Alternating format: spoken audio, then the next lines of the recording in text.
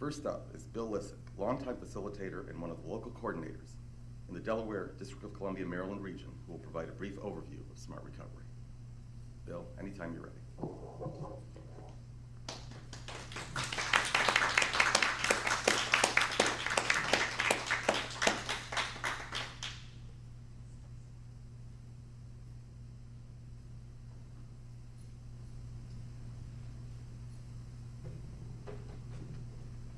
Good morning. Thanks everybody for coming. My name is Bill Lissik. I've been doing Smart Recovery in this area for the last 7 years. As a matter of fact, I'm starting my 8th year of sobriety today.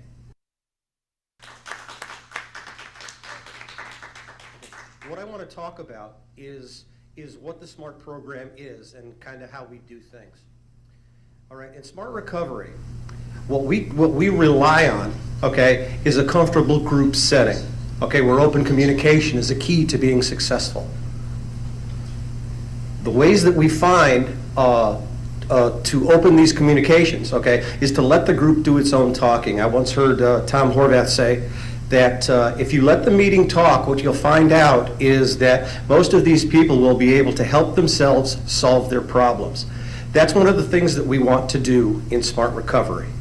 We want to be able to provide the tools that allow people to chart their own recovery, okay, at their own speed for themselves. The recovery I've found in my experience is a custom fit suit. There's no one size fits all.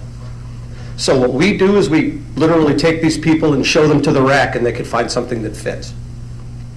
All right? There are a few basic principles that we hold on to, okay? And the first thing we want to do is we want to keep people motivated. Motivation is key to being able to meet addiction. And what we want to do is we want to be able to talk to people about what motivates them, not only to use, but to not use.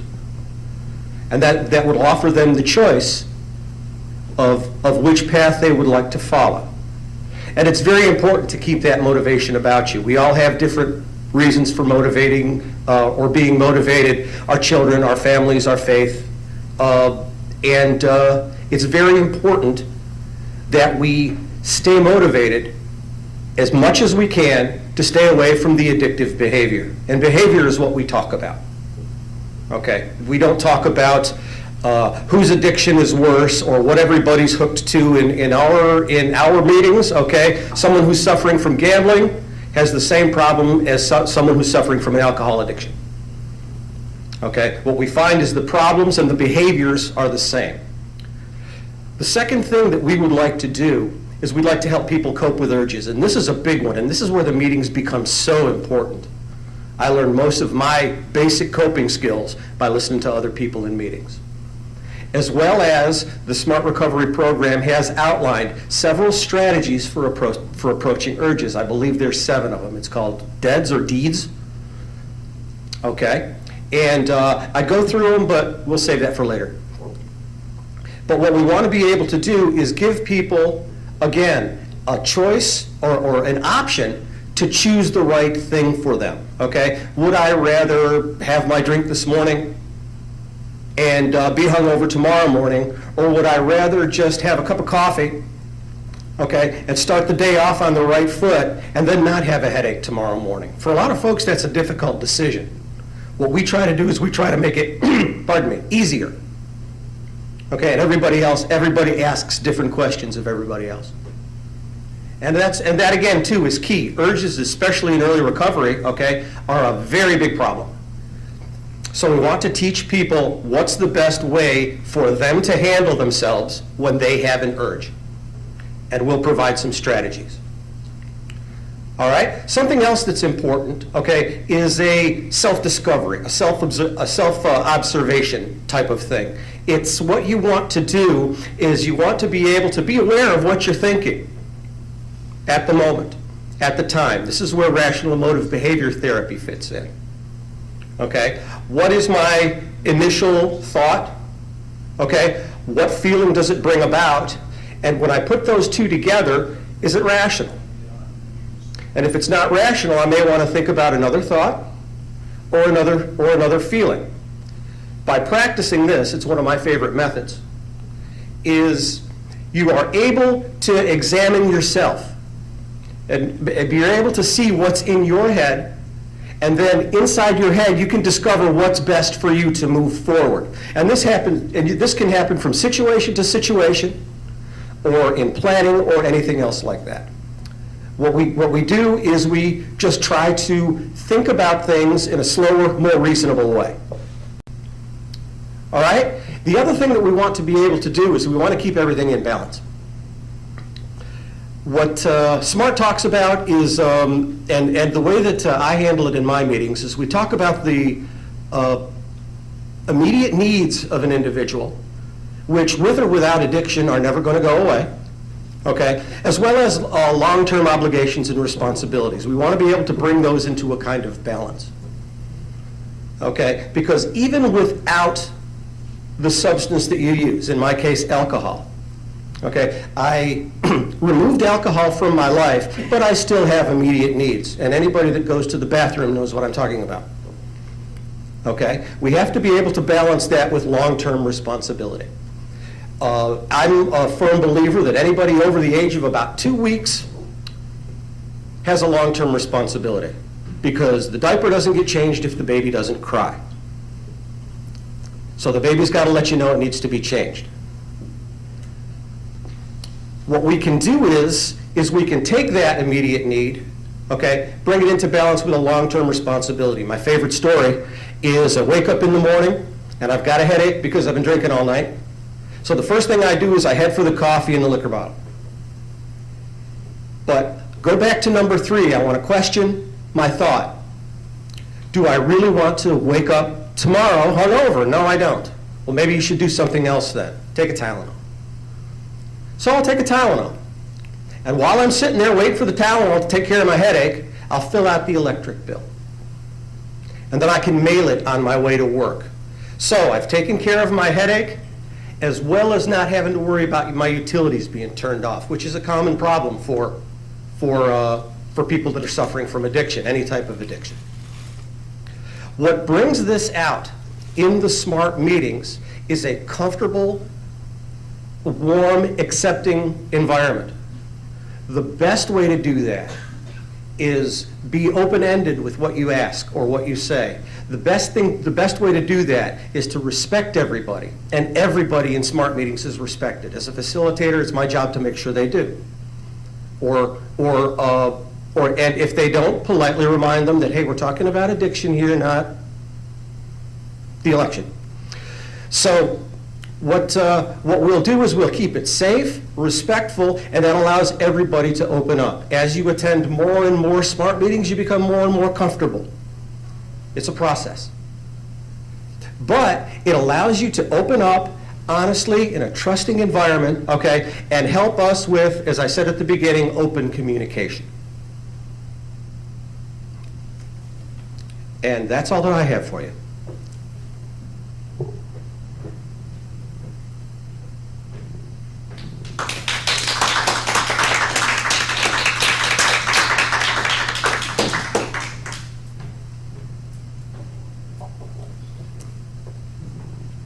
Our next panel will run for about an hour and 10, then we'll have a brief break before our morning keynoter. Our next panel is moderated by Brooke Schetgen of the Olney, Maryland Psychiatric and Counseling Center. Brooke is a Washington, D.C. area clinician, a trained SMART recovery facilitator, and since today's opening day, I can say a fellow graduate of a Big Ten school. Brooke's panel is entitled How SMART Recovery is Essential to Me. A panel composed of 3 individuals, including Bill, whom you just met, who all chose SMART recovery meetings as their preferred mutual aid group. Brooke will now either leave everyone in suspense or ask why. Brooke, you and your panel.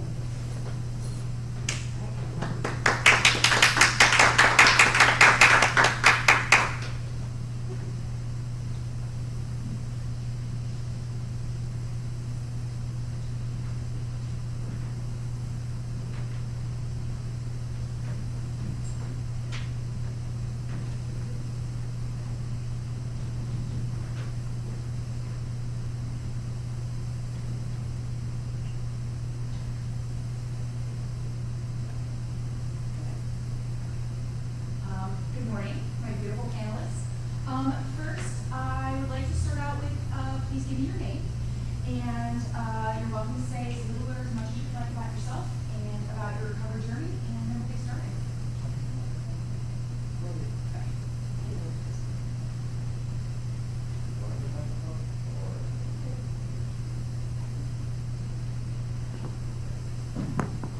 All right. My name is Bruce Taylor. I'm a Maryland native, pretty much, and I've been attending SMART groups for since 2010. I went pretty much straight for 2 years, and then I took a little bit of break, and then I decided to come back in 2015. I've been going pretty much straight through, and I really enjoy, my weekly meetings. That's about it, I guess. Perfect. Thank you. Hi, you've all met me before. I got started in Smart Recovery about, today's my 8th year, as I said earlier. I started in 2013, have been doing it just about daily ever since. I got involved with a local meeting, became a facilitator, and so on and so forth. What I've found in Smart Recovery is that I found something not only that allows me to be who I am and share what I'd like to be, okay, but it also allows me a feeling of belonging, a feeling of safety. And lots of people have asked me, why do you still go? It's 7 years, why do you still go? I don't go because I have to, I go because I want to. And I find that using this form of communication, of helping with my recovery, is helpful to me in just about every aspect of my life. Thank you. Hi, my name is Emily. I've been going to SMART meetings for a little over 2 years now. And I think it's been one of the most consistent things about my kind of recovery journey. And my recovery journey hasn't always been a completely linear path. But one of the things that's really helped it sort of at least keep going and keep moving in a positive direction has been SMART, and has been sort of my consistency with going to meetings. So, yeah. That's good. Perfect. Thank you. So what I want to know from each of you is, why did you choose SMART? And why do you stay, or why did you come back? Well, I'll start since I got the microphone. Do it. I chose SMART pretty much at random. I heard about it while I was in intensive outpatient, and a young lady that I never saw again said, have you checked out SMART? Check out the website. She gave me the website. She said, there's lots of stuff there. Have a look at it. And I did. And I meant to spend about 20, 25 minutes. I ended up spending about an hour and a half looking through it. And I liked what I saw. I figured I'd give it a try. There was a local meeting right in the same building where I was going through my intensive outpatient. And I went to that meeting. It was on a Thursday evening. And I've been going ever since. As a matter of fact, I facilitated that meeting for about 6 years, and I'm training a new facilitator for that meeting right now. And since then, I just fit well with the program. It's not as much these are the specific reasons why, but this is what is good for my individual recovery. And that's why I'm still here. Great. Thank you. All right, Bruce, why do you stay? Why do you come back? Well, I come back because I like the group that I found. I originally chose SMART. I was also in an IOP, and they encourage you to find an outside support group. I tried that for a couple of months, and it just wasn't clicking for me. Sure. So they recommended SMART. I went to a SMART meeting in the same building as my IOP, and it really clicked with me. I like its relationship to rational motive behavioral therapy. I like the crosstalk. It just was a very nice fit for me. Good. Emily, what about you? Wild story here. So I started going to My favorite. a SMART meeting that was actually at the location of an IOP that I was in. completely unheard of. But I think, like these two gentlemen said, for me it was, I actually found a group that I really enjoyed going to, and I just kept going back. I think that, other sort of similar types of groups that I went to, I didn't really find ones that clicked, and what I did know is that everything that the professionals were saying was get involved with a community support group, and the SMART groups that I was going to really felt like places that I could share, really felt like places that I could go back to and keep going back to, and so that's what I did. That's what I've sort of been doing. And that's why I continue to go back. Yeah. Noting a common theme here, friends, that we found a group that we really click with. Not even that I get something specific from, it's just I really like those people, I really click with this group, and I feel that. Yeah, that's very true, Brooke. One of the things that we do in the meetings that I facilitate is every meeting is different. Every meeting is unique. And what you want to be able to do is find a proper match. Bruce, Emily have found their meetings. I might show up to them and it might not work for me, but that's okay. There's another meeting out there. It's just a matter of persistence and being able to find the right meeting, just like you would with any other support group. All of our meetings have a little different personality. It's a great way to explain it, because some are more tool-based, some are more check-in, some are, specifically for women or for men or whatever. So I agree with you. I think that fit is very important and probably one thing that keeps you guys coming back. Absolutely. So what part, I know Bruce, you mentioned REBT and such like that. What has been the most helpful part of Smart Recovery for you? Honestly, it depends on which phase of my recovery I've been in. Ooh, tell me more about that. Okay, so in the very beginning, it was all about managing, thoughts, feelings, and behaviors. Learning all of those tools made a huge impact on my life. It really helped with my recovery. I honestly don't think I really paid too much attention to dealing with urges and cravings and all that stuff, because by the time I started SMART, I'd been sober for a couple months. In the beginning, that is what I really got out of SMART, and even then, I did get the meetings, the face-to-face meetings, and I tried doing some of the online stuff. It was helpful for a little bit, but then I just really felt like the face-to-face meetings were my long-term benefit.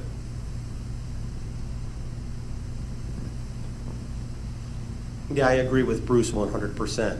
The face-to-face meetings are outstanding, and lately, because of the pandemic, I was going to ask that question. We've been Zooming a lot, and the Zoom meetings are not the same as face-to-face meetings, but they're still outstanding, okay, in a different kind of way.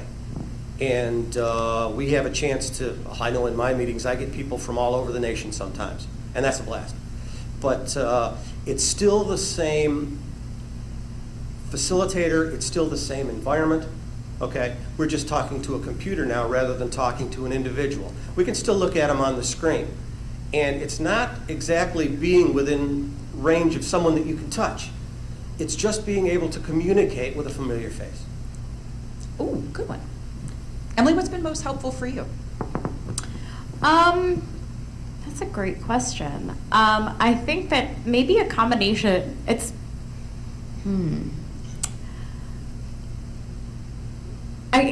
so the face-to-face meetings are definitely great. And I miss having the meetings to go to. I miss having that sort of routine, that as a part of my routine. I think that having the sort of Zoom component of the online meetings has been really helpful. So I actually had a return to use. I've had a couple of returns to use this year. One of them was in the spring, sort of towards the beginning of the pandemic, and I ended up going to Inpatient. And I think a lot of people who are new to recovery were very concerned about, how am I going to sort of find some of these community groups. And I was like, oh, I already know what I'm going to do. I have the SMART meeting that I go to, and they already have these Zoom things set up. I'm good. But I think that having that sort of, at least that part of my routine where, it's the same group of people that I would see in person. I just now I'm talking to them on a computer, which makes total sense. I think the tools are also really helpful, though. How so? A lot of the tools, the sort of, well, there's a number of tools, and without kind of going into each and every one of them, I know that there's a basis in sort of REBT, kind of a cognitive behavioral, similar to sort of CBT type kind of tools that are sort of based on sort of changing your behaviors or changing your thought patterns. And I think that's been really helpful to me. For example, I think the one that sticks out the most to me is probably the CBA, the cost benefit analysis. That's one that, if I'm having like a moment where I'm, really having a craving or really having like a strong compulsion to use, I can kind of go through, okay, what would be the short-term benefit of using, what would be, but versus kind of like the long-term consequences or the short-term consequences, or kind of just pretty much writing it down can really help me kind of like take that sort of pause that I need to be like, this is not the decision I want to make. So, awesome. Well, Bruce jumped ahead right here and he already knew what I was going for. So I would love to hear from you, because what my favorite thing about this panel is today is everybody's in a different place in their recovery journey, and everybody's recovery journey has looked very different. And I think that's also an important part of smart recovery is everybody's in a different place, and it's all still okay. It works, even though everybody's journey looks very different, right? So Bruce mentioned it a little bit, but Emily, start me off. How has SMART been either helpful or different for you in different stages of your recovery journey, either with lapsing or relapsing, going and coming back?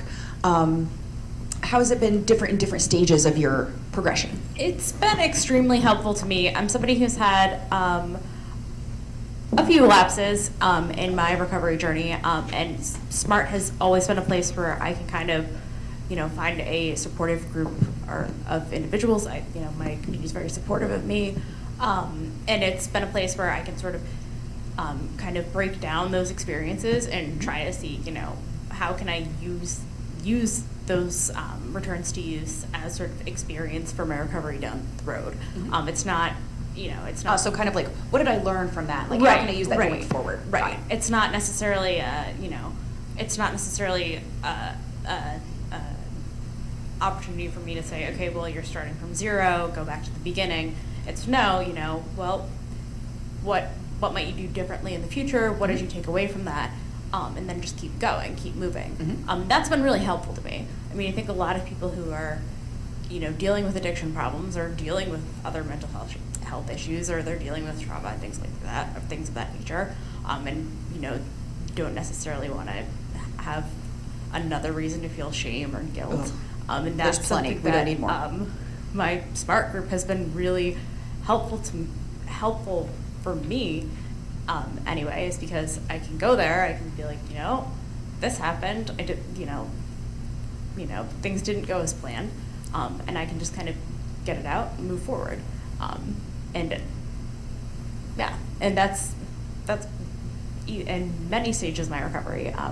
It's been helpful. I've had very long stages of recovery. I've had lapses here or there, and they've been helpful through all of it. So Excellent. So I'm hearing a judgment-free zone from all of you. judgment-free zone. Excellent.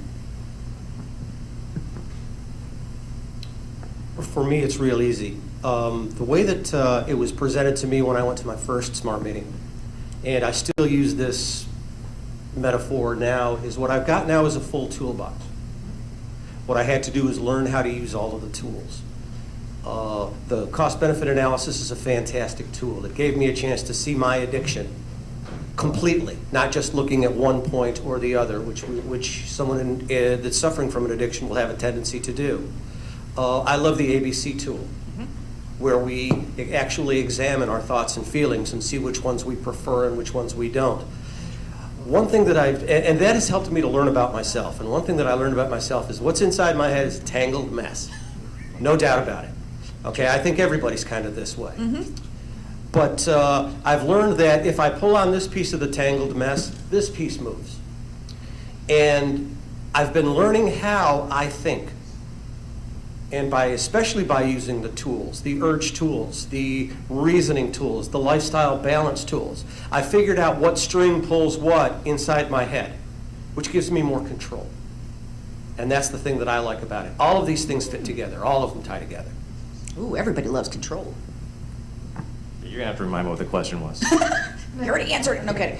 How has we're all caffeinating? How has SMART been helpful for you in different stages of your recovery? Okay, I mentioned that earlier. Learning the tools was a very big part, and then later, I had a lapse at the end of 2014. I went back to the group that I had always gone to in the beginning, and the reason why I went there was because they were familiar faces, and the welcome, judgment-free zone, all that good stuff, and it was a good way to jump back in, including going back to an IOP. Sure. And right now, I'd say that SMART is really more like a maintenance program for me. It gives me a routine. I'm finally think that I'm actually able to work on the fourth point, which is lifestyle balance, which has always been the hardest thing for me, and I think it's hard for everybody. Everybody. So as far as things I'm working on, that's what I'm focusing on right now. But the meetings and just having friends that I talk to once a week is what I get out of it right now. Awesome. And Emily, you mentioned, and I know all of you have kind of spoken about it briefly, talked about we all have enough shame. We got that. But what I'm hearing from you guys is that even when I've fallen off the wagon, or I've had a lapse, or I've had a relapse, and I've been gone forever and ever, I still go. And I don't feel that shame. I mean, you do a little, you're human. But I still go back to that group. I still know I'm going to be welcomed, like Bruce said, and nobody's going to judge me. Yeah, absolutely. I mean, and that's, I think, one of the, one of the things about, that's one of the things about SMART, or at least my SMART groups that I go to, that I really enjoy. That's one of the reasons why I keep going back, and that's one of the reasons why I think, been going to these same meetings that I've been going to for a couple of years now. It is because there's, I haven't felt judged. And, they still put up with me week after week after week. So, yeah, and that's really what you're looking for, is a group of people. I don't, outside of my SMART groups, I don't have a ton of other people who are dealing with the same issues of addiction in my life. So my SMART group largely is where I go to talk about my addiction issues. When I've not been in treatment, or when I'm considering going back to treatment, or outside of treatment, that's where I go. And so that it's a kind of a critical part of kind of achieving that balance, because that addiction was part of my life for a while, and I need to have somewhere to kind of vent about those things, especially in a phase of my life where I'm kind of still getting out of the early stages. I'm still in those early recovery stages. And yeah, and like Bill, like you said, it's very important to find that fit. That's what we need to do, that fit where we don't feel judged. Bill, how is it helpful? Did you answer that? I need to go to bed. Doesn't matter, I still got something to say. Great, do it. One of the things, and both of these folks were talking about it, is SMART recognizes, and this is one of the things that I truly love about it, okay, is that we're human beings. And human beings make mistakes all the time. All right? And also for the professionals out there, know that relapse is very common. Okay, a whole lot more common than all of us would like to be. The reason that I ended up here was because of a relapse. What SMART does is it doesn't look at the relapse as something to condemn you. It's not the end of the world. It's not I have to start all over. It's a mistake. You're human, you make mistakes. Okay? What we can do with this program is we can learn from that mistake and move forward. It makes the entire thing a learning process, which I don't believe is bad or condemning in any way. If we can make a mistake, learn from it, and become a better person, okay, that's truly moving forward. And definitely normalizing how hard it is to be a human. Definitely normalizing how common it is to have an addictive behavior and to mess it up. It's what we all do, and this is, I guess, part of me that's ACT. But it's okay to be human. It's okay to make a mistake. Okay? What we deal with in SMART is behavior. And the behavior comes from how we react to the mistake. Okay, that's what we want to change. That's right from Dr. Ellis. So if I've done something and I don't like the result, and the behavior is a result that I want to change, then let's change it. Let's look at the thought, let's look at the feeling that motivated it. And from there we can learn about ourselves and about moving forward in a much more productive, and in my case, a much happier way. Bruce, what about you? I'm kind of lost in my question, but let's keep going. We were talking about shame a little bit, and like how we have plenty of that. I'm guessing that's been a part of your journey as well, and why you keep going back to your maintenance group is because you don't feel shame there. Yeah, I'd say one of the things that I really like about SMART, as Bill mentioned, is that when someone has a lapse or a relapse, that's all it is. There's no ceremony. There's no starting completely from scratch. You still have, your history, the things you've learned. The point is to get back to where you want to be, where you need to be to stay sober. And I think that helped me when I came back to SMART, because I did have a lot of initial shame and self-doubt, how could I mess this up? When I had my relapse, there was not anything bad in my life. My life was great, job great, great kids, great wife, and stuff How am I going to go happens. tell these people that nothing bad happened and I still did it? Yeah. And I had a lot of shame, and just the process of coming back. Honestly, the only people that were still in my group were the facilitators. By that time, everyone moved on. But it still felt like coming back home. And that, that they helped me, figure out, and also my IOP people and my therapist helped me, work on the whole, okay, you messed up. It doesn't mean that it's horrible. And it doesn't mean that you have to try to get back to where you were in a week or in a month. That is a whole process. And I guess that's one of the things that I learned from coming back to my relapse, as far as SMART goes and everything else. Progress, not perfection. So what do you guys feel like has been the hardest part of SMART recovery? Is it, Bill, like you talked about, it was learning that I had these tools and now I need to implement them or be consistent with them. What's been hard about SMART recovery for you? Oh, geez, I'll have to think about this. Oh yeah, I'm making you work for it today. Bill, you do it. Yeah, because God knows Bill doesn't talk at all. Pardon me. The toughest thing was being able to accept myself, without a doubt. I had to be able to understand that I'm a human being, understand that I've made mistakes, and understand that I can't change time and go back and fix them. Okay? I had to come to terms with that and accept not, for the example, and this is one that I live with every day, I am not who I was. End of story. Okay? I don't want to be who I was. I am who I am right now. Okay? And I like who I am right now. Everything that happened to me in my past, I will learn from as much as I can. If all that thinking about the past does is upset me, I don't like being upset, so I won't think about it. And you can train yourself, and train yourself, and train yourself to do that. You can replace one thought for another. And I've been very successful, although I'm still I like to think of myself as still in the novice stages of learning how to do that. But what I've discovered is that with me accepting myself, my mistakes, I'm more accepting of others. I believe that type of thing, being able to understand what I am, why I think the way that I do, and that it's okay, has made me a much nicer guy. Emily, what about you? Oh, I might have to steal that. No, but I think I'll go down the consistency route, just because I know for me personally, I mentioned the tools before being helpful.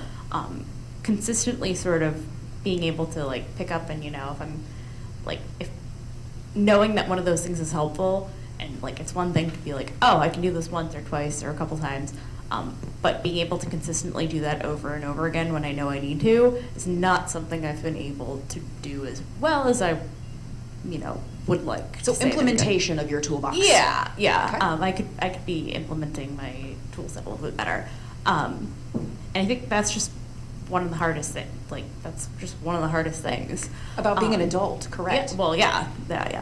And I hope to think that I'm not alone in that, but I might be. I'm not. Absolutely. Nope. But I think the acceptance thing is also really challenging, and just kind of like, accepting that I can't change a lot of the stuff that I can't change anything that's happened in my past.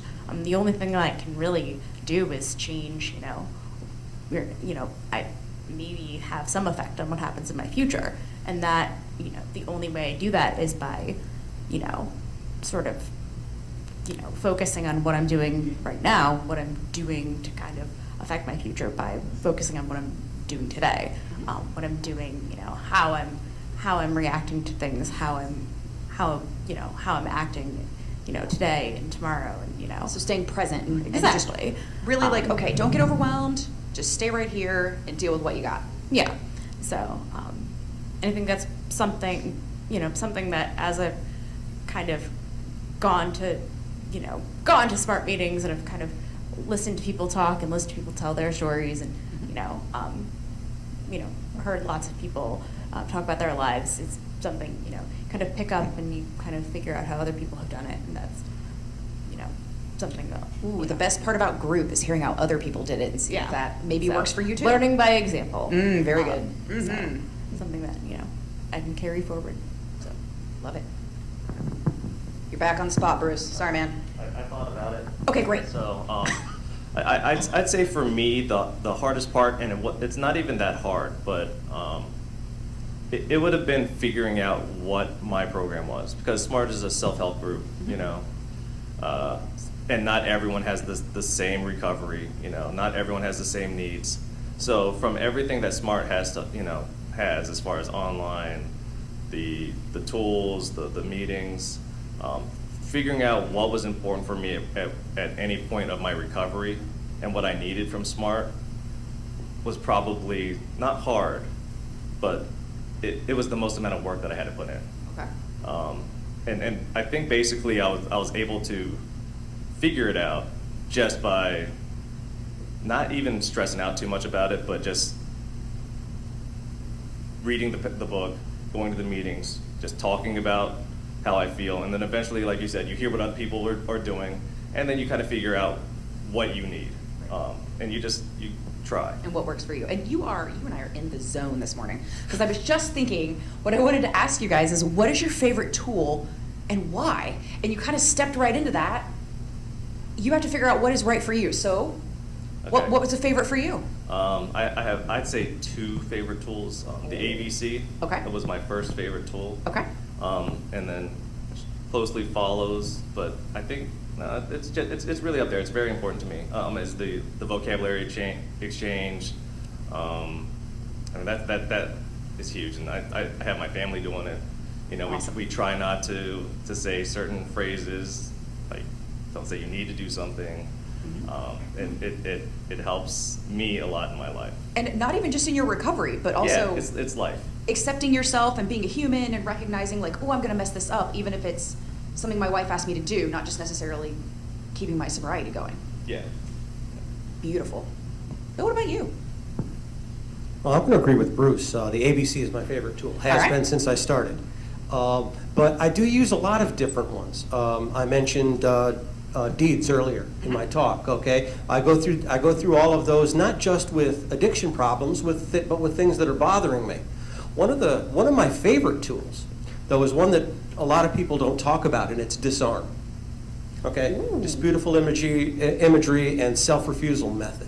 Okay, a lot of people would think that, or have when they're going through recovery, an angel sitting on one shoulder and a devil sitting on the other. And what disarm taught me is that angel and that devil are both inside my head, and I can make them whatever I want them to be. So my devil is not attractive. doesn't smell good, sounds like a helium-addicted pop star, and is really easy to refuse. So when the devil pops up and says, hey, Bill, you want a drink? I can say no, and as well as other things to it that make it very easy. And that's why I like Disarm. It's there, it's instant, and it stays with me all the time. That's interesting because a lot of people that I've worked with, when I present Disarm, they're like, is it okay to talk to myself? Do you think that's weird? I'm like, no, go ahead. I don't talk to myself, I talk to all of us. So there you go. Your equal opportunity. Talk to everybody up there. Emily, what about you, babe?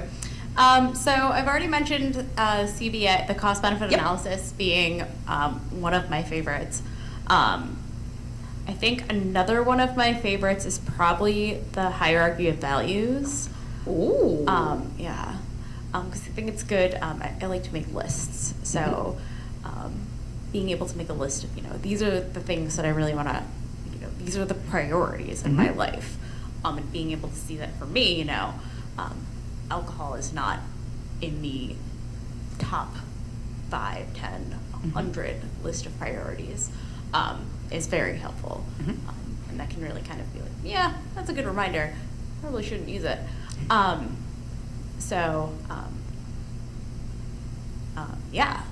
I think another good one is the change plan worksheet, just because it's a good starting point. Especially for those of us who love lists. Oh yeah, another listing tool. Another list. Just because if you're starting, I think for somebody who's come back from returns to use, it's another good, all right, well, gonna try doing this again. Just What's the all right, plan now? What are we doing? Yeah, exactly. What's the plan? What am I doing differently this time? What's here we go. So just kind of like a good plan of attack, kind of get it all down on paper, get it or in your head or wherever, and just have it. And Now I it's got kinda like, here we go. So You guys were really, I'm feeling y'all today.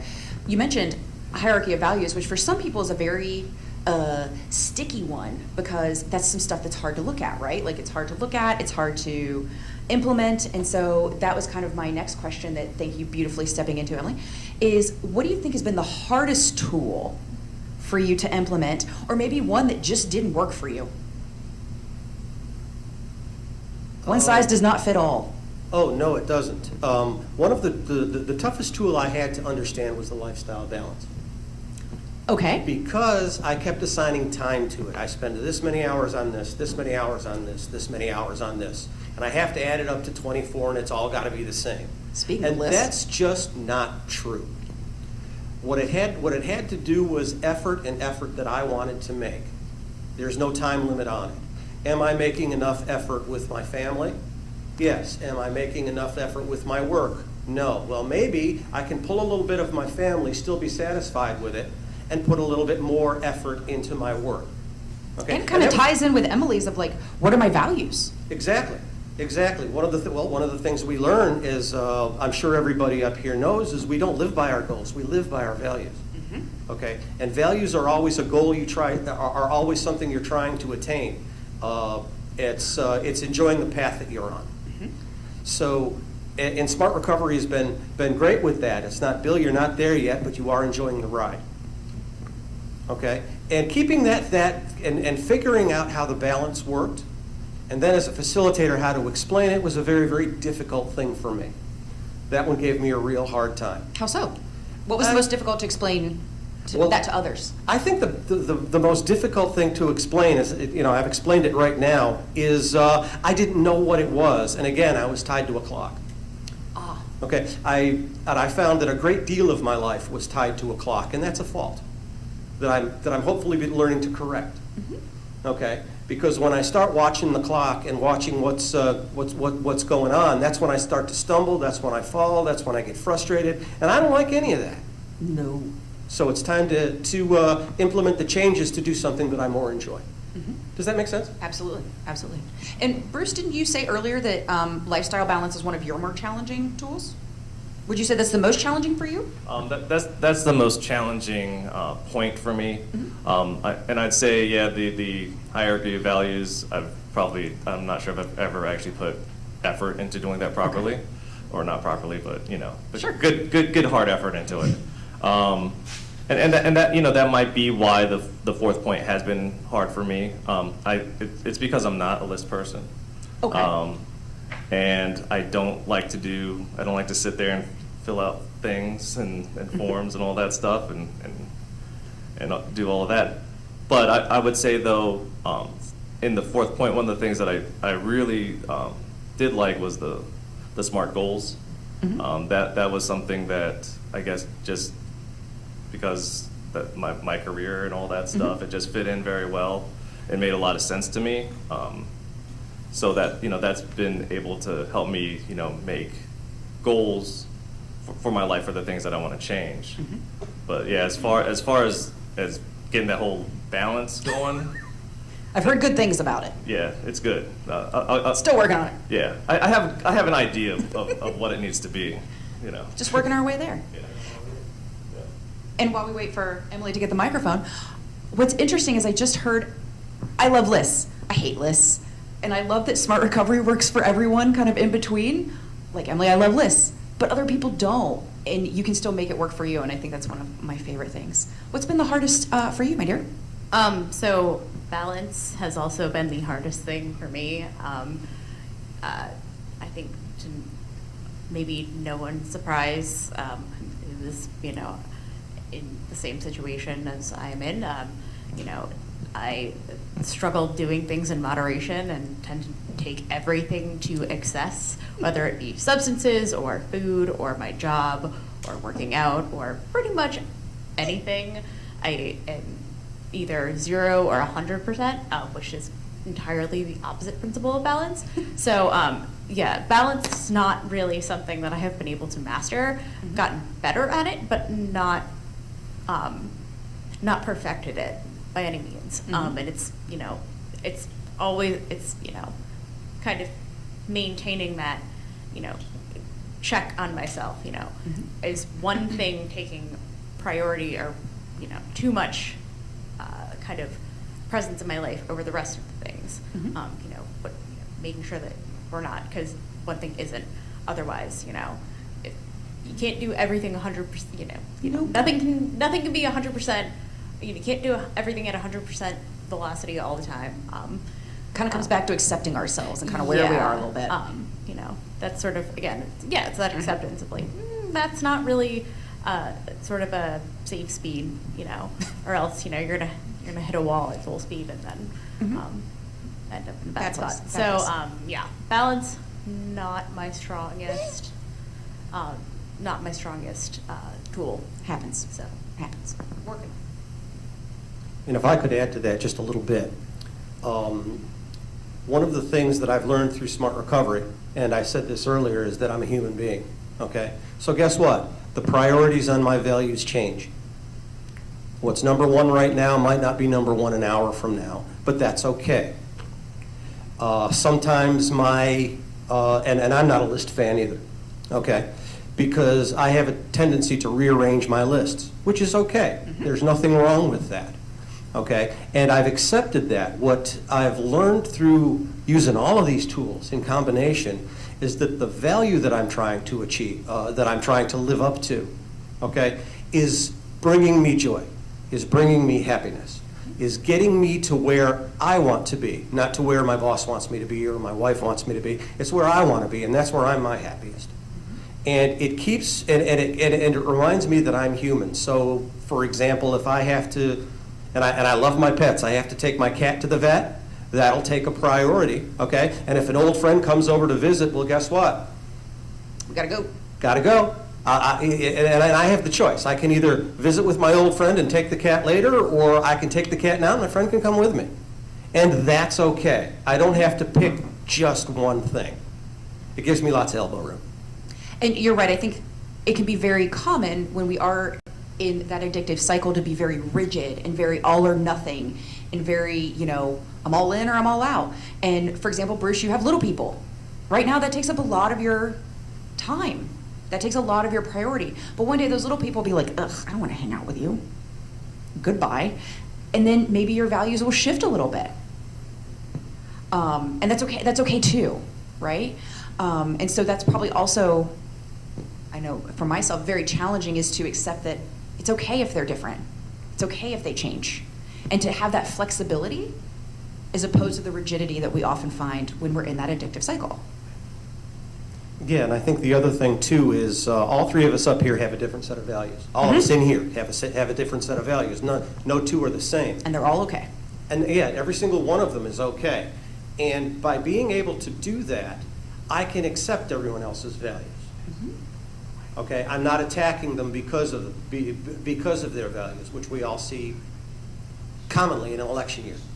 Okay, and it's not something that I want to do. It's not something that I enjoy doing. So I can show respect for your values, or for Emily's values, or for Bruce's values, without necessarily agreeing with them. Okay, and as you were saying, Brooke, it leaves me that elbow room to move around. And it's also, you know, Bruce has little people. Maybe someone else doesn't. And even though we have the very different list lovers and not list lovers and older and younger and different substances or different behaviors, we can all still get something from each other. You can all still pick up something, you can all still learn something. You know, oh, I tried this tool and it didn't work, so I tried this instead. And that kind of leads me to, I assume that most of you have been to more than one Smart Recovery meeting at different places. And how would you say that the different meetings are helpful, and how would you say they are different? So for example, if you have a very tool-oriented meeting, how is that different from a meeting that's a little bit bigger and all we do is check in? And what do you think you get from each different type of meeting, or if you go to a ladies-only meeting or a gentlemen's-only meeting or something like that? How are they different, and what do you get from each different experience? You're on the spot, man. Okay, Bruce, got to do it. So yeah, I mean, like you mentioned, some of the differences are that, you know, some focus more on tools. I actually do like those meetings. I haven't been to one in quite a while, but I guess I'm not really focusing on tools myself right now. But yeah, the size difference for me plays a big role in how I receive the meeting. How so? I prefer smaller size meetings. Okay. When it's huge and, like you said, all you can do is go around the room. You know, I could tell my therapist how my week went. You know. Right. So you know, I prefer to get to the crosstalk. Okay. So that's my preference. But you know, going to those larger meetings, you do get to hear what other people are going through, and that's always nice. I don't think I'd go to a meeting like that all the time, but it's a good change of pace. Absolutely, and that's kind of that, bringing that back to, like, you have to find your right fit, what works for you. And me, I facilitate 4 recovery meetings as well as 2 friends and family meetings a week. Ooh, that's right. And what I find is that every single one of the meetings that I host or that I facilitate are different. They've got a different personality because of the people that are in there. So I've got a recovery meeting Monday afternoon, I've got a recovery meeting Wednesday afternoon. They'll handle the same types of topics, they'll handle the same types of things, but they're not the same folks. They're not the same people. That's one of the things that really attracted me to SMART, is the people that are sitting in there run the meeting, at least in my case. I try to feed off of what they're telling me and find something to apply SMART to, rather than have a set ironclad agenda. Okay, again, it's that elbow room that I love so much.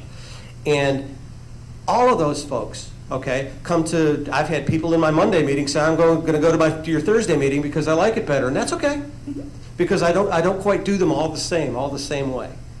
And so they're all basically the same, but they're just like individuals. Every one of them is different. And the vibe is always very different, and what you talk about is very different, and everybody has their favorite style. Absolutely.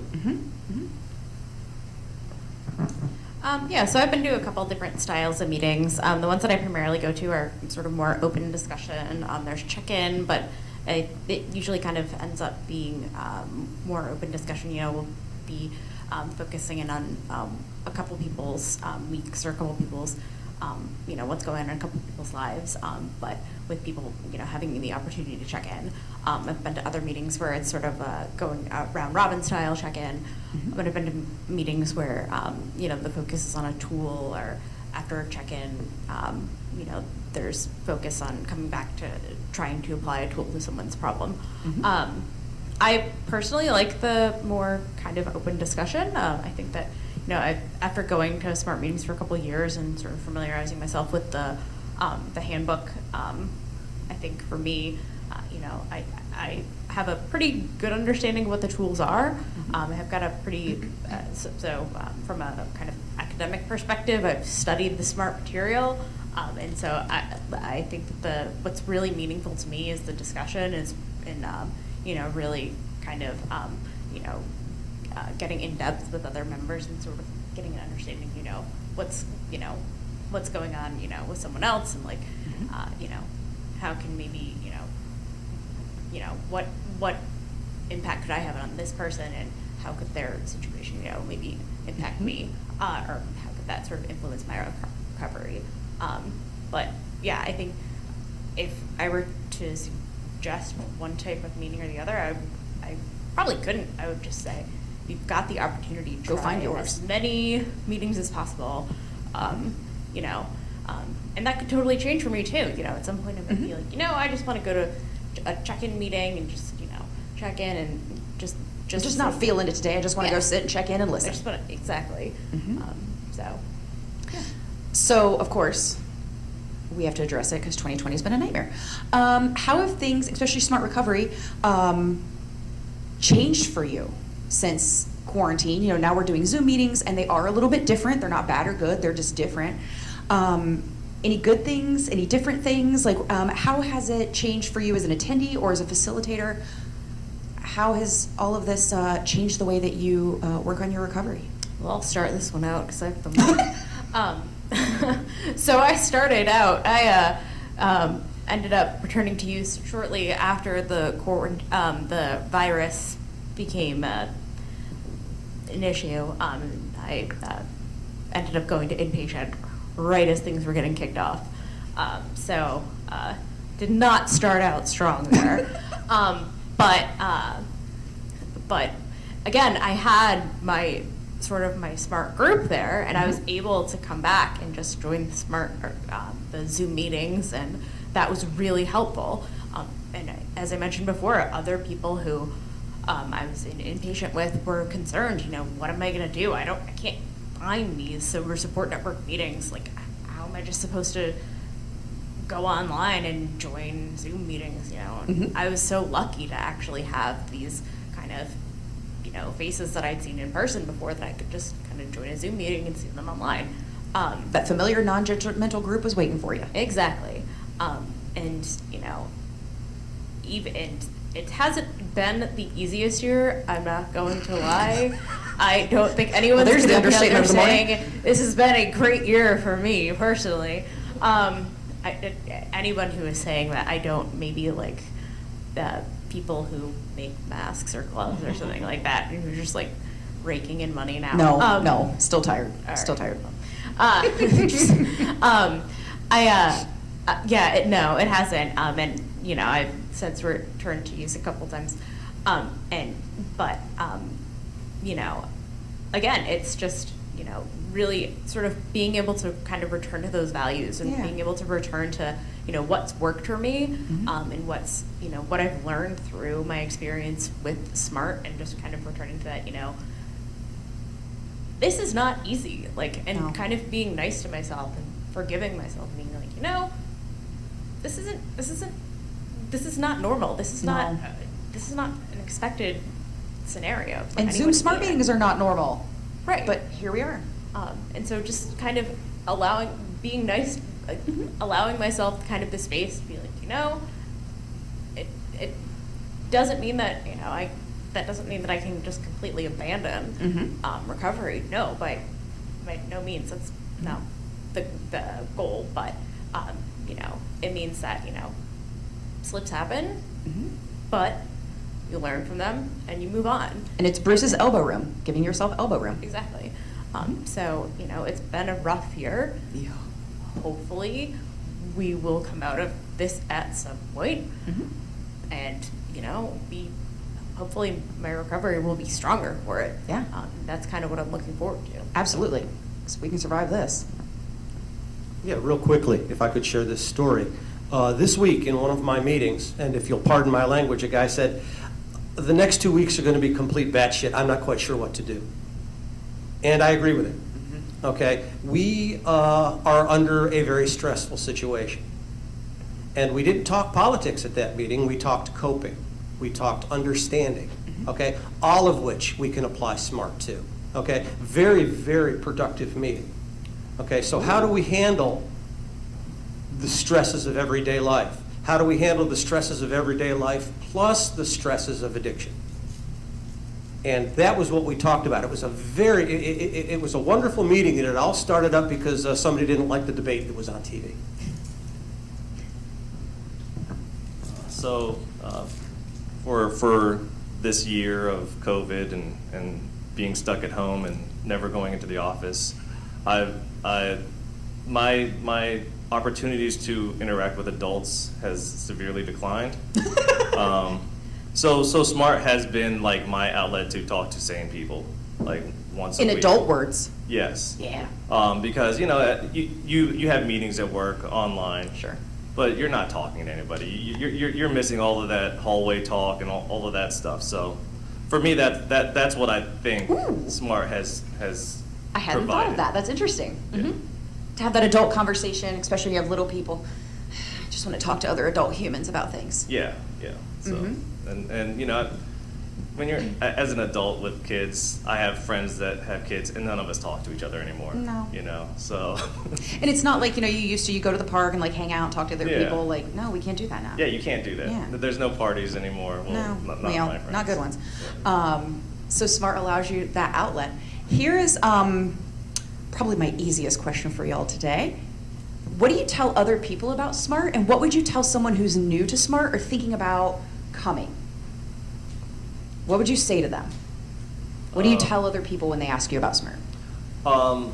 Most of the people that I've talked to about SMART have been in either a CC situation or at a rehab clinic.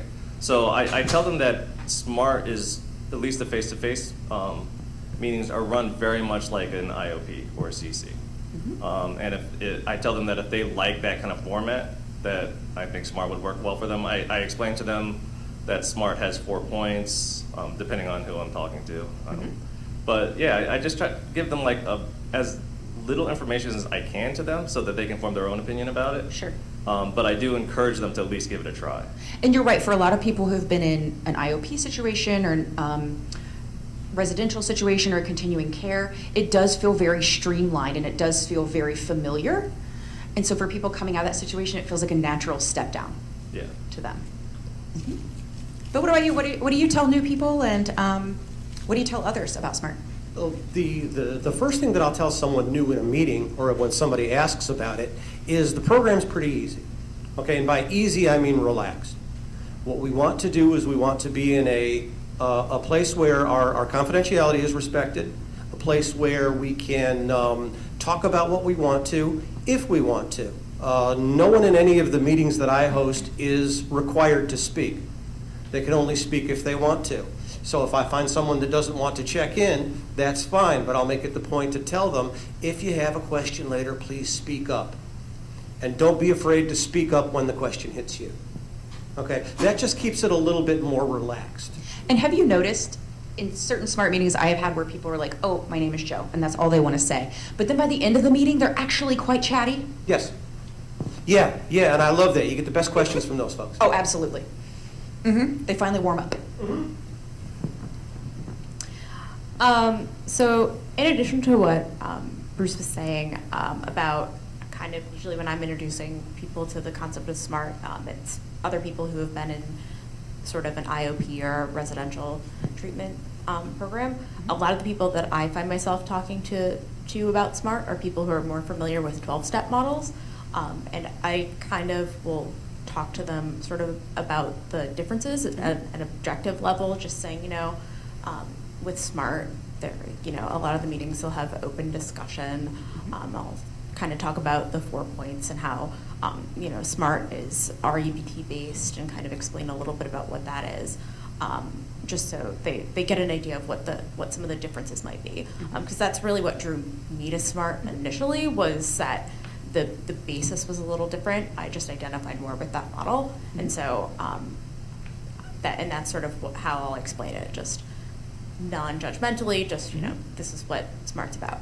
And then kind of, sometimes, I've been in situations where I'll have my handbook with me and I'll share it with them, or I'll be able to say, here's meetings, here's information on meetings, or I'm going to a meeting, here's a link to a Zoom meeting. But yeah, I think, it's pretty easy to explain, and people are always very open to hearing about it. I've found that I've usually been the person explaining it.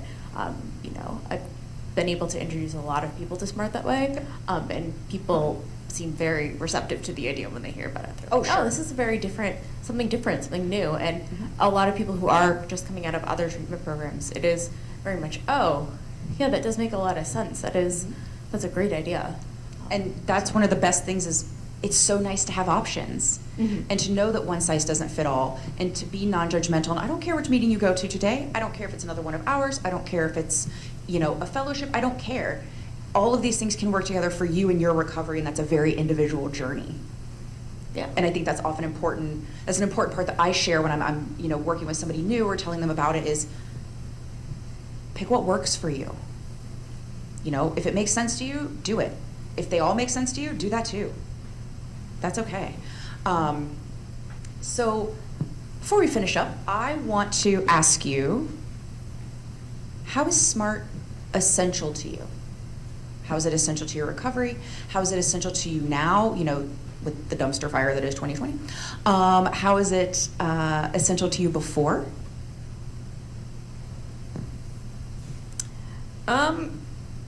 Well, since I have the mic. To be perfectly honest, I'm not quite sure where my recovery would be at this point without SMART.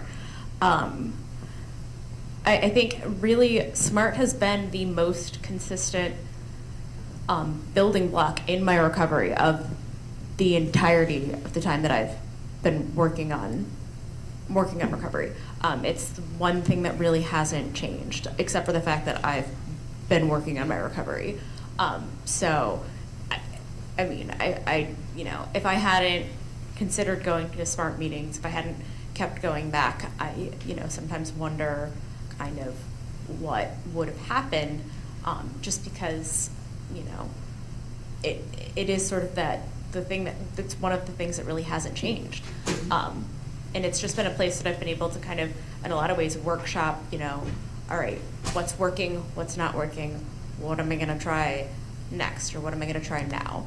And it's given me space to do that. It's given me a third party to bounce ideas off of, especially when I've been dealing with issues with my family or with work or something, something where, I maybe don't have the space otherwise to deal with those things. That safe place to land. Exactly. So it's really just been an area for me to kind of work through a lot of those issues that I'm not entirely sure that I would have had through other, in my recovery. So. Absolutely. Yeah, and if I could feed off of what Emily was saying, SMART's taught me a different way to think. Smart Recovery says discover the power of choice. When I was in my addiction, I had two choices. I had either fail or lose. Okay, which is probably why I ended up in the hospital. What I've been able to do by using the tools is discover not only do I have two choices, I have millions of choices. And I like that. And if I like one today and it doesn't work, I can try another one. And if that one doesn't work the next day, I can go back to the first one. Okay? And these are all things that I have within my control. I was going to say, there's that favorite word of all of us is I feel in control now. Whereas often when you're in your not so good place, let's say, you don't feel in control. You feel out of control. Your life feels out of your control. And what you're saying is, no, I got that back. That's it, exactly. It's changed. I used to think that, for example, my memories were something that I didn't control or I had no use of. And I don't think that way anymore. It makes more sense to me to think of my brain as a library. And if I'm reading a book that I don't like, I can put it back and grab one that I do. And being able to do something just that simple, okay? And that's all that it starts with the CBA, and it's something that's developed as you're coping with the urges, and it makes the ABC more useful. Okay, gives me a different outlook on just about everything. I don't know where I'd be without SMART. Okay, I kind of live it 100% of the time right now, just for everything that comes up in life.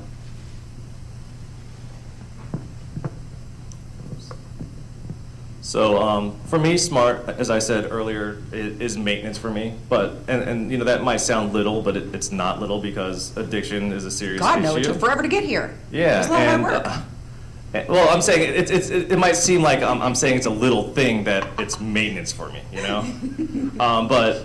But you know, I really think it's important because it's easy to forget that addiction can be horrible, you know, and to be back into that, you know, that's how I had to slip up before. I forgot how bad it was. I was going to say, and the farther you get from it, the more you're like, oh no, it really wasn't that bad. Yeah, absolutely. Well, not even that. You start thinking, hey, I don't have that problem anymore.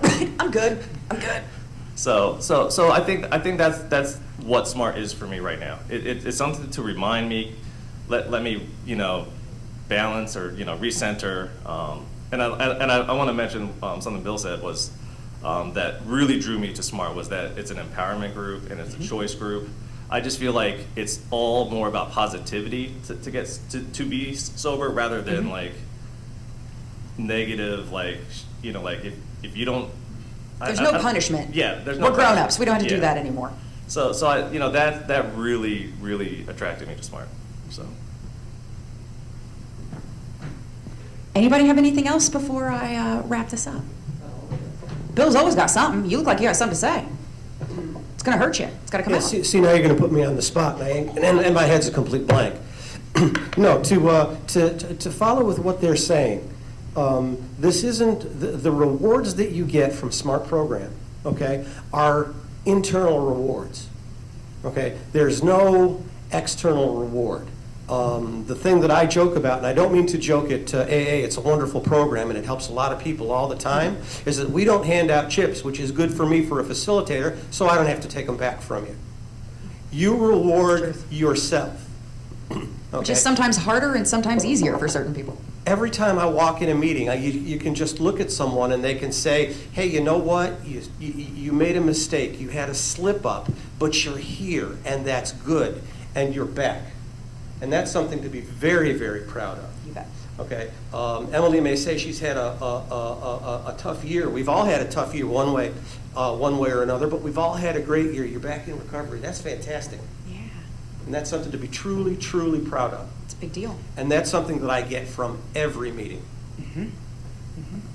Thank you, all of my lovely panel members. I really appreciate you guys being here this morning and answering all my questions and hanging out. Thank you, Brooke.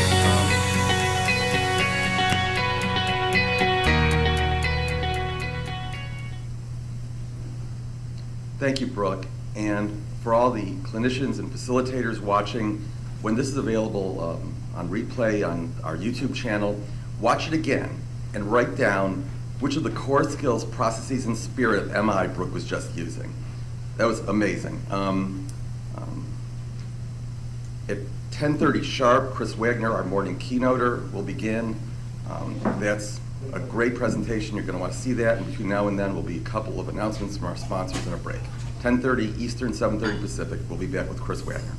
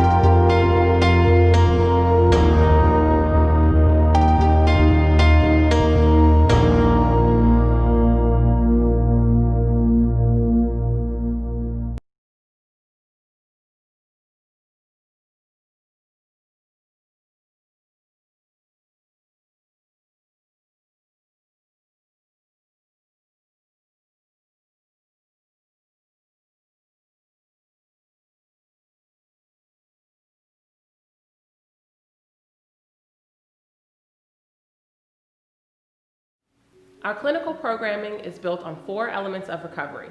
The first, safe medical detox. The second, addictions education. The third, the psychological aspects of recovery. And lastly, our strategic recovery planning. We also offer specialty programming. For individuals who have made multiple efforts at recovery, we offer our PRIZE program. For individuals who have experienced trauma, we offer our Breaking Free program. We also have specialty programs for young adults as well as older adults. For over 25 years, I've been working in the addiction treatment field, so I know how devastating this disease is. And I, along with my dedicated team, are here day in and day out to help patients and their families. Every member of the team is welcoming and completely committed to your individual journey.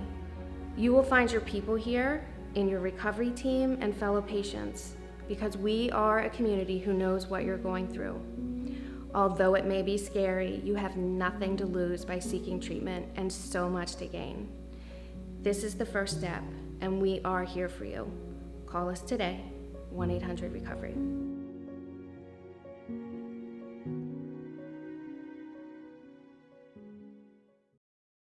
I got my kid back. How'd that feel? I hadn't had that feeling in 10 years. I felt like everything was going to be okay. Over 60 million family members nationwide are affected by their loved one's substance use, and only 2% of families who need help are actually receiving it. At CMC Foundation for Change, we recognize that families are the biggest untapped resource in fighting the rising toll of addiction in this country. Our mission is to arm families with evidence-based tools so they can effectively help loved ones who are struggling with substance use issues. What was prevalent and is still prevalent in the field is this idea of homogeneity, and that the methodologies we're using to help them should all be the same, which couldn't be further from the truth. There isn't a specific profile for somebody struggling with addiction. And people get into and get out of struggles with addiction in all kinds of ways. What I can do is engage you and talk with you and see what matters to you. And if I can do that successfully, as a treatment provider, as a father, as a human being, then I'm going to be able to actually help you. At CMC Foundation for Change, we give families the hope and skills they need to create an environment that invites, encourages, and sustains positive change for their loved one and themselves. Our approach combines science and kindness to bring about change for everyone. There's a different way to approach addiction and substance misuse. Never stop talking to them. The thing that families hear over and over again is disconnect, disconnect, disconnect.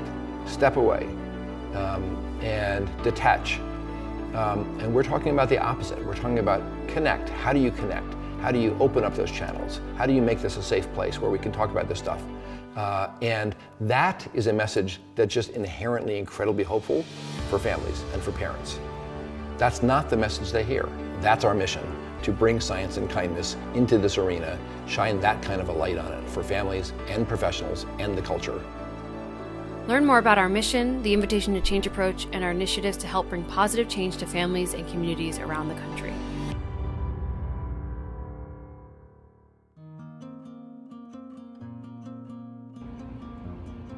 Hi everyone, my name is Jen Dorsey. I'm the Chief Clinical Officer and Vice President of Operations with Kolmac Outpatient Recovery Centers.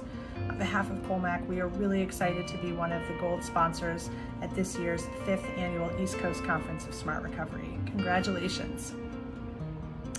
Kolmac is an outpatient addiction program treating adults with substance use disorders and co-occurring psychiatric disorders. We opened our doors in 1973, and after 47 years, we have treated over 36,000 patients. Our outpatient continuum includes outpatient withdrawal management, intensive outpatient, and aftercare. We call that continuing care. Our patients can stay with us for up to 2 years, 3 years, 5 years, as long as it takes for them to feel like they have a solid recovery plan and they're ready to move on to the next step in their recovery journey. Probably one of the most important things that we do at Kolmac is make sure that the people we treat have a full understanding and awareness of all of the different mutual aid recovery support groups that are available to them in their local areas and online.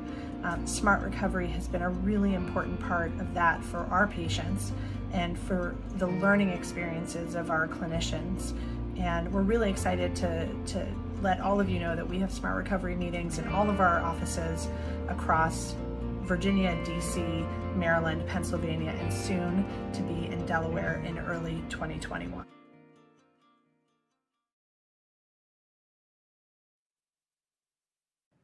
Harm reduction? Harm reduction? Harm reduction. I have no idea what that means. In today's video, we're heading from Boulder, Colorado to NYC to visit the foremost expert on harm reduction psychotherapy, Andrew Tatarski. In fact, he wrote the actual book on it right here. Let's go.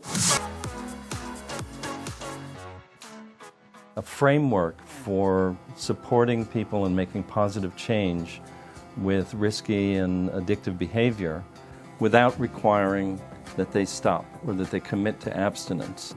Wait, did you hear what he just said? That you don't have to stop using and you can come to psychotherapy and not be told that you have to stop? That's right, no judgment, no shame, no stigma. Come as you are, you're accepted.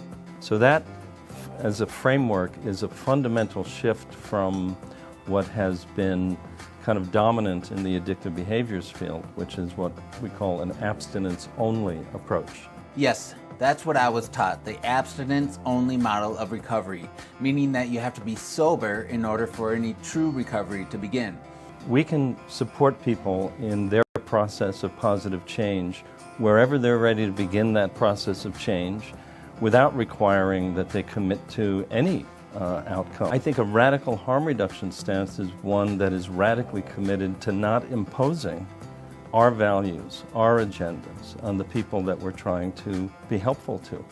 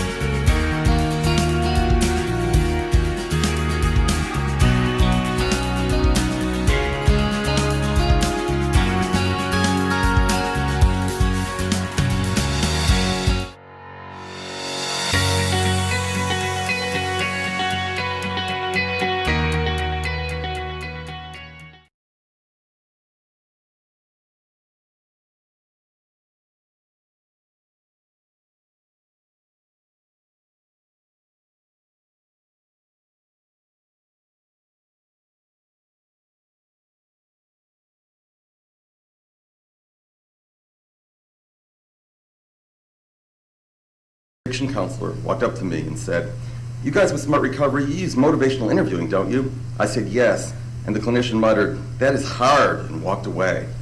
A few months ago, an internal medicine doctor submitted a question to Stephen Rolnick on his blog, one of the two founders of MI, and asked, "How does one practice MI in a group setting?"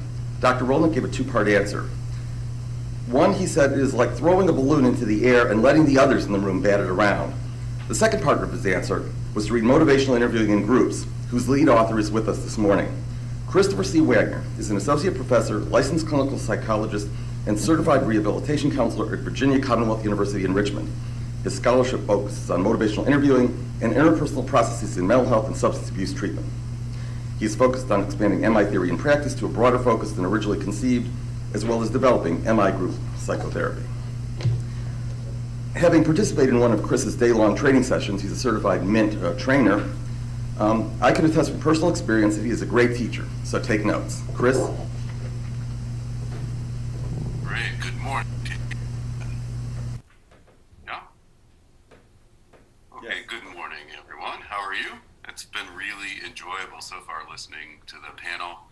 Kind of have just a lot of things kicking around my head from some of the comments that were made and thinking about how they line up with my own work and my own interest.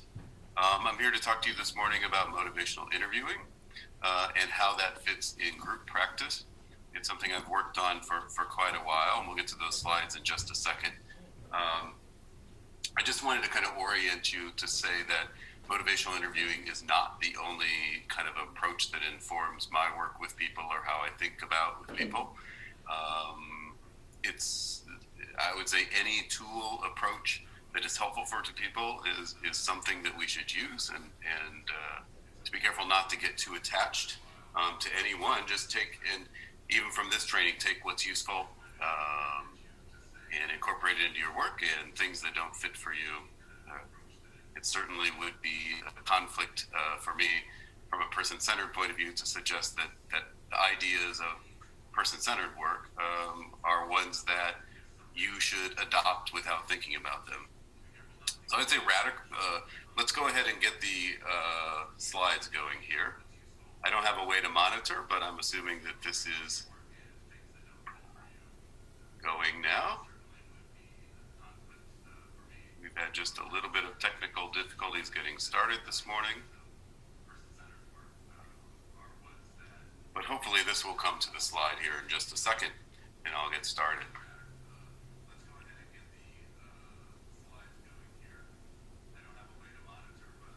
Okay, so what I'm going to talk about today overall is motivational interviewing as a kind of person-centered therapy. There are modifications made in this approach from Rogers' person-centered therapy initially as it was developed. I'm going to talk a little bit about how MI looks at addiction, at least as how I understand that MI looks at addiction. And then I'm going to talk about integrating the core motivational interviewing approach with both Barbara Fredrickson's broaden and build model and empirically based group facilitation guidelines that then will make motivational interviewing groups. I'll pause just a second.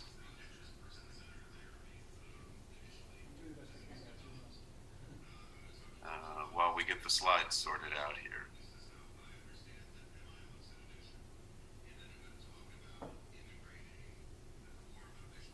Seems that we don't yet have a live feed going.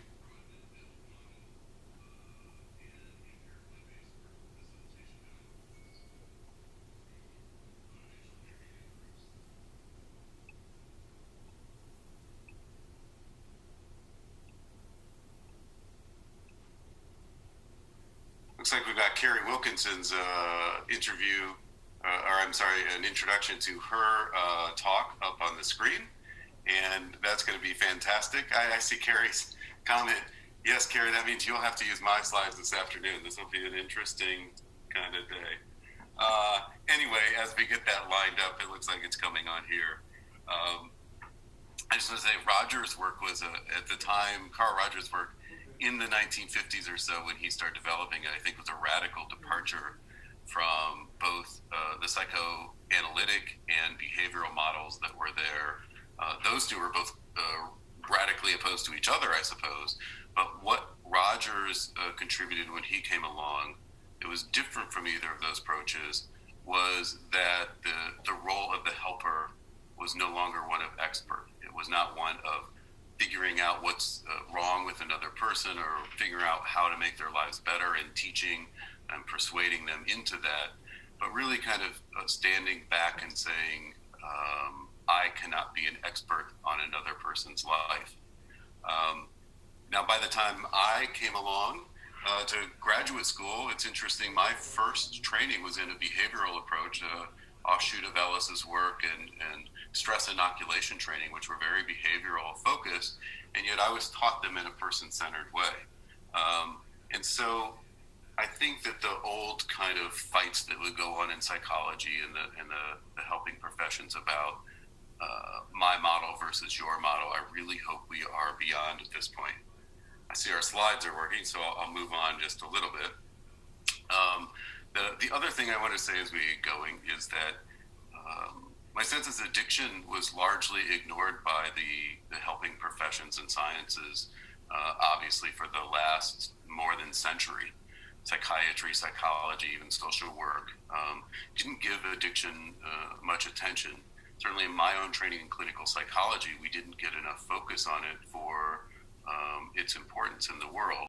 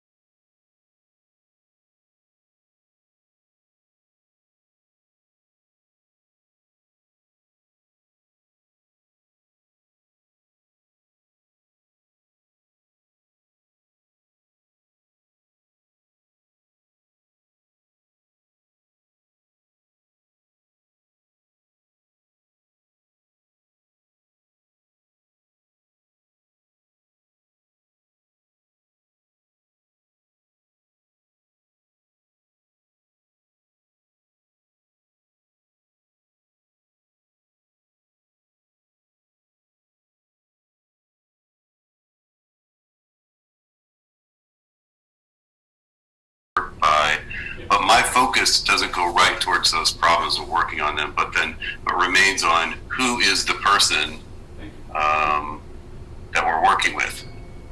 I'm seeing it pop up on the screen that a lot of people have lost audio, so I am going to just pause while this gets sorted out a little bit.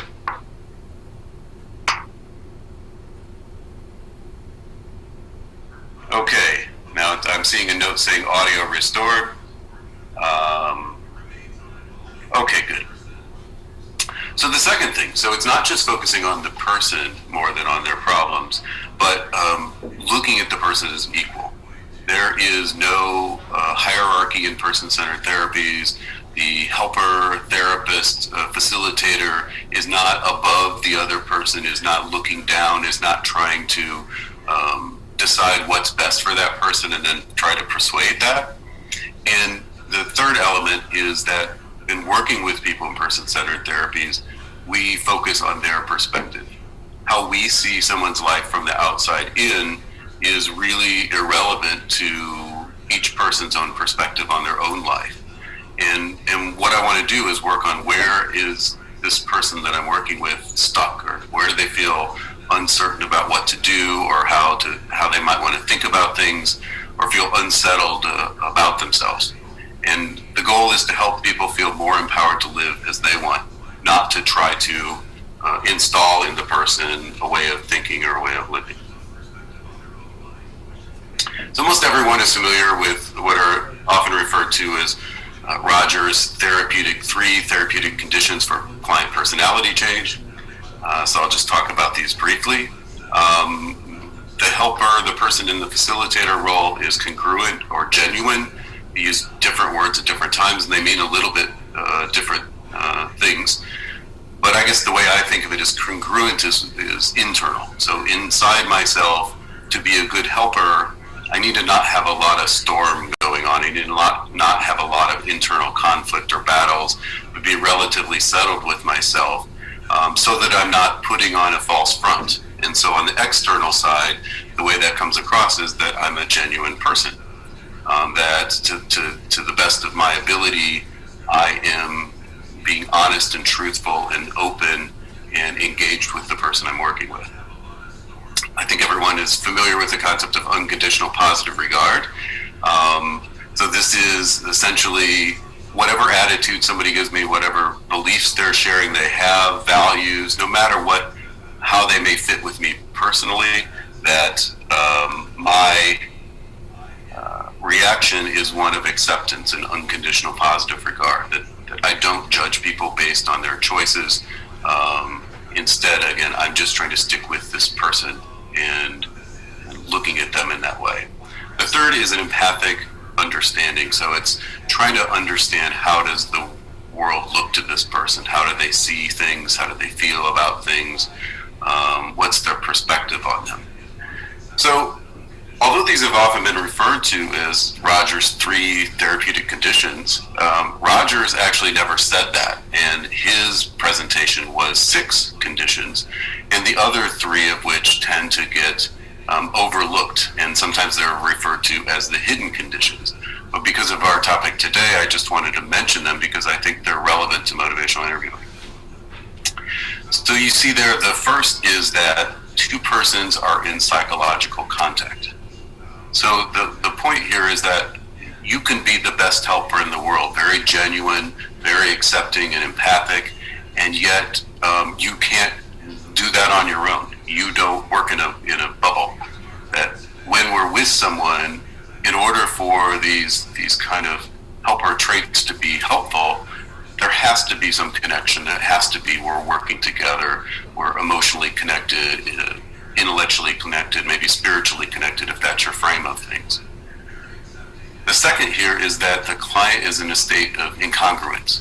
So what this means in Rogers' work is that if there's personality change to occur, if there's therapeutic change to occur out of our work together, it comes not because we are doing something to someone, but because within them they have a kind of an internal battle.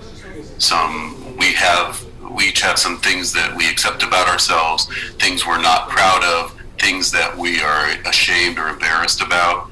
And this state of incongruence is one in which somebody can't get settled. Someone doesn't feel whole. Instead, they feel as if parts of them are battling with each other. And it really relates to the unconditional positive regard, in the sense that the way incongruence develops is that we get conditional positive regard or conditional negative regard from our parents, from our peers, from society as we grow up. Certain things are rewarded, certain things are punished or looked down upon. And what happens over time, if we do things the way we're asked to do them, then we get more positive regard. And if we kind of go our own way and that runs against society, or somehow something that's true about ourselves is stigmatized by society, then we can get negative regard that's conditional, that we can be outcast or kind of left behind or ignored or looked down upon or stigmatized. And that incongruence inside ourselves comes as a result from internalizing some of that. Okay, so the last one of these hidden conditions you see there is just that the client perceives the unconditional positive regard and empathy of the helper. It's not enough just to communicate those things, but that communication has to be perceived by the client and taken in. Rogers thought that these therapeutic conditions were necessary for personality change or therapeutic change, and kind of the radical part of his approach was he believed they were sufficient, that we didn't need to use techniques, diagnoses, we didn't need to directly influence change, but that if somebody had the sense of incongruence within themselves and was in an environment in which there was unconditional positive regard, empathy, and a genuine person, and there was this psychological contact, that this was enough foster therapeutic change. The question I've had about that is, this may be true. They're both necessary. I'm not entirely sure, but certainly sufficient. I've seen that in and of itself. But the question is, does that mean they're efficient? Are we in a situation that, as things were maybe when Rogers was working in the 60s and 70s and these ideas were being developed, where we have the kind of time and the ability for the length of exposure in working with someone as people did then? I think the answer is generally no, that we're generally pressed to do more in less time. We're in a goal-oriented society. We're in situations where we don't really have the ability necessarily therapeutically to meet multiple times per week. And so an approach that's more efficient could be helpful. So this brings us to motivational interviewing. There's a lot of ways to define motivational interviewing, but the way I think of it are these three basic pieces. There's a helpful connection, right? So there is this psychological contact in which the person feels respected, open, and heard. That it's not a battle of wits or wills, but it's that we've come together and the person really appreciates that I am trying to take in as much of their perspective as possible, respect it, and really just kind of understand it. The second element that's there, I think, is this focusing more on future possibilities related to a specific issue. So we're not so much focused about looking at the past, how things developed, undoing traumatic impacts upon us, and not really even as much as Rogers did, focused on right now, here, in the moment, in the room, although that's an element of it. But the focus in motivational interviewing is really looking forward. Where are you going to? Where are you heading? And how can we get started in that way? The third part of motivational interviewing is not to skip over that from here's a direction or here's a goal to now let's get going, is to not skip over focusing on the client's internal motivation or the person's internal motivation. And the way we think about that in motivational interviewing is often just looking at why would a change be important to a person? Why would recovery be important? Why should the person be interested? What will they get out of it? How does it fit with their values, who they are as a person? And to someone to help increase confidence, to take the risk, to take the chance to do something different, to potentially try something that you're not going to succeed at, to walk away from a life that, even if it's not working, feels comfortable, feels familiar, feels like I know who I am and what to do. And so those are kind of big things. So we help somebody increase their sense of importance and confidence while reducing lingering ambivalence that they may have about making a change. We'll swing back to that in a few minutes. So just to orient us, because this is something that David Koss had asked that I focus on, is MI a person-centered therapy? So there are a range of person-centered therapies other than Carl Rogers' direct client-centered therapy. And Margaret Warner, back in 2000, published an article called One Nation, Many Tribes, focusing on the person-centered therapies. And she developed this scale. Now, the wording of the scale is therapist, but it could certainly be helper or facilitator here. And the kind of classic initial Rogerian client-centered therapy was attempting to be number one, where the therapist really just reflects, does not bring anything from outside the client's frame of reference. I think that's impossible actually to do, so it's maybe more of an ideal, but that was the goal of a person-centered therapy. Number two, there we see that therapists use personal experiences in order to understand the client's experience. So Rogers, as he developed his career, shifted his practice over time to be from initially just focusing on reflecting what other people say to sharing more of himself and his kind of reactions and his sense and his experiences in order to deepen the contact with someone. Number three is, I think, where motivational interviewing fits. So there are elements of 1 and 2 in it. but the therapist or helper introduces material in ways that foster client's choice as how to use it and whether to use it. And as I was listening this morning to the panel and listening about the hierarchy of values and some of the setting goals,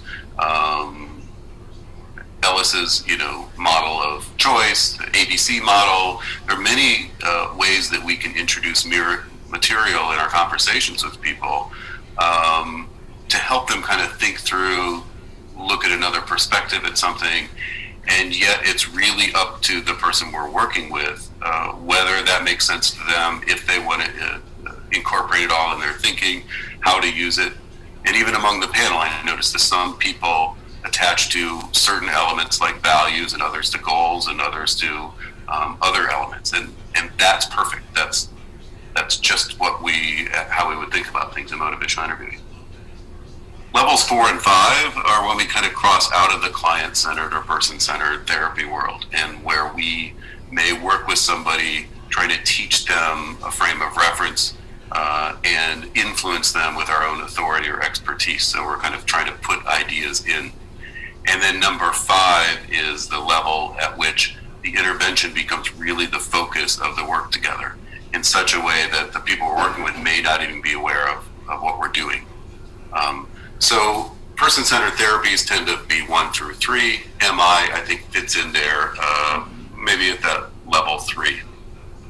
My sense of smart recovery work that I've been hearing is that often, and you think about this yourself, but often level 3 will fit for the work you're doing, and you'll notice when you maybe get too excited about some of the tools you're using or something that works for you, because of that you may be excited about it, and you may start to see some pushback with people. This is certainly something that happens to me in working with people when I kind of get caught up in my own thoughts. Okay, so the spirit of motivational interviewing, I think what you'll see there is that it fits very well with Roger's person-centered therapy, as we started talk about early on. Partnership is a key element. So when we're working with people, we are partners. We are not experts. We're equals. We're always trying to remain collaborative with people and keep that psychological contact. Acceptance is very similar, maybe just a boiling down of the unconditional positive regard idea. And the idea there, again, is I want to be positive towards someone and not judge them, however they may act or whatever choices they made or patterns that they may have gotten caught up in, even if they didn't really intend them. Compassion is the willingness to sit with somebody in their pain. I talk about it in my work as getting inside the bubble with somebody and just being in there with them. And the idea is when somebody's hurting, I need to be okay to kind of sit in that it's not about underscoring that people should be in pain, but I have to be comfortable being with them in their pain to the point that I'm not kind of getting impatient to try to push them out of it, try to move along. The last part of the spirit of motivational interviewing is evocation. We're working with other people's thoughts. We're really focusing on their perspective, and we're trying to draw them out, and that makes the basis of our conversation. So not so much that we're introducing ideas and trying to put it into them, but that we're going into somebody else's world, listening to what they say, drawing out their thoughts and feelings, and then working directly with those to help them find the way forward that they want to find.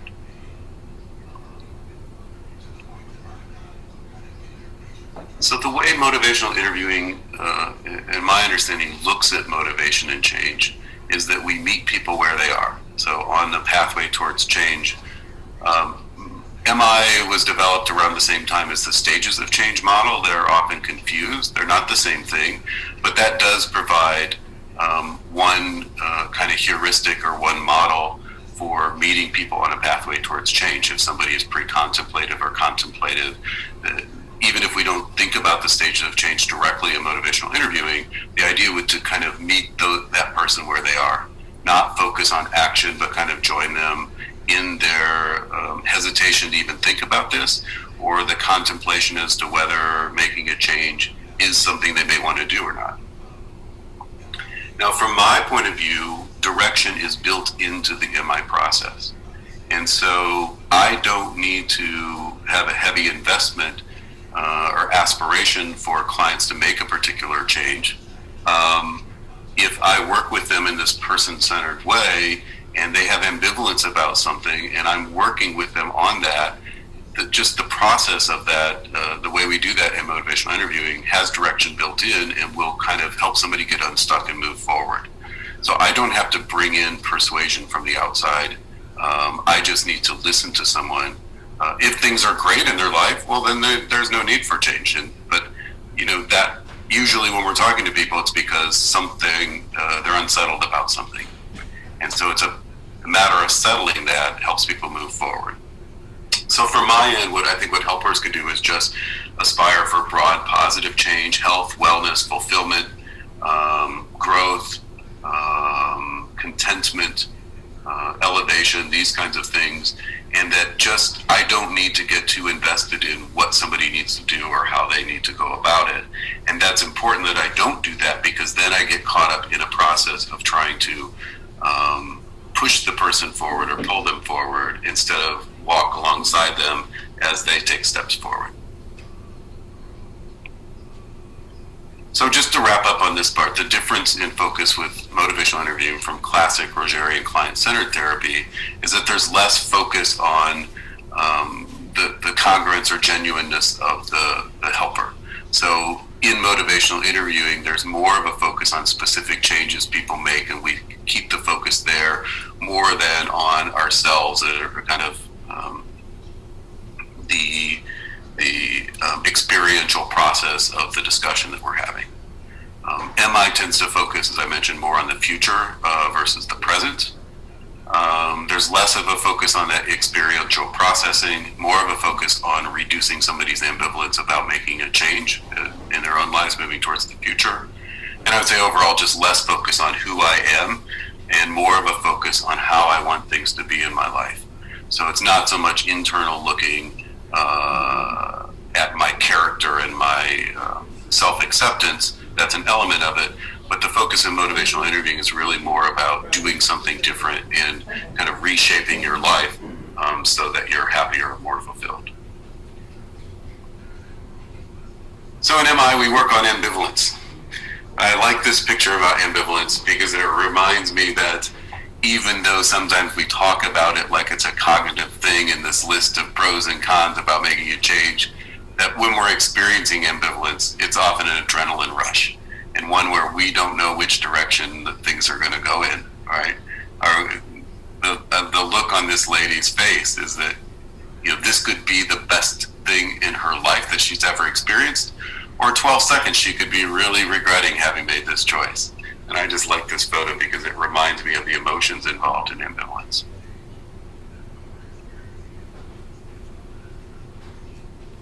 To kind of now look at ambivalence and addiction specifically.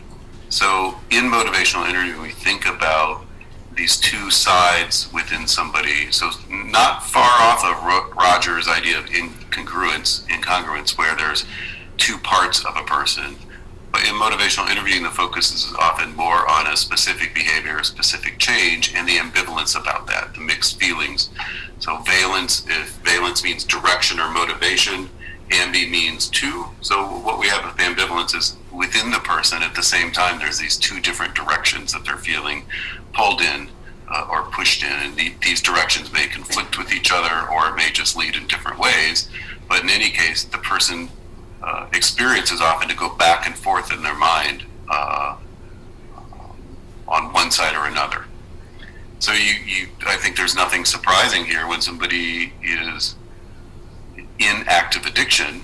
The things along the left-hand side that are in the red there, right? I have to drink to feel okay, or I'm miserable when I'm not using. I don't believe that I could do X when I'm sober, whatever X might be. I don't believe I could be comfortable socializing with other people, or make a public presentation, or have sex, right? As people know, as you get into sobriety, that kind of exposure of ourselves in any way that we might feel vulnerable is a very difficult thing to imagine doing. There's also always the temptation of, I'll do this later. That yes, I see this as a problem. Right now is not the best time to get around to doing something.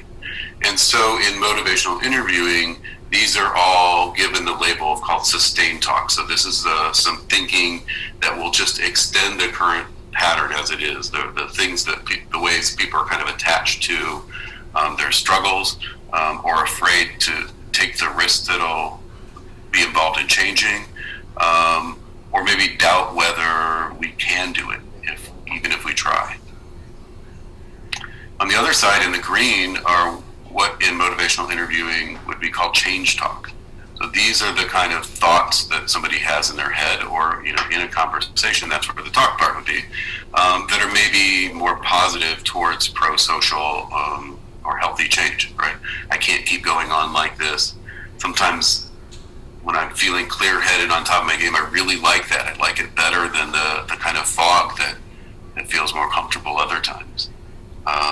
I want to be more successful, and I find that my addiction is getting in the way of that. My using, even if it's not an addiction, maybe just my misuse or overuse of a substance is keeping me stuck, and it's keeping me from doing things that I really want to do. And if I could just get through today without using or drinking, then let's see how that goes, and see then tomorrow what might come. And so, in MI, the way we look at ambivalence is that people have both of these sides inside themselves. They may not always present the two sides equally, but they're both there. And that people tend to have this battle between these two ways of thinking, and they go back and forth and back and forth. One of the challenges that people face is that their family, friends who are trying to be helpful often approach ambivalence in a way that ends up not being all that helpful. That often what people try to do is dismiss what we call sustained talk. So argue against the kinds of feelings like I need to drink to feel okay, or I don't think I could relax around other people if I was sober, and kind of talk somebody out of that. And the way we look at that in motivational interviewing is that both these sides are present in the person at the same time. And if you try to take one away, the person is going to kind of defend why you're wrong about that. It's the same thing as when family and friends try to be helpful by persuading somebody, don't you think you could be more successful or happier if you quit drinking, or don't you think your life would be better if you would, make this change? Then what we often get from people is yes, but the way people react is it feels like you're trying to pressure them into a change, and so people get in this kind of seesaw, this back and forth, and people get stuck this way. In motivational interviewing, when we as helpers or facilitators work with people and we have this coming out of ourselves, this is called our writing reflex.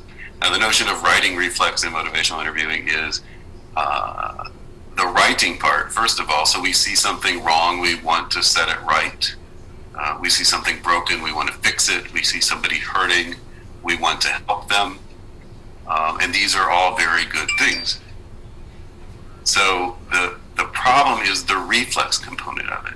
Yeah? So the problem is when what a reflex is a way that our body overrides our mind. It's the way that we lose our ability to kind of react in the moment in a way that would be helpful. And instead, when our buttons get pushed or when some lever inside us get pulled, we kind of overreact. And you see several kind of varieties or flavors of it here. The helicopter parent is always there checking things, ready to fix something.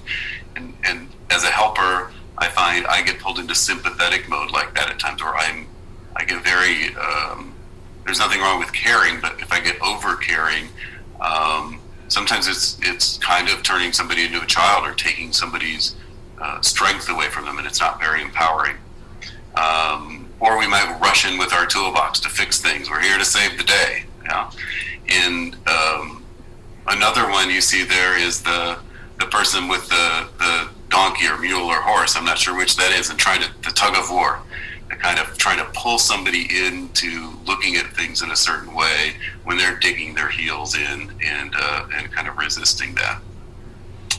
And the last one there, so when none of these things work, when our sympathy, our attempts to give good advice and help, or our attempts to persuade or pressure or pull them into change work, then we tend to get a little judgmental. And we can look at somebody, and even if we're good enough not to say it out loud, in our own mind, our writing reflex might be happening where we're thinking, well, you're just making excuses, or this person doesn't really seem to want to try, or they're not taking it seriously. And so we want to really be aware of these things when we're doing MI, because just as betrayal, loss of trust in a relationship, in a kind of a personal relationship we have, once that happens, it takes a long time to kind of get back. It's the same thing in our work in helping people. As soon as somebody feels like we're looking down on them or we're trying to pressure them into change, then it can often take a while to undo and get back on even keel again. So the idea in MI is we just want to be really tuned into this. We're all human beings, we all have it, but just notice when it's happening so that we can kind of get out of the trap as soon as possible. So, to go back again to ambivalence, what is change talk? Change talk is any positive statement that somebody makes about making a change. So, I should actually say any statement that somebody makes about making a positive change, because it may not always seem positive in the moment, but in the direction of a pro-social or healthy change. Particularly look at interest or importance and competence, as I mentioned earlier. In the kind of formal model of motivational interviewing, there's this acronym darn CATS. So one thing about the MI community is a tendency towards acronyms. So this darn CATS came out of not directly from MI, but from psycholinguistic research that was studying how do people talk as they're moving towards making a change. And the idea in motivational interviewing is we want to make sure that we tune our ears to listen to any of these kinds of statements. So 2 basic categories, don't worry about all 7 here, but 2 basic categories, kind of the preparatory moving towards making a change. And when we were kids, they used to say, are you ready, willing, and able? So this is the willing and able part of that. And so you see some of the subcategories there. Desire, I might like to make a change. I think I could. Reasons it would be smart to. I would have these benefits if I make the change. But there can also be need, which can sound negative, even though it's moving towards positive change. I can't go on like this. I have to do something different. And these are the kinds of things people say as they're moving towards deciding to actually take action. And then the mobilizing kinds of statements are the ready part of the ready, willing, and able. Commitment, activation, and taking steps. I'll do this. I'm starting to do this. Here's what I'm doing. I think the difference between those 3 is it's maybe sometimes difficult to discern. But the important part is you can see somebody has kind of gotten to that tipping point where they're ready to do something different. So this is how I see MI viewing change talk. Right, so we believe what we hear ourselves say. As we hear ourselves talk, we think, we take that in, and that kind of becomes a public record of what we're thinking. And we believe it. And so as we explore positives of change, we hear that and we kind of get some momentum going, and we get more invested in trying and taking a risk and, maybe just trying something different. At the same time, it's not, because of ambivalence, it's not all marching straight forward. And we have some hesitations, we have some reluctance, we have some things we're afraid of, or things that we're not really sure we're ready to let go of, or that would be actual losses in our life to make a change that we want to make. And we may need to share some of those out loud. But we don't want to get stuck in them. We don't want to get into the downward spiral of that. At the same time, we want to decide for ourselves. Right? So it's a bit of a dance. And one of the images that people talk about with motivational interviewing is dancing versus wrestling. And so when I'm working with somebody any of these points could be coming up at any point, right? That somebody wants to explore the positives, and if I'm doing that with them, suddenly inside them there may be some hesitation or some reluctance come up, and I need to not keep pushing with the positives. I need to, do the dance with them and kind of go to the point where they are able to share the other side of their ambivalence. And by respecting that and appreciating that, but not doing something that makes it worse for the person, then they'll often swing back to the positive again. And ultimately, I have to, no matter how much I get caught up in wanting someone to change or helping someone to change, I need to remember that they need to decide for themselves. And so kind of keeping that forefront. So this is the way we're going to work with people, and we want to think about how we communicate. And so how we communicate with someone, there's certain things that obviously are not going to be helpful in this model. Disagreeing, demanding, disapproving, disaffirming, reacting to somebody in a way that they feel badly about themselves. And instead, the things along the bottom, the green light, are the things that we really do most of. Asking questions, trying to understand, affirming, reflecting what we hear, summarizing. This isn't just a Rogerian non-directed client-centered therapy where we'd only do those things, however. And so sometimes there's a place for providing information, giving advice, deflecting, which just means kind of shifting the focus of the conversation when somebody's maybe into a long story that doesn't really seem to be that related to their goal or their hope of moving forward, to kind of steer that conversation back onto something more productive. And then sometimes agreeing or approving. And it may seem odd that those would be under the proceed with caution, but those are just things we need to be careful about because they start to introduce our perspective in there about how we see things. When we start agreeing, approving, praising, it can become a little bit about us. And we're trying to make sure that because what we're trying to do is help the person resolve their ambivalence in favor of change, we want that stuff to be within them and them deciding for themselves. So in MI, we have this acronym OARS that helps guide us, helps us remember how to communicate, open questions instead of closed, affirmation of participation effort strengths, reflections. I'll talk about those just a little bit before we make the shift to discussing MI groups. All right, so open questions. There's nothing wrong with closed questions. Closed questions are often fact-seeking. We're trying to find out some information so we have an understanding. Did you drink this week? When were you first depressed? Do you have any goals?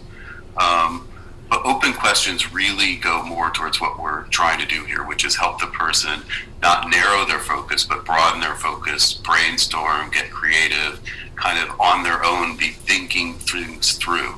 Right? And so just using communications like this tends to be helpful toward that end. What was this week like for you? How did your depression begin? How could things be better? These are things where the person has room to maneuver and kind of talk and share their perspective, not feel as if they're just trying to give us information. And so we tend to lean towards open questions. Affirmations, right? So just noticing along the way, somebody's being really honest at a time when it might be hard for them to do that, or at a time when that doesn't make them look the best. Noticing somebody's determination to do this, their willingness to kind of open up and be vulnerable. Their values. I notice how important it is for you to care about your kids, to be a good parent. So that is an example that came up once when a mother was talking about the kids who were always fighting for school and were never ready, and the dad who didn't really help. But instead of kind of getting into the conversation about that situation, it seemed helpful to kind of go back and just affirm her values of wanting to be a good mother, have her kids be ready for school. And then the last one, somebody mentioned politics earlier, right? So isn't this a good one, right? Somebody who can be friendly even when they disagree. It's a skill that is difficult to find sometimes. So reflections, I won't get into the mechanics of reflections or kind of the details of it, but just to remind us, the point of a reflection is to give somebody back an image of themselves that's helpful. that helps them feel good about themselves, it helps them understand themselves a little bit better, and helps them see themselves as a person who will want to value their priorities and find their strengths and use them to reshape their life. And so I just want to kind of throw up this image as a reminder of that's the function of reflections. As I mentioned, though, in motivational interviewing, we do sometimes use guiding communications, or we do sometimes help move things forward. So a couple things we do are information exchange. So we may have information to provide someone, but rather than just kind of doing an information dump, we want to structure the conversation so that it's a back and forth, so that they, they can take in ideas, but they can also share their ideas. And the specific model we often use is called elicit, provide, elicit, where I'll elicit someone's ideas. What do you already know about this? What do you know about recovery? What do you know about change? What do you know about smart groups? And then I can provide some information to them, but now instead of doing an information dump, it's just a matter of kind of filling in the blanks of things the person doesn't know, or correcting any misperceptions they have. And then in the elicit, provide, elicit model, then the second elicit is asking them, what do you make of that? Now that you have this information, what might you want to do with it? How does that sit for you? If we do advice giving and motivational interviewing, it's a similar kind of thing, which is I may know of a way of dealing with a certain challenge that somebody has that other people have found helpful, and I may want to suggest that this person give that a try, but I don't want to do it in a way that increases resistance. I don't want to poison them against a good idea, but kind of pushing a suggestion on them. And so motivational interviewing will generally ask permission, and then if we are going to give suggestions, kind of give 2 or 3 possibilities that they might consider, right? So I might say somebody, well, as you're talking, there's this idea that keeps coming to mind. I have a thought about something you might try. I don't know if you're interested in hearing it. And then just waiting. If the person says no, then I'm not going to give that advice, because right now they're in a position where they don't really want to take anything in. They're kind of in their own head thinking about things. I've certainly been in that position before. And so just back off. If I do give a suggestion, though, I may say, here's 3 things, A, B, and C, that people have tried. I think for you, B might fit the best, but it's really up to you. So what do you think? So again, it's always a collaborative partnership effort, even if I have something that I'm trying to bring to the conversation. So in motivational interviewing, the thought is there are these 4 processes: engaging, focusing, evoking, and planning. And that the way I think of it, each one is a little bubble inside a bubble, right? Or an egg inside an egg. That first of all, we have to be engaged. The person has to be listening. We have to be tuned in. We have to have, from my perspective, that psychological contact. And then from there, we get a clear focus of what it is would be helpful for the person to consider doing differently. And then evoking why and how they might go about that. And then kind of planning, getting down to the nuts and bolts of here's some specific things to try. But the thing is, I can't jump right into planning. If I do that, it's similar to walking into somebody's house and giving them decorating advice, or you really should move your living around, put the couch over here. Like, nobody wants to hear that from somebody who just walked into their house. And it's the same thing in a person's life. We'll get to that, but the point is we kind of get there slowly. So with addiction, the way I look at that is engaging is just about helping the person get comfortable. Here's what recovery might look like. Here's how smart tools might help you along the way. Tell me a little bit about yourself. I'll tell you a little bit about myself, and we make that connection. The focusing then is helping the person discover their motivation to live a life without depending on substances to get by. You may have your own stance on abstinence or not. My own work professionally with people is I don't take a stance on that. What I want to do is, can I help you get to a point where you're not depending on these things to help you be okay? So that may be not using them at all. For some people, that may mean trying to moderate their effect. Some people may find they're successful at that, other people may not. That's not my place to make a call. My point is like, what is the life that you want, and what's the person you want to be? And from that, let's get a focus on some specific ways you would like your life to be better. Evoking then is, you remember the change talk categories. So here's some things that I might be trying to evoke: the desire to live in a way that feels normal again, ability to own the life that you have. You own your life. What do you want to do with it? What do you choose? Reasons that somebody might have, their needs, what is it that you've kind of maybe hit the wall on that you just feel like you can't go on with anymore? And then evoking commitment activation. Right? I'm going to do whatever it takes. I'm getting started. Here's some things I'm doing. Here's some meetings I'm added in my life. Here's some friendships or connections I'm trying to develop. Here's some work I'm trying to do on myself to move forward. And all of this is about, again, not me providing these ideas to a person, but really focus on evoking them from them. And then finally, the planning, specifically what do you want to do? How do you want to lay things out? How can you track that? What are you going to have for a backup plan?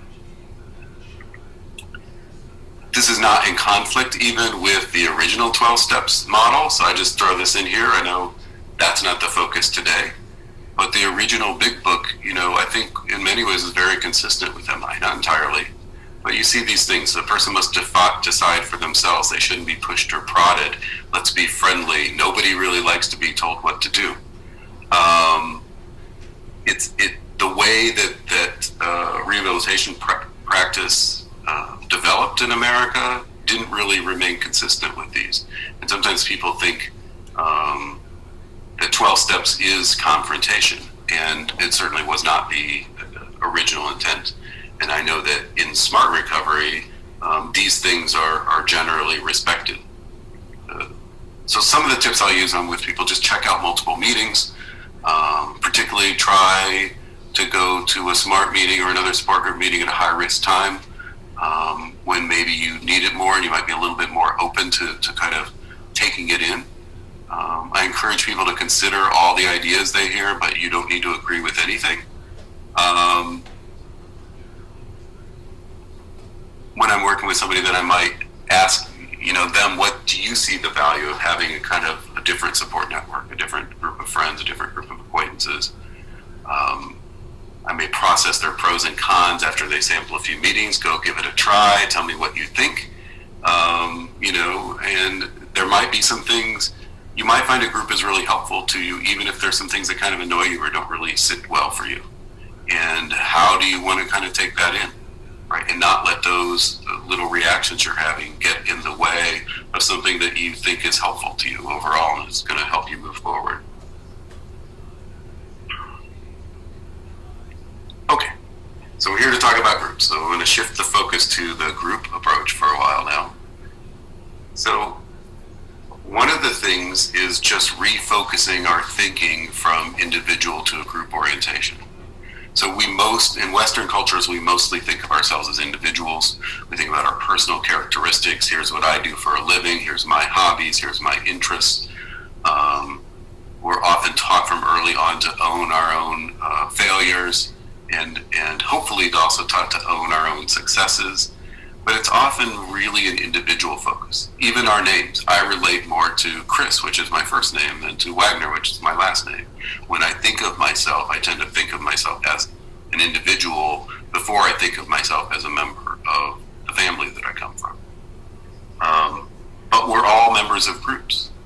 And so we're all influenced by the group norms and dynamics that we run into. Whether our family group norms that we grew up in or our current family that we may have in our life, those norms affect how we are.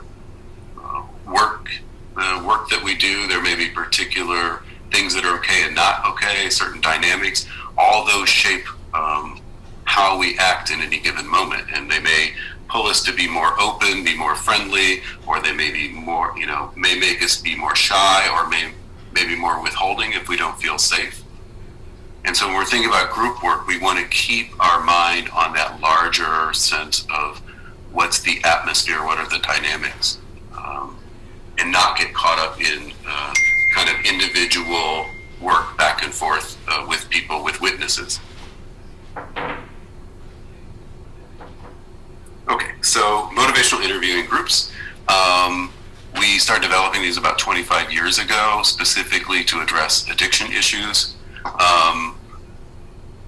Over time, as we were working, we discovered that rather than just talking about somebody's drug and alcohol use or other kind of addictive problems they had, working with people with gambling, etc., it was helpful to focus on their stressors, successes, values, strengths, and motivational interviewing, thinking about that then really helped inform the group work that we were doing, and we began to develop, to think specifically, how could we integrate motivational interviewing with the addiction group treatment that we were doing. And we came to this perspective that groups seem to actually provide some benefits that working with people one-on-one wasn't getting us to. But the key is that groups take strong group facilitation skills, as many of you know. It's key to make them therapeutic and not boring. It's key to make this a group experience, again, not individual discussions with witnesses. So as we developed this MI groups model, we tried to pull together pieces from the individual Miller and Rolnick MI one-on-one model of motivational interviewing. And later on, we were really impressed with Barbara Fredrickson's broaden and build model, which I'll talk just in a minute about, of positive emotions and how that could inform us how we work in groups. And then the American Group Psychotherapy Association came up with an empirically based best practices guidelines, and we try to incorporate those into the model that we've continued to develop since that time. So I want to talk about Fredrickson's broaden and build model, but to do that I need to first start with this kind of contrast of what was called classic emotions theory. So psychology for many years focused on emotions and yet really only focused on negative emotions, right? So in looking at what is the role of emotions in human life, the negative emotions tend to do this. They increase our sense of tension. They motivate us by kind of making us unhappy and then needing to resolve that. They also tend to narrow our cognitive focus. If a bus is coming at you in the street, it's probably not a good time to be looking at your cell phone or kind of looking around and admiring the beauty of the sky, right? That when there's a threat, negative emotions influence us to really focus in on one specific thing. This serves then to protect us from danger, from current or near-term danger or risk, and it tends to prime us for action. So you know about the whole fight or flight kind of way of thinking about things. So anger influences us to attack, fear, we escape. When sadness comes on, we wall off and protect ourselves. Disgust is another negative emotion. This makes us want to push away, kind of get away from things. But we also become aware over time that as the negative emotions get too high, people can freeze up, the kind of deer in the headlights reaction. Now, when people are seeking help in counseling, therapy, or even support groups, they're often feeling stuck and often demoralized. I just don't know that I don't feel so good about myself, and I don't know that I can do anything differently. Typically, their focus is on distress. And so typically helping has gone to, let's look at that distress or the problems and let's try to solve them and fix them for you. People doing therapy or counseling often look for what happened in your past that kind of brought you to this current state. So what Barbara Fredrickson, who's at University of North Carolina, did was started studying positive emotions and really looking at the evolutionary effects of it and the physical effects of positive emotions, which had been largely ignored by psychology research. And some of those joy, curiosity, interest, hope, love, gratitude. And through research and theoretical development has really come to a point of looking at what positive emotions could do is reduce that tension. So if somebody has a really heightened state of adrenaline, positive emotions can help them get calm or relaxed. And as they do that, it allows the ability for somebody to broaden their cognitive focus, to kind of imagine things that aren't right now here in front of us, to brainstorm, to be creative. And it helps people build resources for the future. So some of the examples here, you see the experience of the emotion of joy encourages somebody to play, which builds motivation. Curiosity encourages us to explore, at which point we'll take in new ideas, and the way we think about things can become more complex or more realistic. Gratitude can help us relax and build resilience and sense of appreciation and connection with other people. And elevation is a little more complicated one, but it's this sense of I'm rising up, that I'm kind of moving above where I've been before. And that often can seek us to, or encourage us to seek out new opportunities, new ways to be inspired or be creative and develop new things for ourselves. And the way Fredrickson talks about this is this sense of an upward spiral. That by starting with a positive perspective, then comes positive emotions, and from that, people find positive meaning and kind of expanded ways of thinking. And in that state, they want to connect with other people, share, learn, be together, and that this will often help people to have greater persistence in the change they're making, greater sense of resilience to setbacks, and greater positivity about the whole process. And we just thought this is a beautiful model for group work. And so we pulled that together with the MI ideas, as well as the recommendations from the empirical summaries of work. And we came up with these kind of key elements of motivational groups. So we have the client-centered style, where we frame things within the client's perspective, focus on empathy, supporting somebody's autonomy, helping them find empowerment, use their strengths, and kind of deepen the focus into not just the current struggle, but what's underneath that, as well as broaden their perspective. We will use group processes, getting people engaged, linking people together, encouraging openness in the group, a positive climate, and creating cohesion.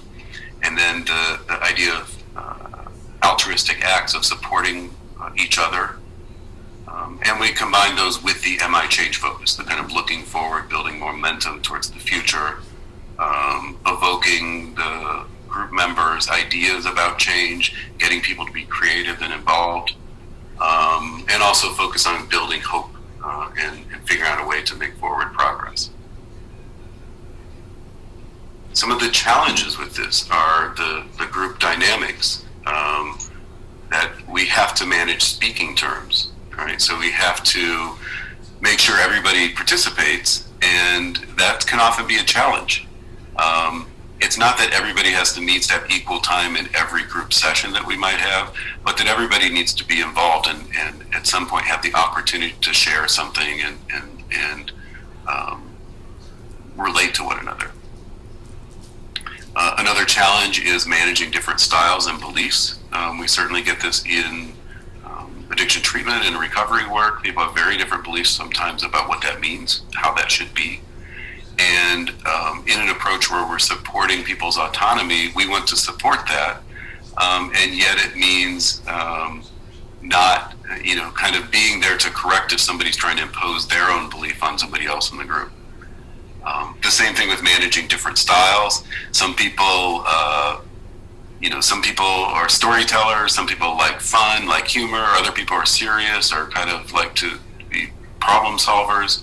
And it's a matter of trying to bring everybody together in a group while still allowing people to have the style that they're most comfortable with. Another challenge with group dynamics is working with the writing reflexes. So I talked about our writing reflexes as helpers, as facilitators, where we want to kind of step in and fix something that makes us concerned or influence somebody to think in a certain way. And in groups, we're having that happen with everybody involved, right? Everybody kind of has a button that can get pushed or an idea that they think others should follow. And that's a challenge, is to keep a positive group dynamic with those elements in place. In terms of the focus of change, or the clinical focus is listed here, one of the challenges that people often have multiple or different areas of focus, different change targets, different goals that they might want to make. So even if I'm working with addiction, or even when I'm working with people who are there with opiate addiction specifically, we may, everyone may share that pattern or that behavior or that habit, but the way it sits in their lives is often very different across people. And so the things that people need to change in order to make that kind of change in their life are different. Sometimes it's becoming more assertive. Sometimes it's managing anger. Sometimes it's, finding a way to be more content or more fulfilled without being intoxicated. So the thing is, even if we have a theme, the individual focus are often different across people, and it's a challenge to then make it an experience where everyone feels like they're coming together. And in a group, of course, we just have less time for each person to kind of share their thing. So as we focus on how do we blend our group facilitation with counseling, so one of the first things that I've found helpful is to shift my focus from thinking about counseling, thinking about working with individuals, to think about the main task that I'm doing is facilitating a group interaction, right? That what I want to do is foster group energy for change. That I want to get a group where people come in there and it feels kind of exciting to them, or it feels elevating or energizing. And so I need to keep my focus there. Another thing that's a challenge, or another way of blending, is to go across the different clinical issues people have, the different things that people are struggling with. So even in a SMART group where people are focused on recovery, some people may be struggling with depression, other people with social anxiety, other people with self-esteem issues. And what I need to do is bridge across all those different things by not focusing so much on the individual details for each person, but what are the general challenges or experiences that brings to people. What challenge do all of these situations pose for us? And the challenges are often like, I don't want to shrink back, I don't want to kind of cave into myself, I don't want to give up, I want to believe it's possible. So if we can get that kind of conversation going, people often come together. What characteristics or values can you use to make a positive change is another way that we don't get distracted by the different elements between people, but it brings people together in a common effort. I talked about change talk. Change talk is when somebody's talking positively about an individual change.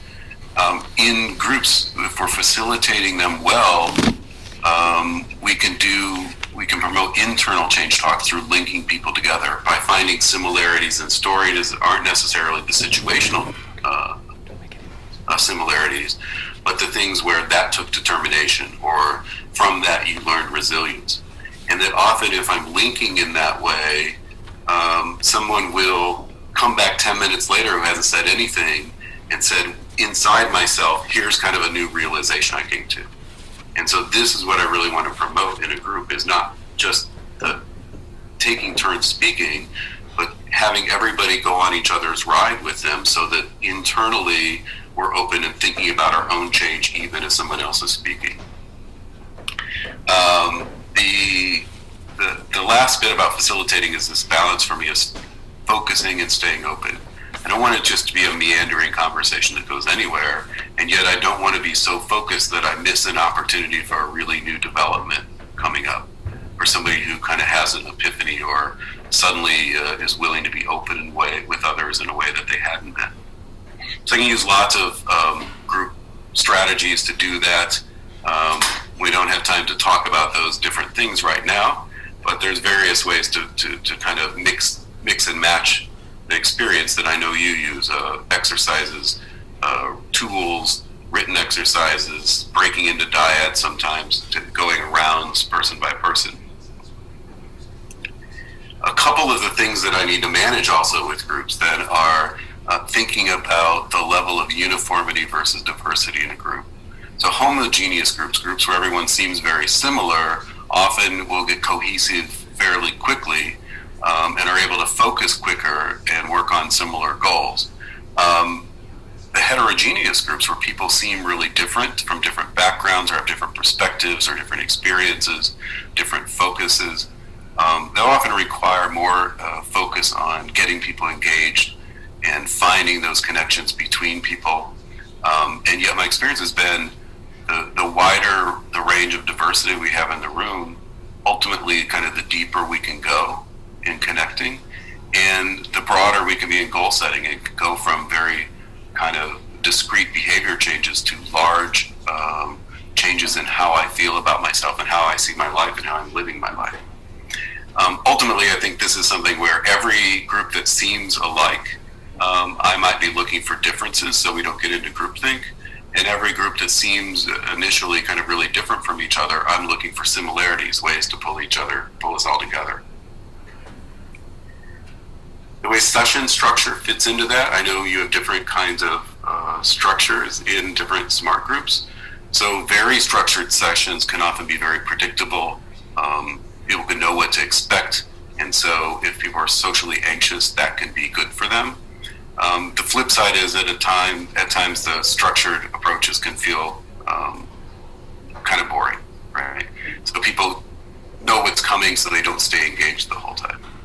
All the way on the other side, the unstructured approaches tend to, they're unplanned or unfolding, kind of whatever happens in the moment is spontaneous, and it's exciting, and it can be inspiring for people. But at the same time, with no structure, some people can feel very unsettled by that. I'm not sure what's coming. I'm not sure, particularly people, if you have traumatic experiences or if you're not feeling well about yourself, that can keep people a little bit on guard. The semi-structured approach, the kind of in the middle where there's a general topic we're going to focus, or maybe there's a tool we're going to look at, it can often kind of bridge the difference between the two and help people both keep focused, but also be open to new developments.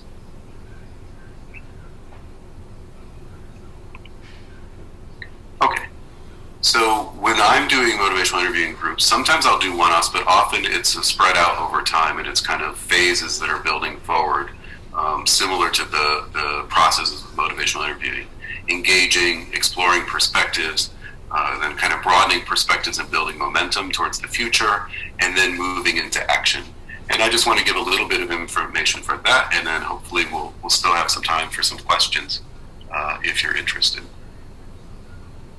So don't need to get into details here, but the idea is this is kind of like an accordion. I could do different things in a single interaction with people, or over time I can spread out, and these could each potentially be different sessions, right? One session just focused on values, or one session just focused on past successes. So kind of walk you through the first phase is engaging the group, getting a positive environment, climate, what we call decontaminating the referral process. So often the experiences somebody has had to get to the point where they're in this room with us or in the Zoom room with us has been a troubling one from them, and they may bring forward those emotions, negative emotions they may have, or the sense of feeling pressured or feeling resistant into the group. And so there's some element of kind of trying to disconnect the experience in this group from the process that got somebody there if it was a negative one. Developing group norms and guidelines is something in MI we try to do collaborative rather than having a list of rules, here's how to behave. Often it'll be, let's talk together about how do we want to be with each other, what's okay, what's not okay. So again, just keeping it collaborative. In terms of our own style, it's a matter of modeling non-judgmental warmth, being friendly, being open and genuine, being willing to acknowledge when I don't understand something or when I've made a mistake, when I've gotten too carried away, being willing to laugh at myself when I struggle. And then, of course, the important thing is accepting negative feedback. If somebody doesn't like something about me or my style, to be really open to that, because it may be an important thing for the person to express. And sometimes it's me, but also sometimes people come back later and say, you remind me of my brother, or something like that. You reminded me of my father. And so I was struggling with you in that moment. But the point is to never, again, because of the positive regard and acceptance, never to get defensive, which is often a challenge to do because I have my own buttons that can get pushed. So but to keep that kind of modeling of the spirit. The focus then early on with people is creating a positive group climate, an atmosphere, an environment that feels like people can thrive and flourish in it, rather than, as you see at the bottom left there, kind of wither and die. Right? So the overall atmosphere is often established at the first contact of an ongoing group or in single sessions within the first couple minutes. And people's brains will tell them, this feels like a safe environment, this feels like a place that I want to open up in, or it doesn't. And if we don't tend to that at the beginning, sometimes we can end up with an environment or a climate that doesn't feel very welcoming or accepting to people, and then it gets harder and harder moving forward. So one of the outcomes from group research was discovering that people who focus too much on tasks rather than the relationships in the group, those groups tend to have less positive outcomes than when group facilitators keep their focus on having an engaging, positive climate and atmosphere and building relationships with people. You see there at the bottom some of the results from research. When there's a positive climate, people care more about each other. People try harder to both understand themselves and others. They share more, they open up more, and they get that sense that this group is really worth participating in. This is worth investing not just my time, but my emotional energy and my willingness to be open and vulnerable. So I just got a note from David that we'll take questions this afternoon at 3, so that takes the pressure off a little bit here. So the second phase in MI groups is exploring people's perspectives. So some of the activities we might do are exploring I know you're probably getting distracted by the Halloween group at the bottom if you haven't seen that one before. Exploring people's different focus in the group, how their behavior change that they want to make or the issue of addiction fits into their life, right? How does this fit into your daily life? What's your lifestyle like? Some people are evening drinkers, some people are weekend drinkers, some people drink all the time or use. Some people, have a pattern where they'll work very hard in the daytime and then blow it out at night. Other people do a little something to kind of help them get through the day. And just we're not trying to solve anything here, but just to kind of understand how does the change you want to make, where's the current pattern fit in your life? How's that kind of fit for you? We might explore people's ambivalence. We might take even a whole session looking back. Tell me kind of how things got to this point. What were things like before? And we may find some similarities and differences there. Some people who previously, kind of felt good about their life and things have kind of spiraled downward. And some other people have kind of always struggled. And this is their first chance to kind of pull things together for themselves. We can use a heuristic model. So whether it's stages of change or the ready, willing, able kind of thing, just use some model or the tools that you have in SMART to have people to consider how does this fit for you and what do you want to talk about. So again, the goal here is to not move forward too quickly, but to explore different people's perspectives on things and really set up a group environment where there is support for autonomy, for people to see and do things that fit for them, whether they fit for other people. In groups, I'll just take a second on this one. When we look at subgrouping, it can get complicated real quickly. As soon as you have 3 people in the group, you have the potential for 7 different subgroups or relationships of individuals on their own, individuals connecting to one other person, or the whole group. When you get over 5 people, the increase is exponential. You have 100 different ways people can connect or disconnect from each other. And the reason that's important to recognize is that groups can get complicated if people aren't cohesive. So cohesion is about coming together as one group. And if that isn't happening, it can really get to be challenging to facilitate a group. And I imagine most of us have been in groups where there's in-group conflict and recognize how difficult that can be. So just to talk about cohesion then, this idea of bringing people together. Cohesion is probably the most important part in predicting the effectiveness of group encounters.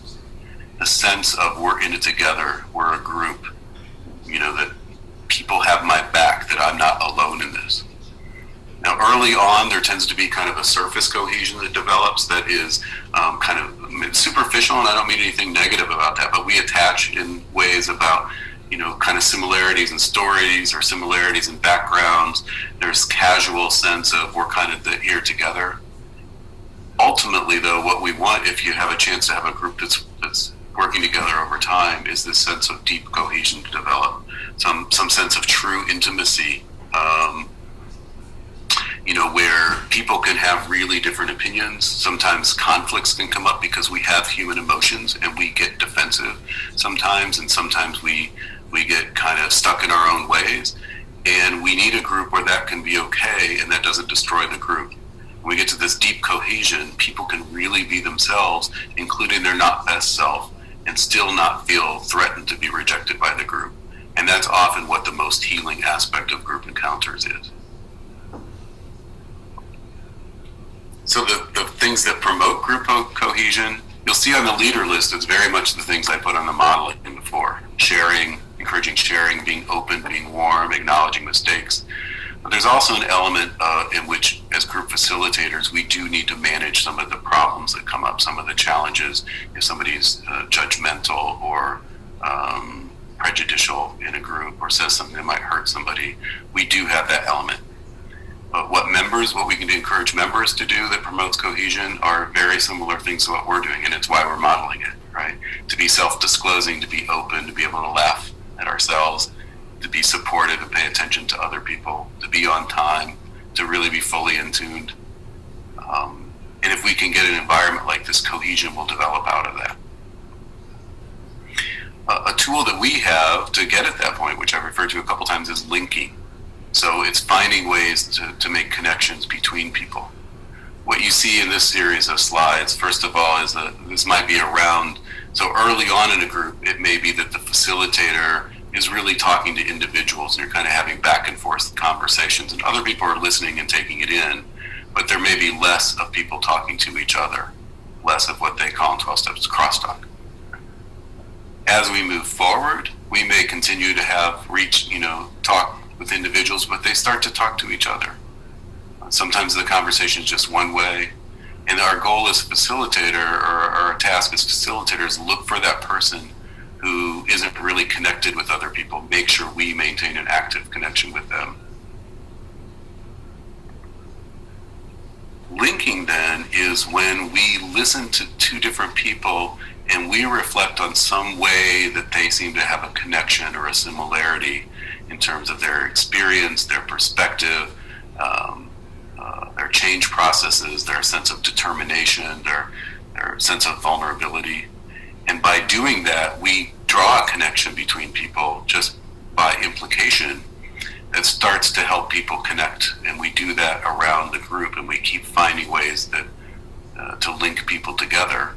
And what happens then is at some point the group really starts to congeal, and they start talking to each other, and now we can make our reflections often to the full group. As a group, it seems today like we're feeling this, or here we are. And of course, paying attention to the person who might be silent. It's okay that they're silent. It doesn't mean they're not connected, but we want to keep noticing them and not lose focus on them with the people who are more talkative.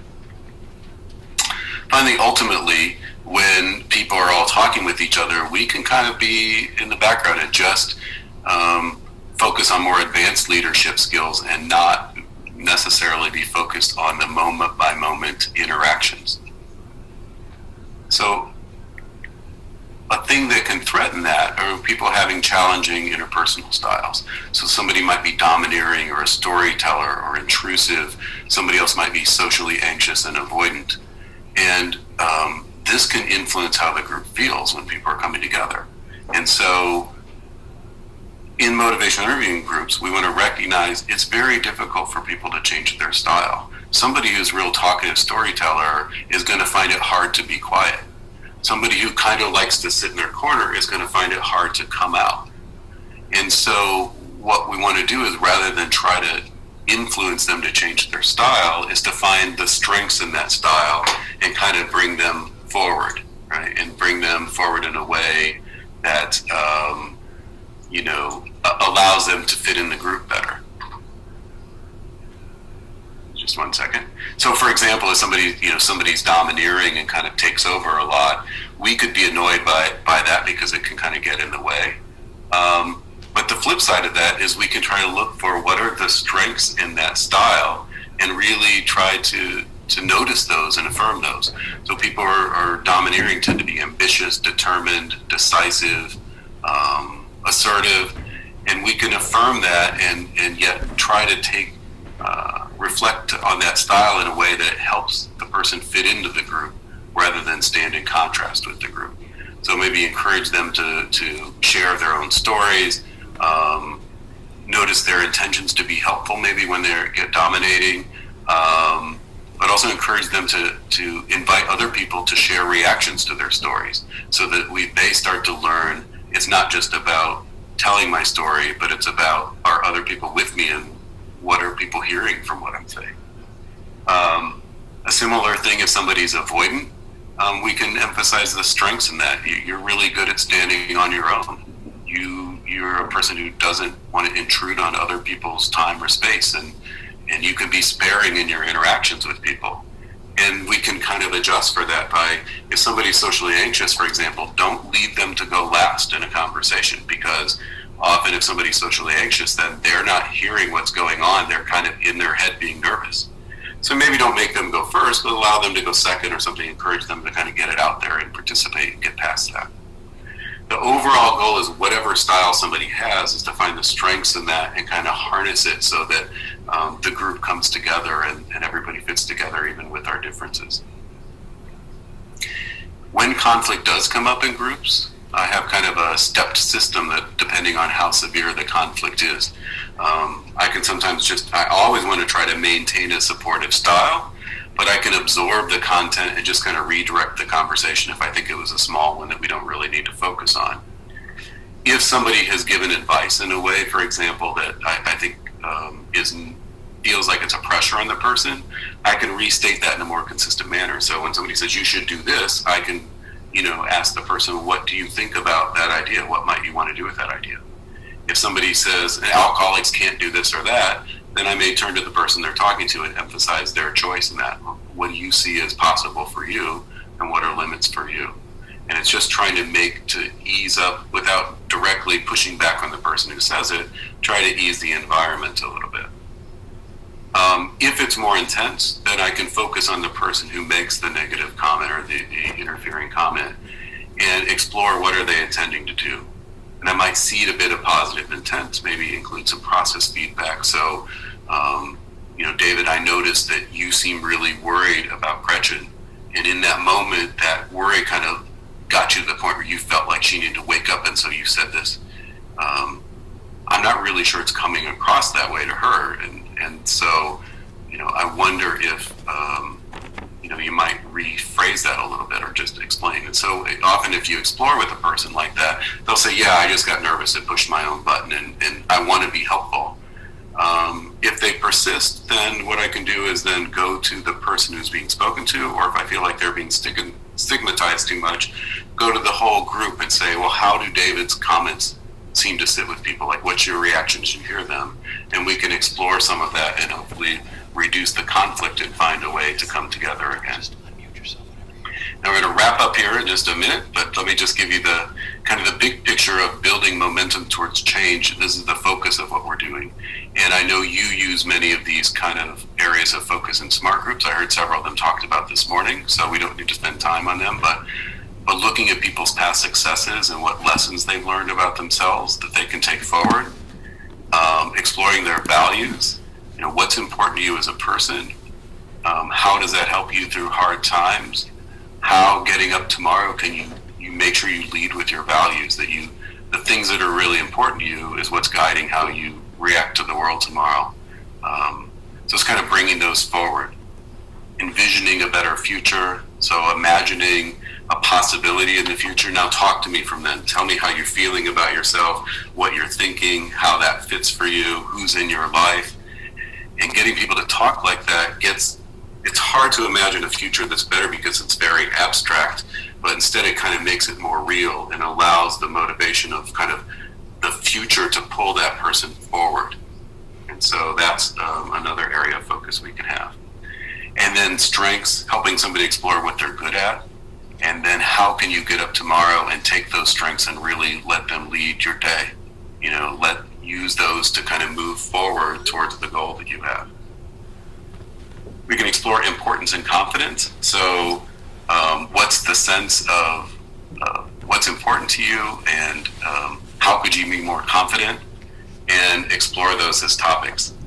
Ultimately, I'm going to skip over that. What we're getting to is change planning in this sense of trying to bring all these pieces together and make sure somebody is clear on what's their vision, why they're doing it, what they think they can bring, skills they can bring to that to make it better, and then what they can do ultimately to kind of move things forward for themselves.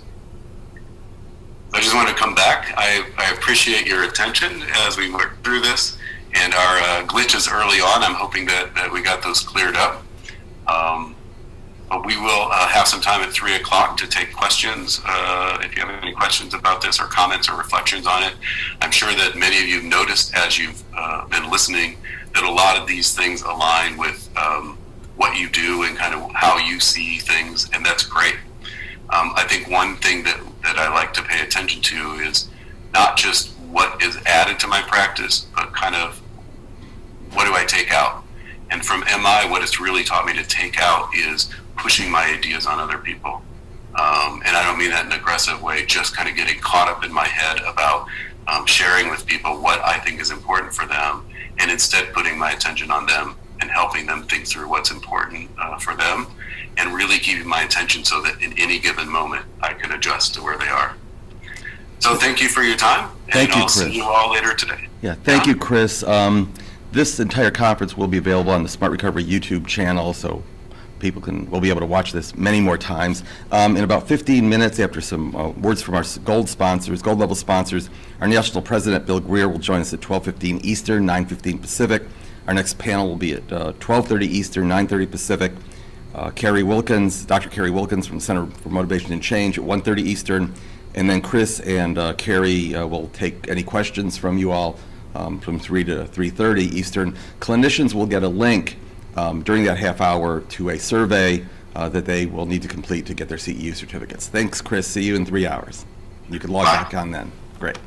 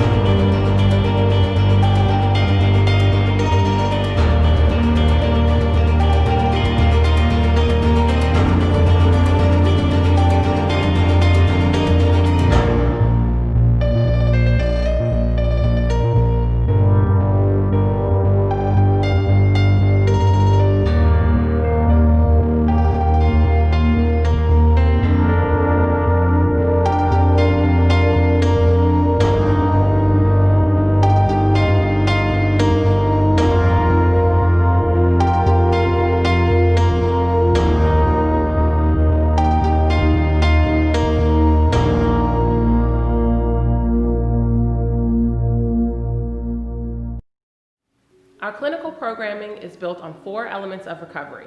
The first, safe medical detox. The second, addictions education. The third, the psychological aspects of recovery. And lastly, our strategic recovery planning. We also offer specialty programming.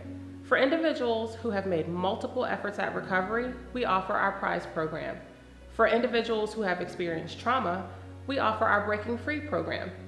We also have specialty programs for young adults as well as older adults. For over 25 years, I've been working in the addiction treatment field, So I know how devastating this disease is, and I, along with my dedicated team, are here day in and day out to help patients and their families. Every member of the team is welcoming and completely committed to your individual journey. You will find your people here in your recovery team and fellow patients, because we are a community who knows what you're going through. Although it may be scary, you have nothing to lose by seeking treatment and so much to gain. This is the first step, and we are here for you. Call us today, 1-800-RECOVERY.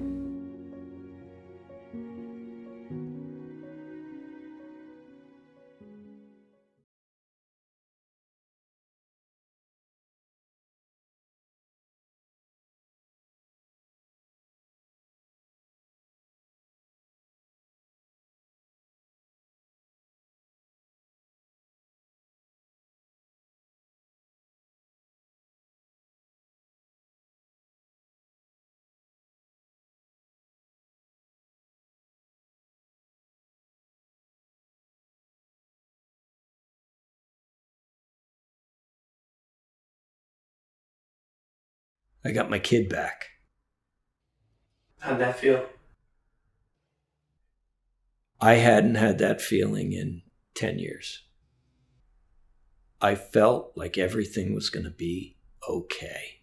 Over 60 million family members nationwide are affected by their loved one's substance use, and only 2% of families who need help are actually receiving it. At CMC Foundation for Change, we recognize that families are the biggest untapped resource in fighting the rising toll of addiction in this country. Our mission is to arm families with evidence-based tools so they can effectively help loved ones who are struggling with substance use issues. What was prevalent and is still prevalent in the field is this idea of homogeneity, and that the methodologies we're using to help them should all be the same, which couldn't be further from the truth. There isn't a specific profile for somebody struggling with addiction. And people get into and get out of struggles with addiction in all kinds of ways. What I can do is engage you and talk with you and see what matters to you. And if I can do that successfully, as a treatment provider, as a father, as a human being, then I'm going to be able to actually help you. At CMC Foundation for Change, we give families the hope and skills they need to create an environment that invites, encourages, and sustains positive change for their loved one and themselves. Our approach combines science and kindness to bring about change for everyone. There's a different way to approach addiction and substance misuse. Never stop talking to them. The thing that families hear over and over again is disconnect, disconnect, disconnect. Step away and detach. And we're talking about the opposite. We're talking about connect. How do you connect? How do you open up those channels? How do you make this a safe place where we can talk about this stuff? And that is a message that's just inherently incredibly hopeful for families and for parents. That's not the message they hear. That's our mission, to bring science and kindness into this arena, shine that kind of a light on it for families and professionals and the culture. Learn more about our mission, the Invitation to Change approach, and our initiatives to help bring positive change to families and communities around the country.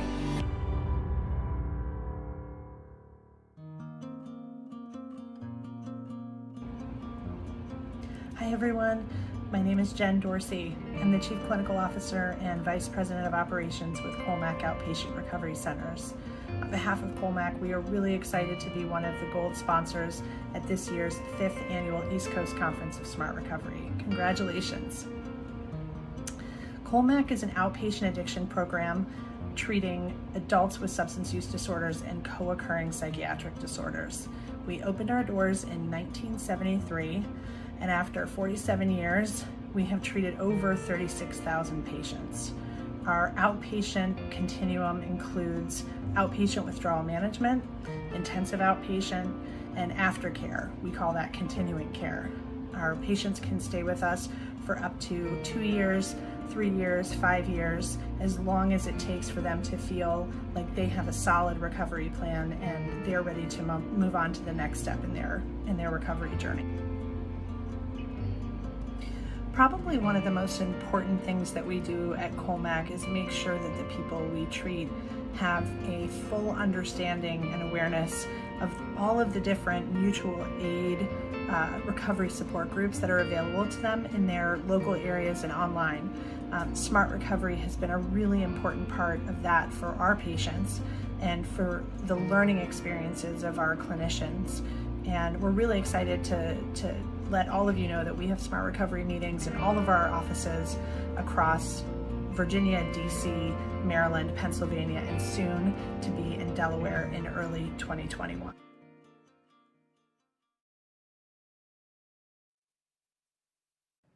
Harm reduction? Harm reduction? Harm reduction. I have no idea what that means. In today's video, we're heading from Boulder, Colorado to NYC to visit the foremost expert on harm reduction psychotherapy, Andrew Tatarski. In fact, he wrote the actual book on it right here. Let's go. A framework for supporting people and making positive change with risky and addictive behavior without requiring that they stop or that they commit to abstinence. Wait, did you hear what he just said? That you don't have to stop using and you can come to psychotherapy and not be told that you have to stop? That's right, no judgment, no shame, no stigma. Come as you are, you're accepted. So that, as a framework, is a fundamental shift from what has been kind of dominant in the addictive behaviors field, which is what we call an abstinence-only approach. Yes, that's what I was taught, the abstinence-only model of recovery, meaning that you have to be sober in order for any true recovery to begin. We can support people in their process of positive change wherever they're ready to begin that process of change without requiring that they commit to any outcome. I think a radical harm reduction stance is one that is radically committed to not imposing our values, our agendas on the people that we're trying to be helpful to.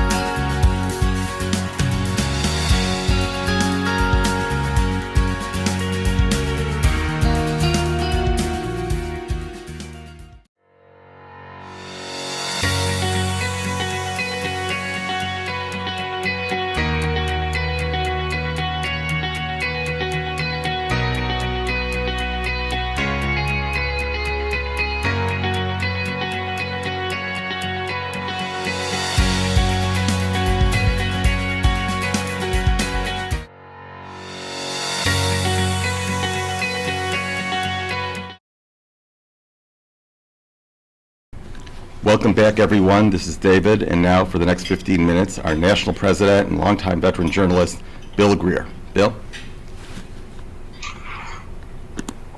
Well, thank you, David. It's great to be here.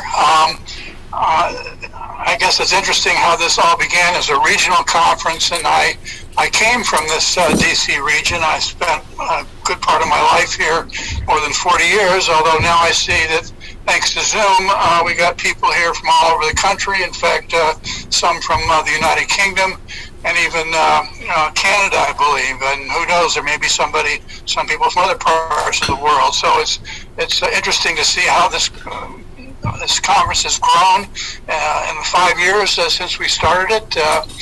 And David has done an incredible job growing it, and especially with the help of many sponsors. So I appreciate what's going on and the great quality of the speakers that we have here at this meeting. I enjoyed hearing the stories about how people discovered SMART and how it affected them personally, because I can tell you my own journey for SMART began in about 2012, and I discovered SMART at an intensive outpatient program. It was my first week in the program, and they told me you got to find a support group because your treatment's only going to last about 8 months, or 8 weeks, I should say. And you're going to need that support group to sustain your recovery and complete your recovery.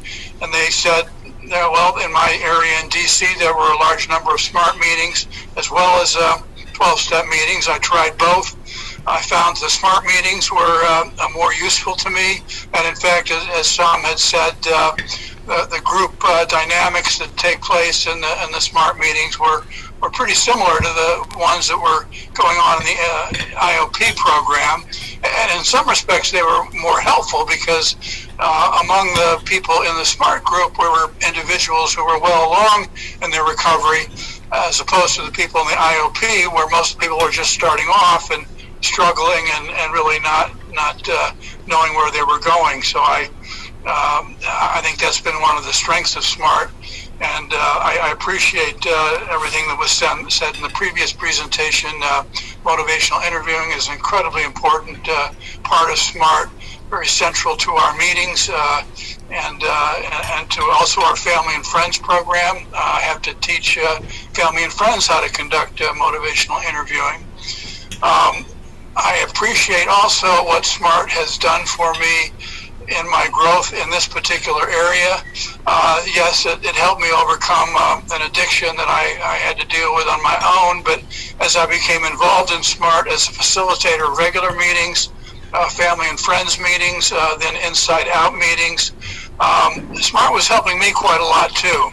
I found the experience of being a facilitator really helped me in my recovery. It also helped me deal with some personal problems that were really having a significant effect on my life. As some of you may know, my wife at that time was very ill. She had cancer, kidney failure, eventually terminal cancer, and I lost her 5 years ago.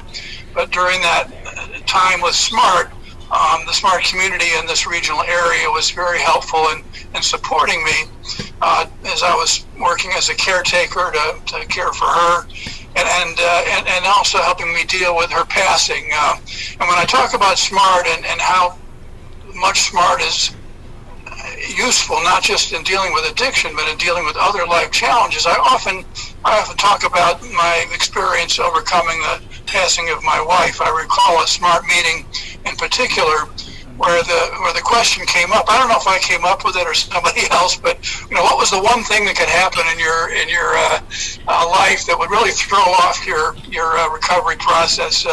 Well, for me, it was not if my wife passes away, but when my wife passes away. And I think talking about that at the meeting helped me begin a process of preparing for that event, so that when it happened, maybe a year later or so, I was prepared for it. I mean, it certainly was a devastating experience, but the last thing in my mind was relapsing or returning to drinking. I was prepared and knew I had to go through the mourning process. And the SMART community locally in the DC area in Maryland were were extremely helpful in supporting me and backing me up, and that was something I'll never forget. So I really appreciate the many people that I've gotten to know there. I think Donny and Michelle, and you've seen Bill Lissik, who I remember when he had hair back then, well, Barry Grant, I'm sorry he can't be with us today, but he has been a very important influence on my life.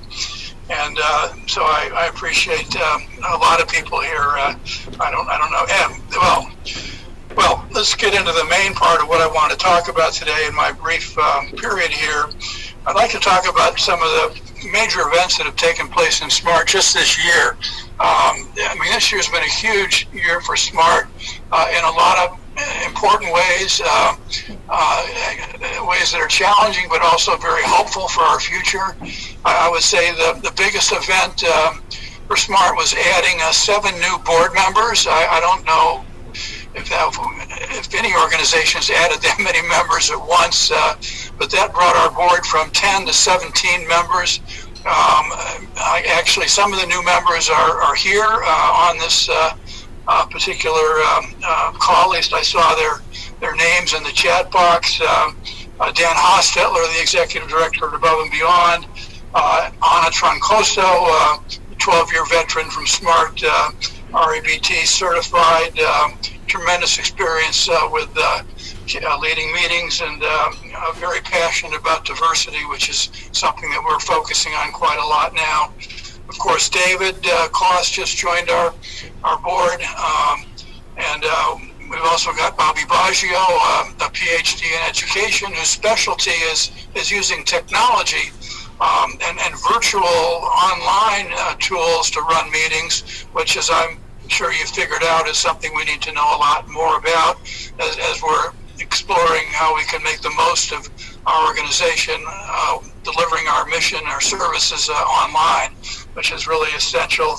We also have Ron Lott, a tremendously successful businessman who's had experience on Fortune 500 boards, and also very instrumental in growing our Inside Out program and publishing a book called Successful Life Skills that brings more to recovery for people from any kind of background, but especially people from correctional facilities. And last but not least, we have Deshaun Duncan, a charismatic youth advocate who really is very passionate about bringing SMART to everywhere, and especially to members of the African American community, where we need to grow quite a lot. All of these individuals, and I think one of the reasons we were enthusiastic about adding them to our board, were involved in a strategic planning process that has been underway since the latter part of 2020. And this was occasioned by the significant growth that SMART has experienced over the last 10 years. I don't know to what extent you all are aware of it. Perhaps many of you are somewhat new to SMART. But just in the U.S. alone, in the last 10 years, SMART has grown from 300 weekly meetings to more than 2,000 weekly meetings. Maybe it's like 2,200 or so, and that's just in 10 years.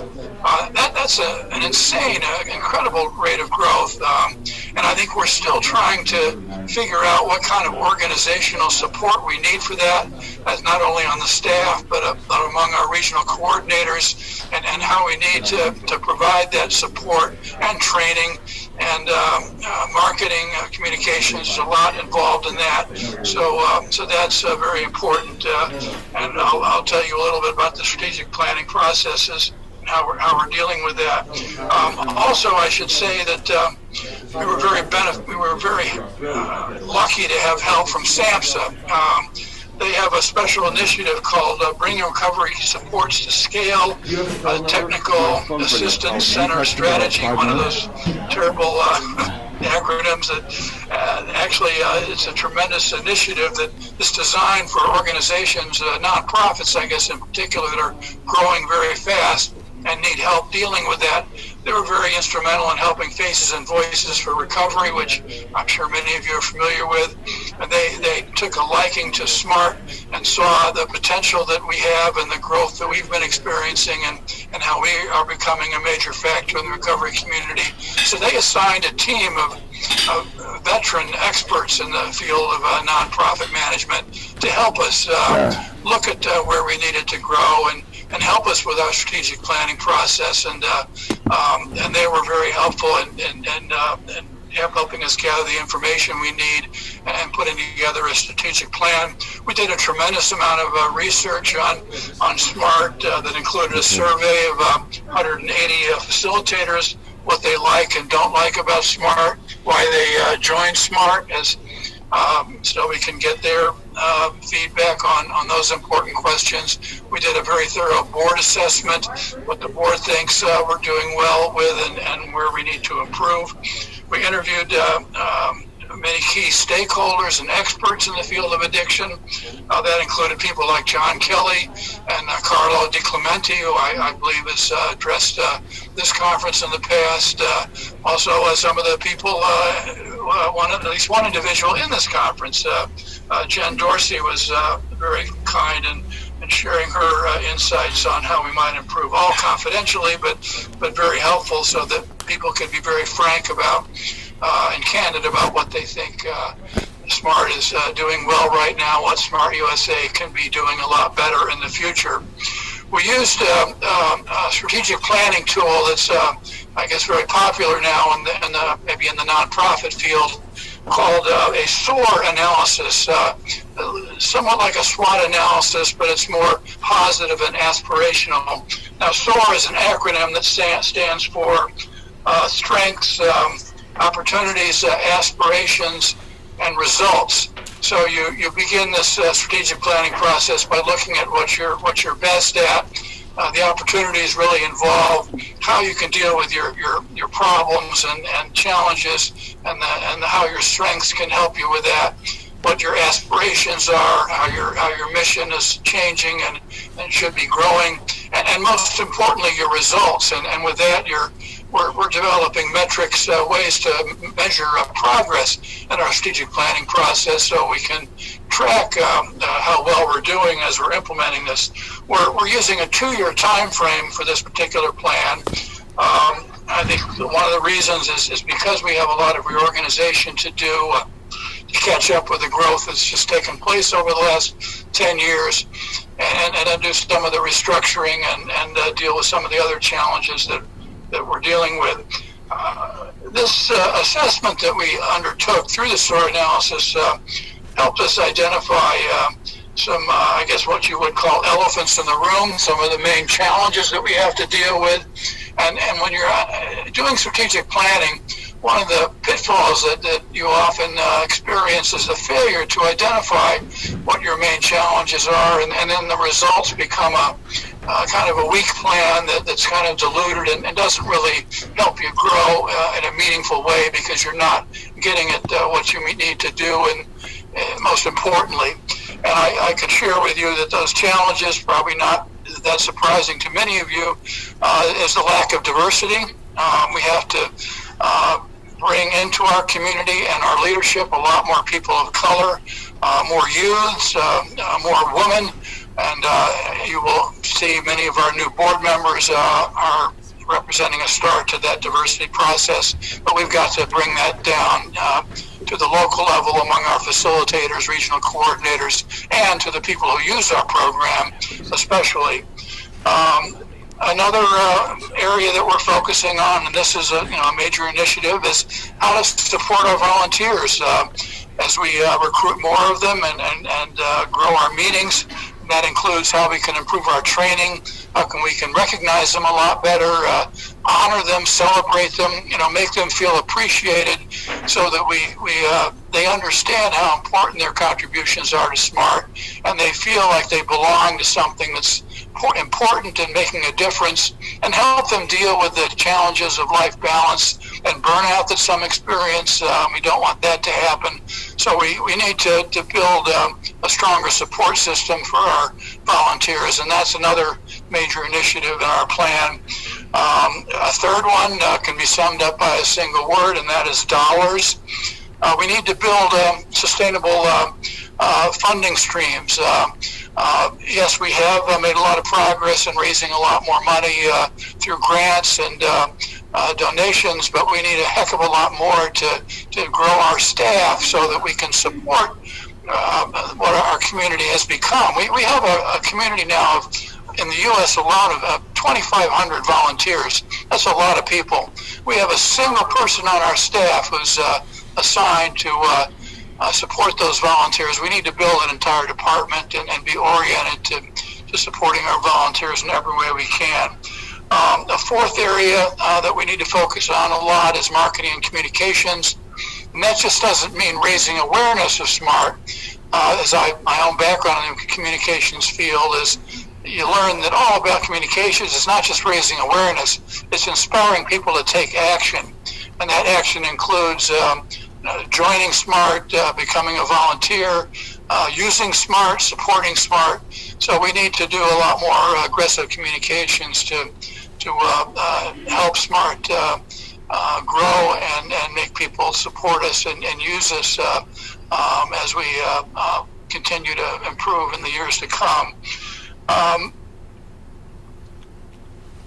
Now, the next step, and this is also one reason why I wanted to talk with you today, and we'll be releasing the details of the plan toward the end of this year. But a plan is just a plan. The key part of the plan is executing it.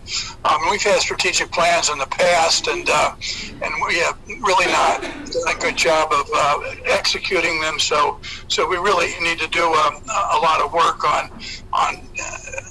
executing this plan and involving our volunteers and our community to the greatest extent possible.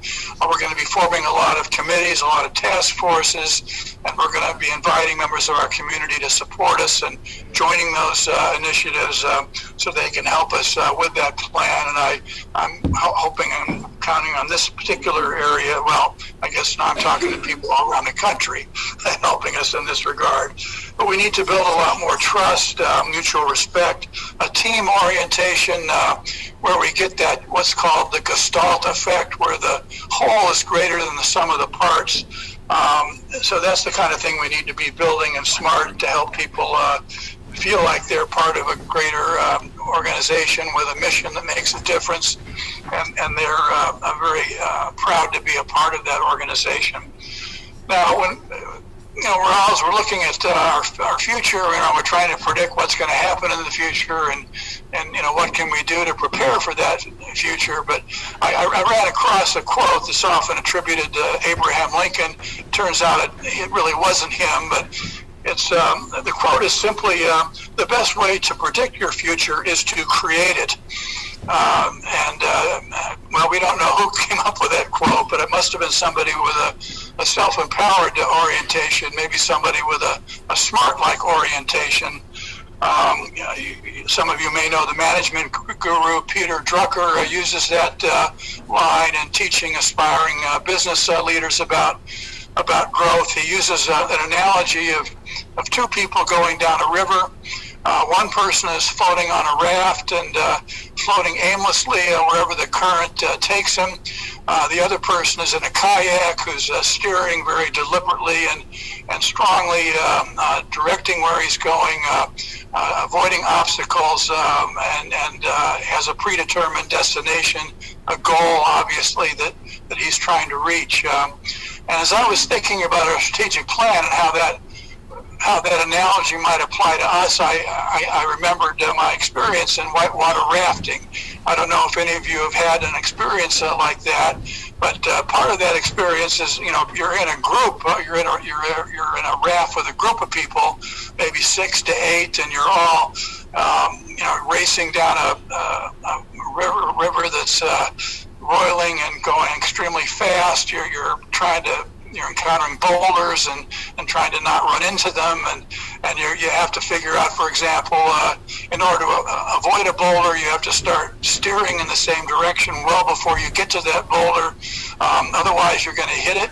So you've got to learn how to start paddling furiously in the same direction so you can make that turn before you get to the boulder.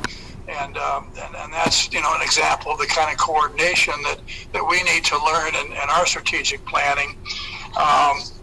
And as I was remembering my own experience, forever imprinted in my brain is how we bypassed 2 boulders and thought we were feeling really great about ourselves. And just as in a moment of complacency set in, and that led us to run into a 3rd boulder, which didn't turn the boat over, thankfully, but it did turn us around. So there we were floating backwards down this river, going very fast, not feeling very comfortable at all. And sure enough, we hit yet another boulder, which turned our raft around, and we were saved by ending up on an eddy, which is a part in the river where an upstream part of the current hits the downstream current, and there's no current at all. So we were able to turn our boat around and start rafting down the rest of the river in the right direction and steering ourselves. So I guess we're probably going to have that kind of experience as we implement our strategic plan. But I think working together, we will paddle in the same direction. We'll have a lot of success. We will also make mistakes, and we will learn from those mistakes. And as I think about how well we might be able to do in our future, in creating our future, I remember something that happened this year that was quite extraordinary, that was an example of the kind of thing we could do in our future and seizing the opportunities and creating our future in a very deliberate and effective manner. I think you all probably remember when the pandemic hit us back in March. I remember a date on my calendar, which was March 14th. That was a Saturday, and that was the first meeting of a small team that was formed at Smart Recovery at the national office among our IT people, our leadership, our regional coordinators, Smart Recovery Online people were redetermined. We had to move our meetings online. I mean, we couldn't meet in person anymore. We were getting kicked out of hospitals already.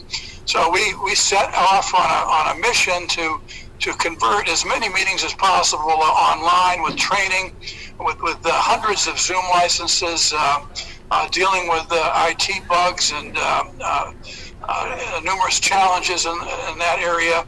And in a period of just 6 months, of just 60 days, I should say, we moved 600 meetings online in North America. In 60 days, 600 meetings, training all those facilitators to do it. In addition, our Smart Recovery Online community, where we have national meetings, we grew that from, approximately 35 meetings to, I think there's 55 meetings today, adding new meetings on teens, meetings for Spanish-speaking people. We have meetings on meditation and mindfulness, and we're continuing to innovate.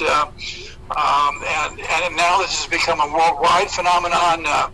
Smart Recovery International reports that we're close to offering, believe it or not, a point where there is a smart meeting taking place somewhere around the world, 24 hours a day, because there are now online meetings in numerous countries. Australia, you have more than 80, the UK 10, Ireland more than 20, more than 750 meetings online in all around the world. And that's an extraordinary accomplishment for the entire Smart Recovery community internationally. And those of us in North America and the U.S. in particular, were able to do this very effectively. I think as we were thinking about our strategic plan before the pandemic, we were thinking, yes, online meetings are going to be a very important part of our future. Well, we made that a future. That future arrived a lot more quickly than we thought. And I think that's going to be a good thing for SMART, because even after the pandemic ends, I think online meetings are going to be a big part of what we're doing, and we'll be figuring out how to integrate that into our growth plan to make our program more available to people in rural areas, to people who can't get to meetings conveniently, and to people who can go to a lot more meetings than they could before. And I guess just to close, as we're trying to figure out a theme for our strategic planning, I think it is no less than getting to the point where we can have a SMART meeting for everyone who wants it, everyone anywhere in the United States. And I think that is the goal of our plan. And with that, I invite you to join us as you see information about the plan going forward. and I look forward to working with you. And please contact me if you want to help through David and others on our board. So thank you very much. Thank you very much, Bill. Thank you.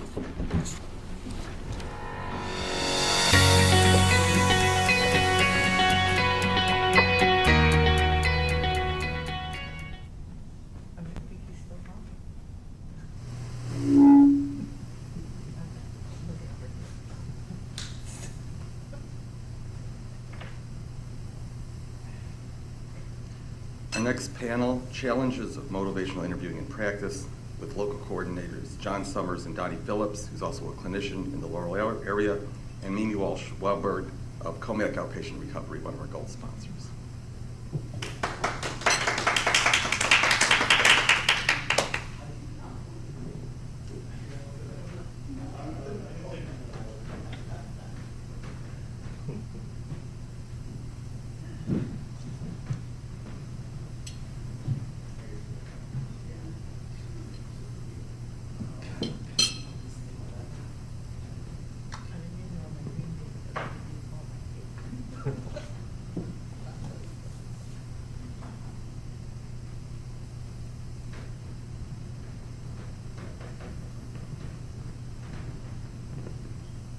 Is this on? I guess it is. Somebody forgot their lunch up here. Hey folks, my name is John. Just to do a real quick update on what this panel is, we thought it would be a really good idea to put 3 different types of individuals that use motivational interviewing and the challenges of it up here.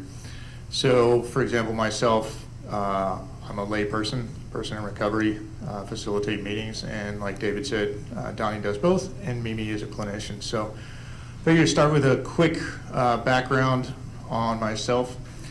So I retired from the Navy in 2015 as a Master Chief Master Diver, and ended up going to rehab 7 months later for alcohol. And but the interesting part, the first thing that I did was I went to SMART. And the inpatient facility that I got to was Ashley Addiction Treatment. And by the way, thanks for sponsoring part of this event. So after I got sober in April of 16, I ended up sticking with SMART and took over the SMART Annapolis meeting in April of 17. And then last year, when Kolmac opened their facility here in Annapolis, we jumped in for their 3rd hour. And so I run a Monday night meeting and a Wednesday night meeting here in Annapolis, and it's just been fantastic. But as we'll get into, I have some unique challenges when it comes down to MI. But I'll pass it on for a moment. Hi, I'm Donny. I started facilitating groups in 2009, and my goal was 1 or 2 years, get out, somebody would take the group over, and I could go on and do something else. Here I am 10 years later sitting on a panel. Who would have ever thought? I think a couple of the reasons I stayed on were it was unique because there was a new challenge every week. You know, you never kind of knew what you were going to walk into.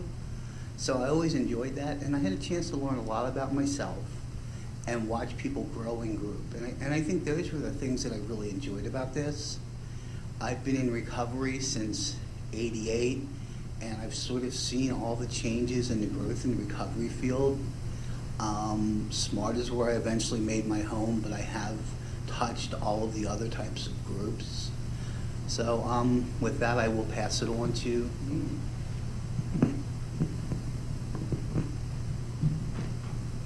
Hello, my name is Mimi Walsh-Wehberg, and I'm a licensed professional counselor in the state of Maryland with a graduate degree in clinical psychology.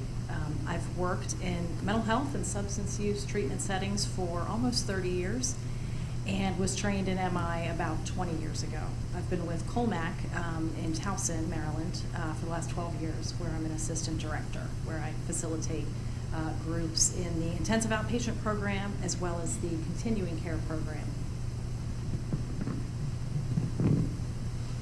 Hey, so I think I'll start with some of my personal challenges with running meetings. I like control. I think that's the biggest issue that I have. So I run two different types of meetings. The Monday night meeting is a very open conversational group meeting, essentially a long check-in and group discussion. And it's one of those meetings like you never know what's going to happen or who's going to say what. And the anxiety that I have driving, well, no, we don't drive, but the anxiety that I had driving into the parking lot and seeing a specific vehicle there, knowing that I have to deal with that specific person in group is very interesting.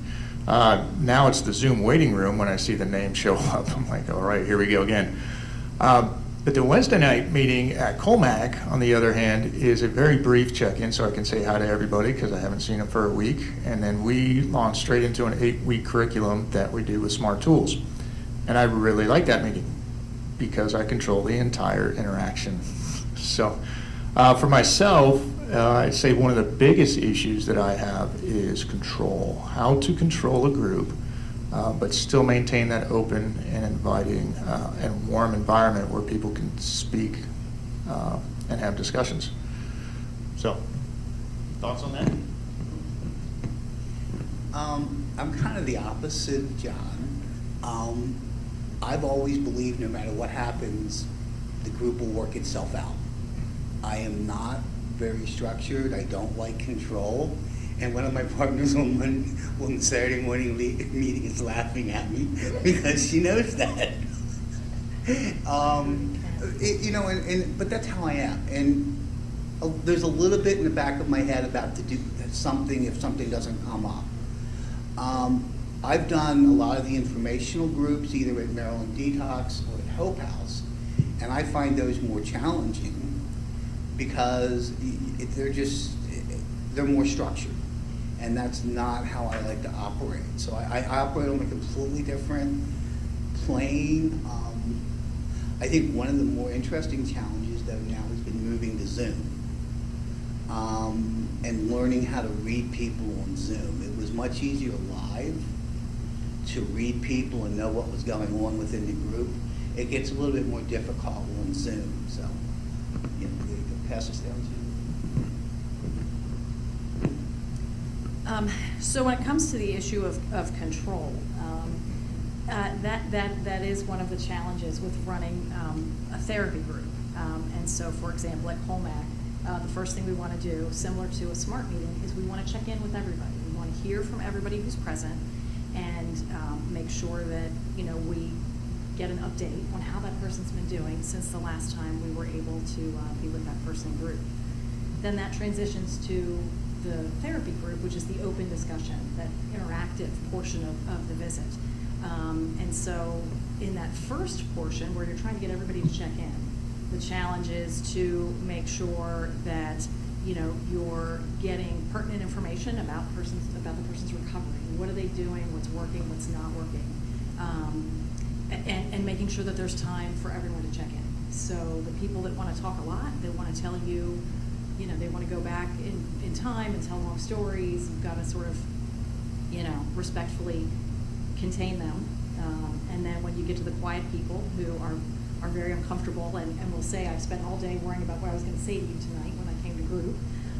The idea is to try to pull them out, try to help them feel more comfortable, try to point out you were feeling uncomfortable about coming here, but you did anyway, and I think that's great. And how did you make the decision to come, knowing that you were so uncomfortable about this?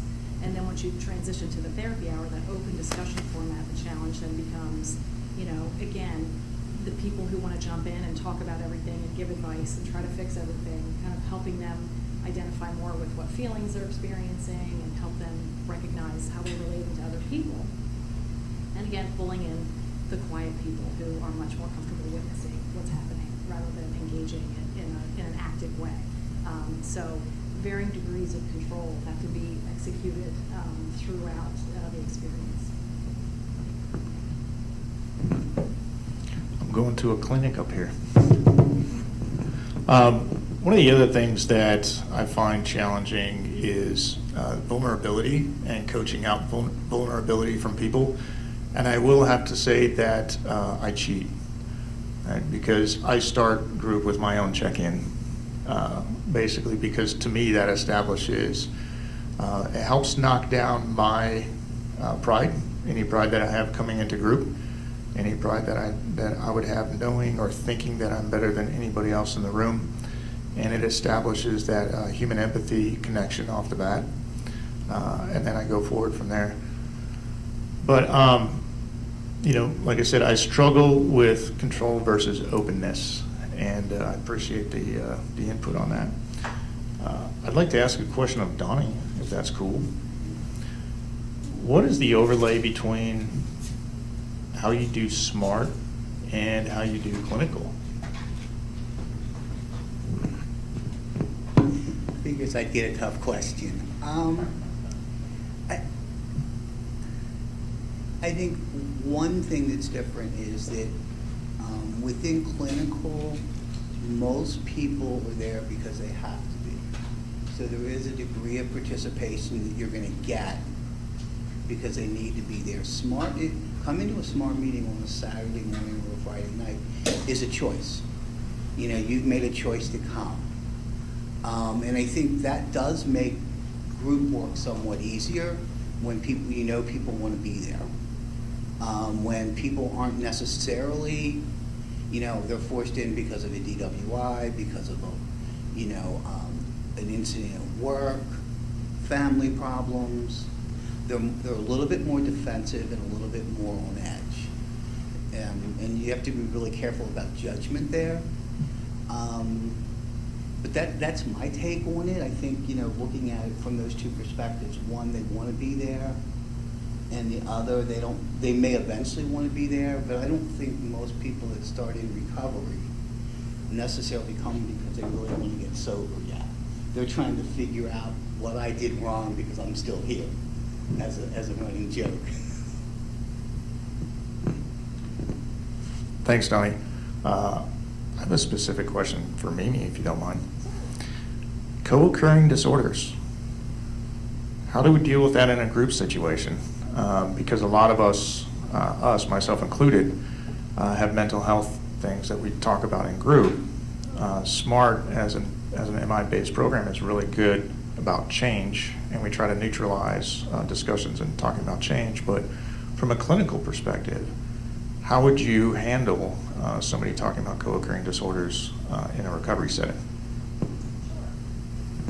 Thank you. And you know, at Kolmac, we are what's considered a dual diagnosis treatment facility. So that means that everybody that comes into treatment with us has a primary substance use disorder, but also probably, you know, about half of the people on any given day also have a co-occurring condition. And we are, you know, we have the staff and the training, you know, to help people manage that. So, you know, one of the things that we really try to help people learn early on is that, you know, once the substance use has stopped, then the next step is, okay, let's look at the various life experiences a person is having and figure out how to manage those without relying on a substance to address that. So whether it's someone's depression becomes more active, you know, they're starting to feel their symptoms of depression or anxiety more acutely because they're no longer numbing, or they're, you know, having arguments with loved ones because they're more aware of the stress that's going on in the relationships. You know, in either case, we're trying to help people. It's one of the ways that we also help the group members connect with one another, because people with very different stories can find it very relatable to one another to know that, oh, you feel anxiety right now too. How are you getting through that from day to day? What's working, what's not working? And so we look at that as, you know, this is part of your life that you're learning to manage. We also like to point out that, you know, when a person gets into recovery, they're in a much better position to manage their medical conditions, whether it's a co-occurring mental illness or a physical condition, because, you know, taking the substances out makes it easier to figure out, okay, what medications are helpful? What other strategies are helpful? So that's, does that answer your question? Great. Thank you. I know, because one of the things that I do ask, and my group members know, when a new person comes in, I generally like to ask the question, do you have a psychologist and do you have a psychiatrist? And especially if couples come in, I just tell them straight up, I don't do couples counseling, because that doesn't work. But Donny, you work in crisis management, right? And how would you use MI in crisis management, either individually or in a group?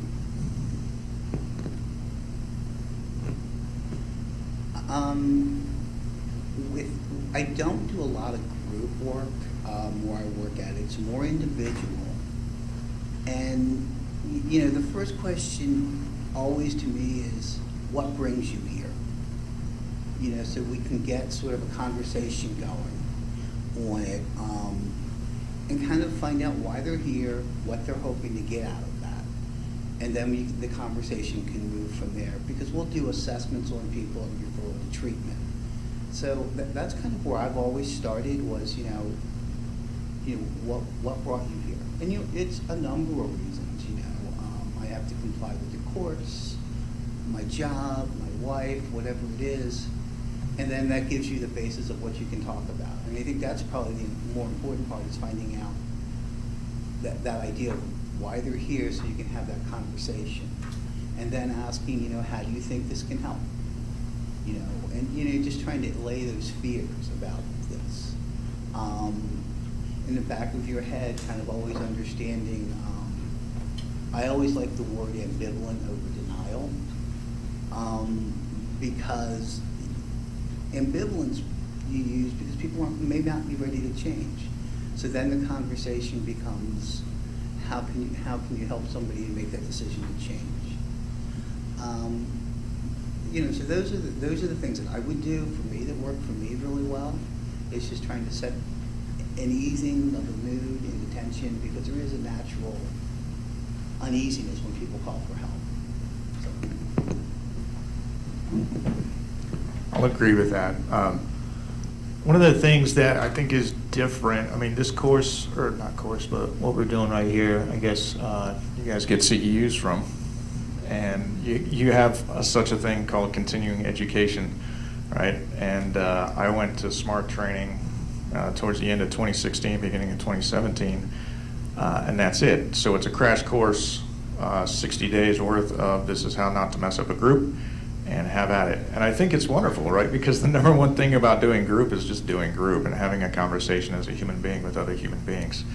But as far as continuing education and staying fresh,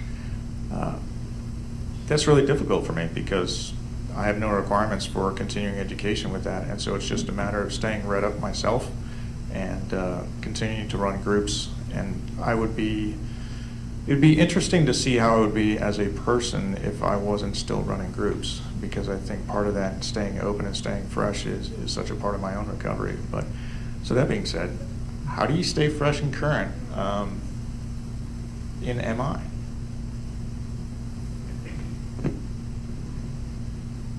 Well, yes, as you mentioned, you know, Donny and I both would have to, you know, as part of maintaining our professions, we have to, you know, go to seminars like this one, where we're, you know, staying on top of the latest research on, you know, specific topics, including MI. One thing that's important for me, that's been very beneficial, is also collaborating with colleagues and providing basically group supervision, where, you know, so for example, you know, on a weekly basis, my colleagues and I come together and sit and talk in a group about how are we doing, what challenges are we experiencing, you know, doing our work, whether that's running groups. It's a chance for us to talk about how, okay, I'm having this strong reaction, you know, when this type of thing happens in my group, or to your point about seeing a certain name pop up on the Zoom screen and say, wow, I've got this new person in my group and I'm having this strong reaction, and it gives us a chance to provide each other with feedback. And so that's a really important part of the experience for me as a clinician, is collaborating and getting feedback from other professionals, you know, that I work with on a regular basis.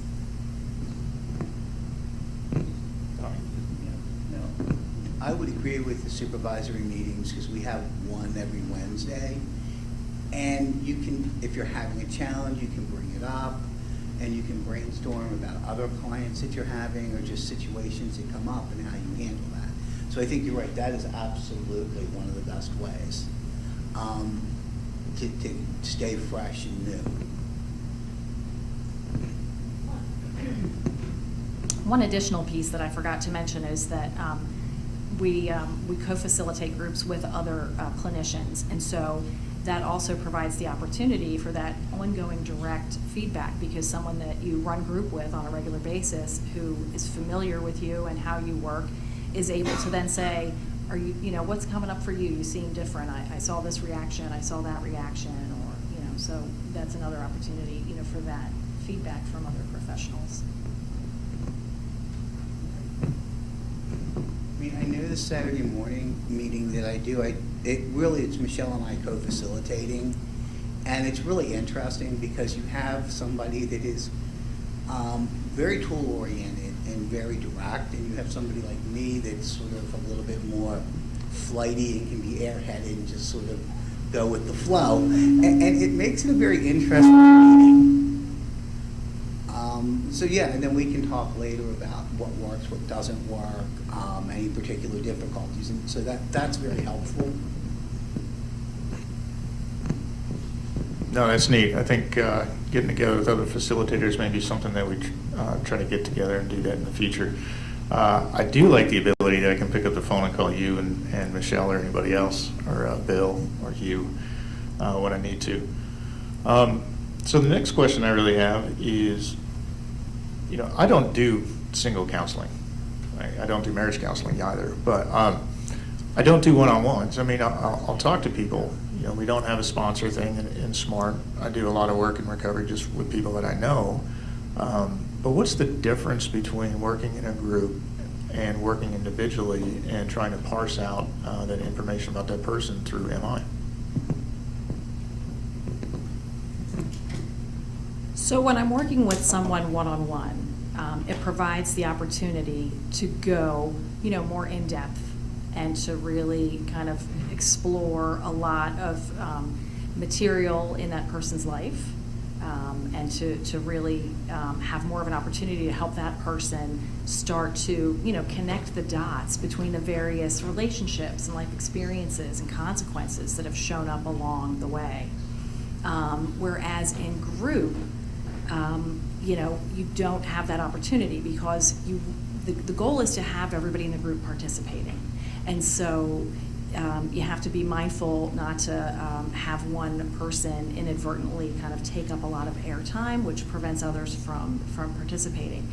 And so that's more the content side. On the process side, which we're looking at the relationships between people, group is an opportunity for people to start to learn how to have open, successful relationships. And by successful, I mean offering each other direct feedback in a respectful way. So you mentioned vulnerability earlier, and the hope is that group members will feel safe being vulnerable and showing their true selves in the group and being honest, and that then other group members will respond in kind and offer feedback that is objective and respectful.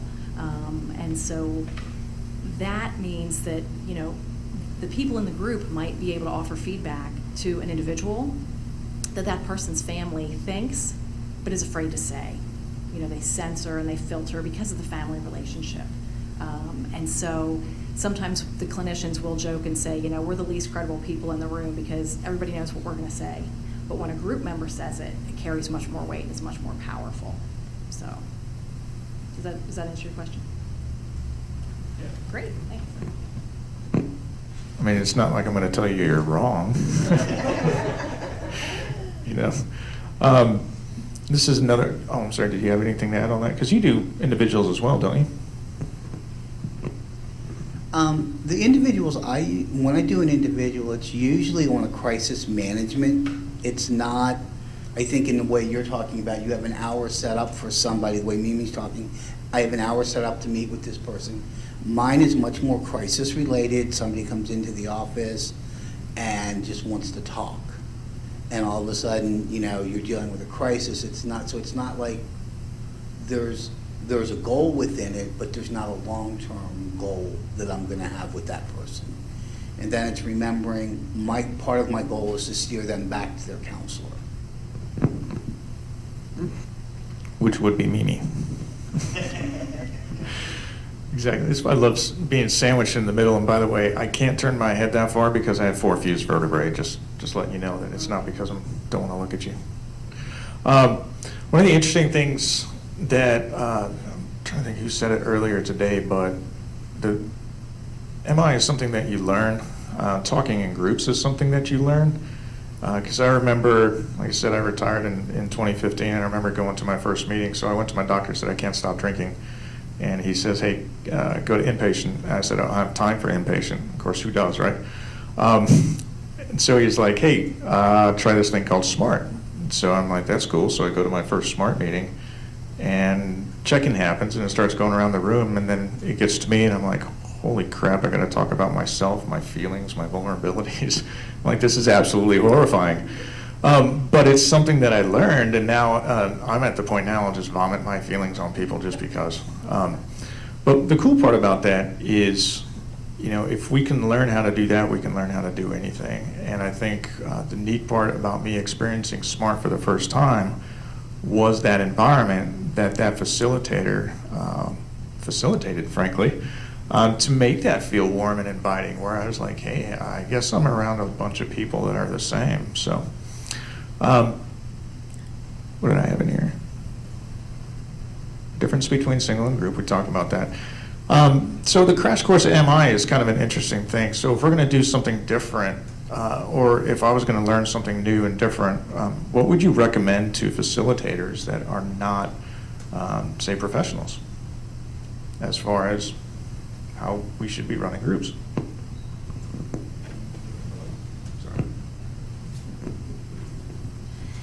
So in terms of, you know, staying on top of your sort of your group skills and learning more about motivational interviewing, you know, I would definitely encourage facilitators, you know, one, kind of like what Donny was talking about, where you actually get to facilitate with somebody, to maybe find that opportunity to connect with other facilitators, to, you know, have a group discussion about, okay, what's working for us, what's not working for us, what are we learning about ourselves, you know, as well as, you know, pursuing maybe opportunities like this one where you attend a seminar that's about, you know, more specifically about MI, motivational interviewing, or, you know, about running groups. You know, Donny and I are required to do that, you know, those types of activities, but the reality is, you know, they're open to, you know, other people as well, so it's not like you wouldn't be allowed to. It would be, you know, great if you wanted to pursue that.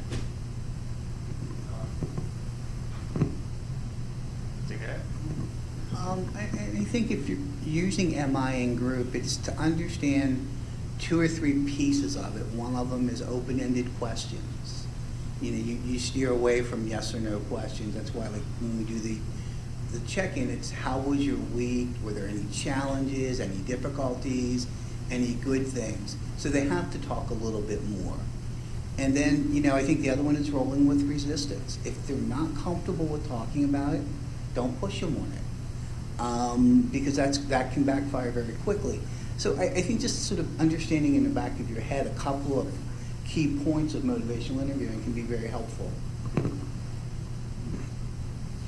Thanks, Donny. I said earlier I don't do couples counseling, but what happens when you have a couple that comes to your group, which happens quite frequently, and even on Zoom, having a couple that is together on Zoom, you know, where one or the other or both are in recovery, it makes it really hard to split between the two and to ask those types of questions to one or the other, knowing that they're both sitting there. So any recommendations for that kind of situation? So that's where I'm lucky, because we don't allow that. So in group therapy, the idea is to have a room full of strangers, because while it sounds counterintuitive to say, go into this room full of people that you don't know, that you haven't seen before, and talk about things you don't tell people. But ultimately, it's very freeing, because people don't have to worry about seeing that person at work or in the grocery store, and it's not their, you know, sister's ex-boyfriend. And so in a therapeutic setting, you would have those people be separate. When people in my group talk about attending things like SMART with their significant other or their spouse who's also in recovery, I encourage them to also make sure that they're attending those types of meetings alone as well. I say you want to make sure that you're not always going with that person. And I'll point out, because my concern is that you will filter, you will censor. It will be not the same experience as if that person wasn't in the room. And so, you know, as a facilitator, you know, that might be something to kind of check in with the couple about, like, oh, do you guys have an opportunity to go to separate meetings as well? And, you know, to sort of introduce the topic. And maybe they do. Maybe they'll tell you, oh, we always do. Or maybe they'll say, wow, we don't want to do that. And it's sort of an opportunity to say, oh, well, you know, to find those opportunities to kind of encourage them to separate, so that their recovery doesn't become so attached to their spouse or their significant other. You know, that if that person, you know, has a return to use, that they're that much more vulnerable to their own, you know, challenges, because they're so, you know, kind of attached to each other in that way.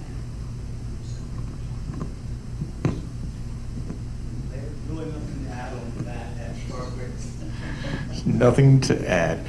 Hey, for folks out in digital land, I'm watching the live chat here, so if anybody has a specific question for any one of the panel members, just type it in and we'll go for it. Let's see, we talk a lot about controls versus open.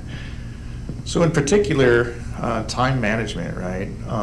And Zoom makes it a lot harder for me to cut somebody off or to redirect, because it's kind of a one-way transmission. But what are some of the ways that you redirect or take that time back, or that control of that group and that time back from a client that is too conversational?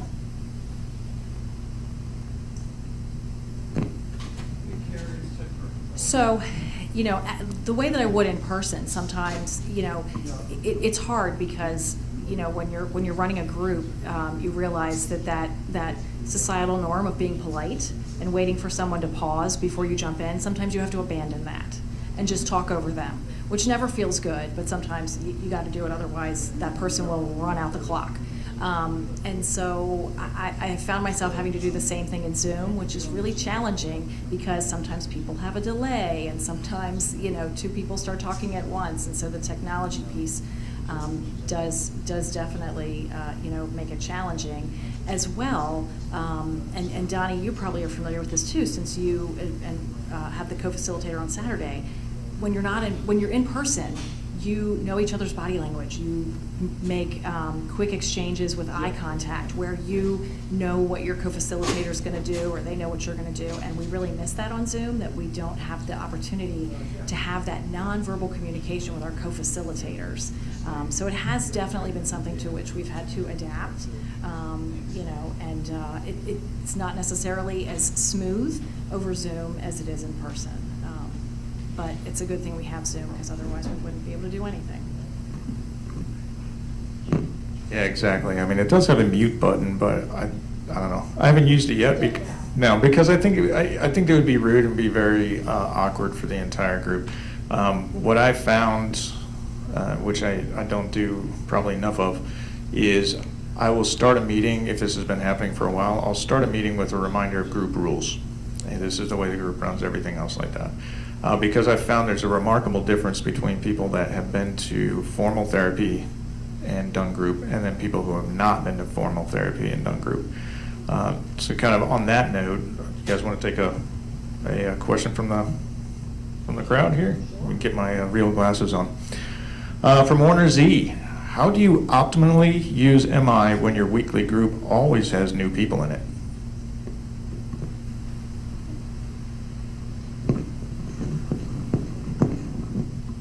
I think again, the biggest one is just making sure that you're asking open-ended questions, so that people can answer a little bit more in depth. That's one technique to use, and I think it's probably the biggest one to use, because you're right, you do get different people each week, and that becomes a challenge. And I also do think that the group members will follow. If you have like a fair amount of old people in a group that have been there for a while, they can help kind of regulate how it will go too. All All right, I'm going to take the next one and then hand the next one over to you. Crap, I took my glasses off. So from Loretta, for the panel, in your words, what would be the best response in a meeting situation when someone who is sharing may be using drinking? It depends if they're actively inebriated or not, because this has happened to me a couple times. So the way that I deal with that is it went around the room and the individual tried to check in and started talking about how many shots of, what's that cinnamon stuff, whatever that was, that he had done that day. And I'm like, bro, you're in a room full of alcoholics and we pretty much can recognize that when you walked in. So what I basically said is you're allowed to sit here, but you're not allowed to speak. And as long as they did that, then I was fine with that. But as far as actively using, I would prefer not. And so for Mimi, let's see. How do you handle having people in SMART meetings or therapy groups who are in different stages of change? So that is a really great question, because it is a common experience that, you know, people all being in a group together can have very different experiences, be in the therapy group for very different reasons. You know, some are completely externally motivated and are there simply to avoid a significant consequence, such as, you know, incarceration or job loss, or their, you know, their family, you know, not allowing them to remain in the home. And then some people are internally motivated. They haven't had significant consequences and they want to, you know, they definitely want to get healthy and get into recovery. And so as the therapist, what I'm trying to do is help the group members see what they share in common. And so their stories can be very different, but maybe they both are experiencing similar feelings. And so that's where you know, if I've got someone who's really at a stage of change that is, you know, really just kind of, you know, they're pre-contemplative, you know, I'm trying to help that person see, you know, what he or she shares in common with the people who are at a healthier stage of change, to help them start to identify into the group as opposed to out of the group. You want a shot? No? Yeah, I think that's really interesting too, because I'll say my input from it is, because it kind of goes along with the question that was posed before, which is how do you deal with MI when it's a constantly washing machine of new people coming in and out? Because I'll get somebody that's either, hey, this is my first meeting ever, like it was for me. I'll get people that come straight out of rehab and have been there, and then it's kind of the entire gamut, you know, going from 5 years sober to I'm still in DT because I quit drinking last night. And so that's kind of an interesting thing. What I found really cool about SMART is it's really simple for me to break down the fact that we all use the same tools all the time, regardless of what stage that we're in, right? So an ABC is an ABC is an ABC, you know, which is one of the tools I use quite a bit. I use DEADS for anger and anxiety, and I teach it that way. It's not just for substances, it's for the rest of my mental health issues that I have as well. So in that situation, I can kind of dial it down a little bit. Let's see what else we have. So nobody else has chimed in, so I guess I'll go back to one of my questions, and I'm going to give it to you because it's a hard one. How do you deal with somebody that comes in and is looking to moderate?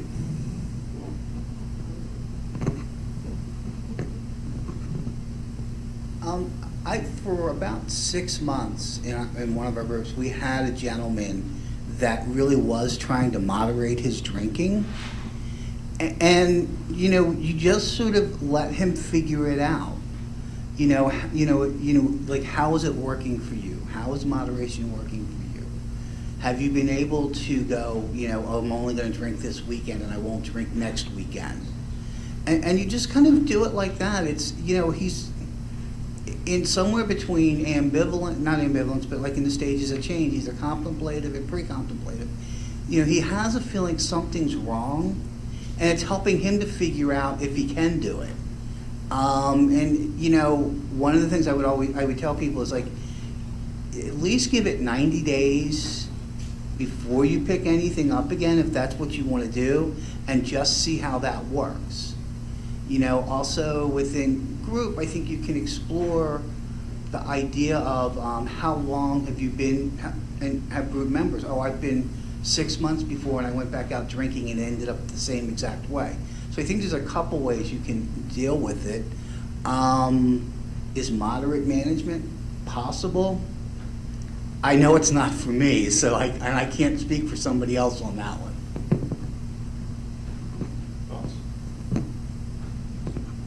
Sure. Because sometimes you will definitely have a person in a treatment program who says, all right, I won't drink while I'm in your program, but, you know, I'm going back to it. And so at that point, the group can use that opportunity to sort of help that person see how their disease has progressed over time. Really? Okay, so, you know, but you stopped before and started using again, and wow, things seemed like they got worse. You know, we try to, in terms of motivational interviewing, we try to help people recognize the positives, the positive changes that are happening in their life as a result of being in recovery and being sober. You know, because, and again, what I'm going to say is predictable, so I try to be careful and not say, well, if you drink again, oh my gosh, these things are going to happen. You know, but I'll say, I would encourage you to consider the benefits and the costs. You know, look at what could happen. Is it worth it?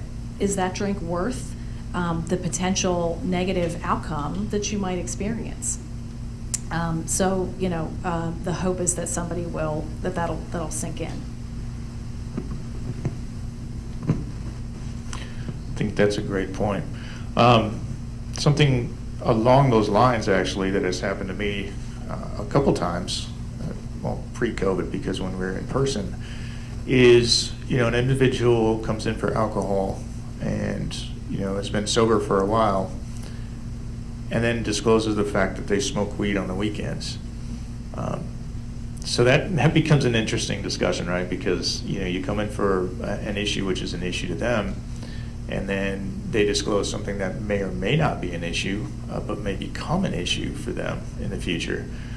So I find that one really interesting. There's nothing in the handbook that covers that. But no, I mean, from an individual perspective, I just look at it, you know, as kind of the definition of disorder. Is it causing distress or is it causing an impairment? And if it's causing neither, then it's not really my position to help them change if they don't want to help, if they don't want to change. So, any thoughts on that? Go for it. So again, one of the benefits of the group setting in a situation like that is that you can kind of throw it out to the group and say, what comes up for everybody when they hear Bob talk about this? That, you know, he stopped drinking, but, you know, he smokes, you know, a little bit of marijuana every night to get to bed. And invariably, you're going to find that, you know, you'll have people speak up and say, well, you know, when I tried that, it didn't work for me, or I ended up switching substances. Clinically, we talk about cross-addiction, which is when you switch substances or switch behaviors. Maybe somebody stops drinking, but then they're at the casino every weekend gambling away the mortgage payment. And so, you know, it's an opportunity to have group members share their experience of, you know, using multiple substances or engaging in other behaviors that aren't consistent with their recovery program. Fantastic. The other one that I'll add to that was different set of individuals with alcohol issues that came in. There was a couple, and it ended up for a few months been sober, and then they came in and said, "Hey, we relapsed this weekend." I said, "Well, what happened?" They said, "Well, we got drunk and called our dealer." And so I'm like, "We're going to talk about alcohol now?" So it ended up being a really good segue into something like that, because they had talked about drinking before, but they didn't talk about problematic drinking, and they were there for cocaine. And so we talked about cocaine, and then after that we talked about both. So it's a really good point on that. Let's see, what else do I have on my list? Is there anything else from the crowd? I know I had one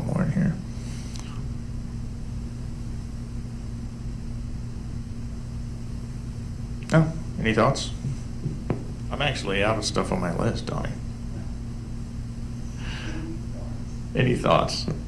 Random thoughts from Donny.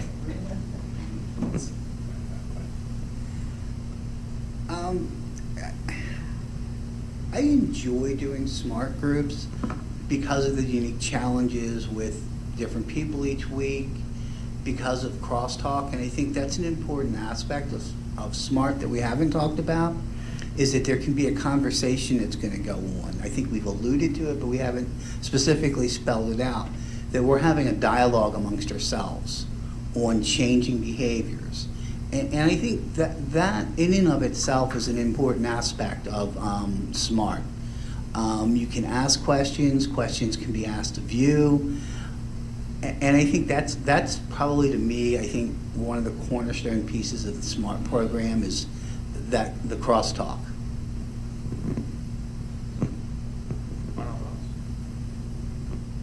Sure.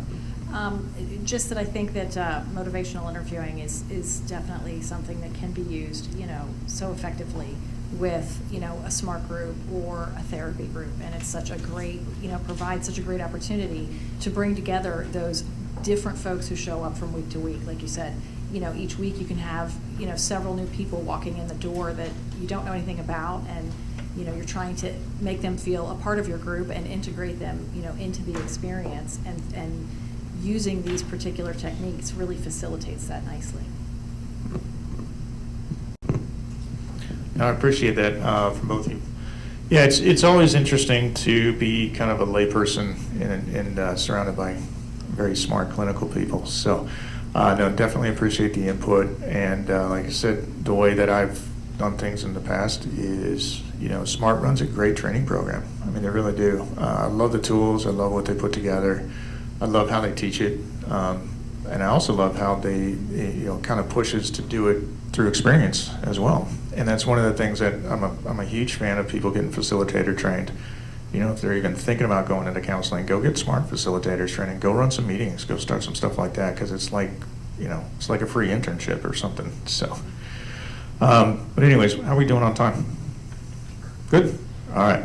Hey, appreciate everybody's time, and moving on to the next speaker.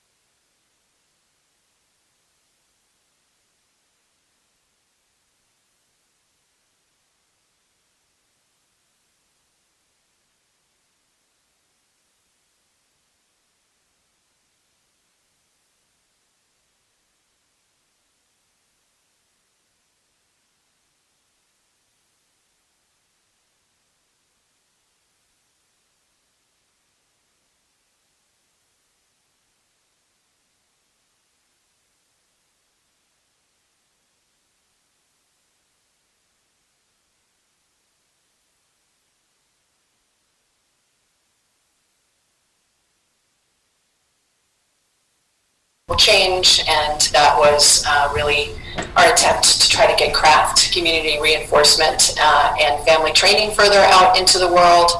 And then we started My Love, which is the Foundation for Change. So I'm here today as a tell her to stop until fixed. Okay.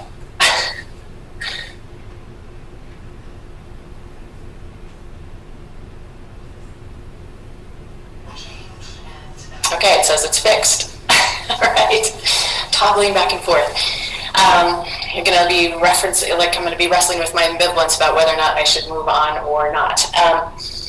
So the Foundation for Change is really, it is my main love of all the things that we've done, because I think it has the potential to help the most people. We really wanted to find a vehicle to take all that we've learned in trying to help people who use substances and their families. We wanted to try to figure out how to get all the evidence-based treatments further out into the world, because as many of the people in this format know, scientists have had a hard time disseminating information. They're not great at it, and it's interesting and painful that traditional treatment programs have not tended to pick up the evidence-based ideas. So it's only been pretty recently, and I'm thankful that things are actually changing. But evidence-based treatments are pretty new on the scene in the treatment industry. So, and they've been around for a long time. So the Foundation is our attempt to specifically help family members, and I am going to, because one of the things you guys have been talking about, and I've appreciated so much of everything that's been talked about to date, because it's all going to be in the Invitation to Change approach, which you're going to be hearing about, because it's deeply baked full of MI and empathic understanding. But we really want to help. We consider the family the change environment, right? So you guys were talking a lot about how do we create an environment in our SMART groups where people can really embrace change and find their own ways to towards that change. Well, families are often the person's group, right? So we have to, and families have been neglected typically, and they've typically gotten horrible advice about how to help their loved ones. So we really wanted, the Foundation's mission is to help those family members get information so they can create an environment for change. And so I'm going to share my screen and host disabled participant screen sharing. So I can't share it. Can I share my screen?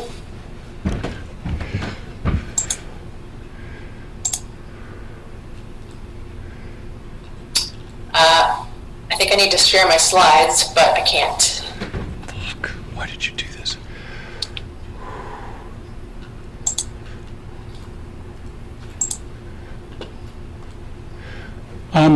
Carrie? Yep. Sorry to bust in here. I'm going to be showing your slides And if you just tell me next slide, that's fine. So just don't worry. Just tell me what number slide you're on when you announce it. Thank you so much. Thank you. Okay, no problem. Just go ahead. You don't have to share your screen. Just go to the first slide. I will say, like, doing these Zoom things, they've been so incredibly helpful. We're still figuring them out, so I appreciate all that you guys are trying to do in running this conference through Zoom. So I am going to start going through the slides, which hopefully you guys can see. You can go ahead and move Ted to slide number 2, which is our mission.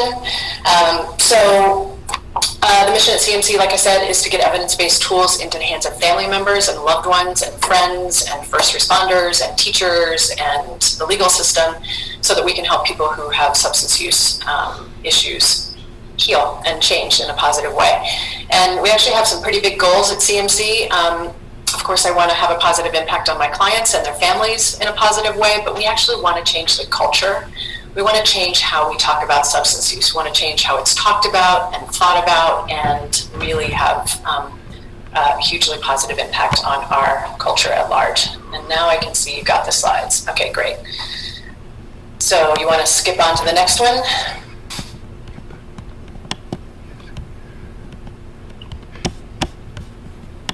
Yeah, just what slide are you on, Carrie?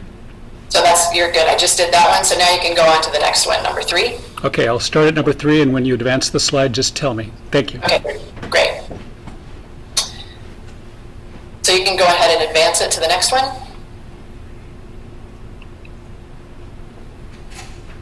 You can advance it.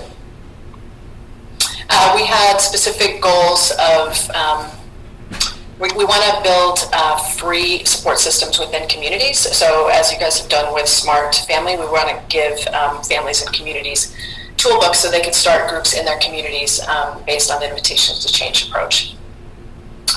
All right, so I am on to slide 4. Can you go to slide 4? This is a little tricky.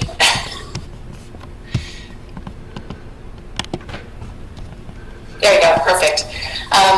So the point of today was to talk about how we're using empathic understanding specifically in terms of how we're trying to share that with our culture at large so we can have a positive impact.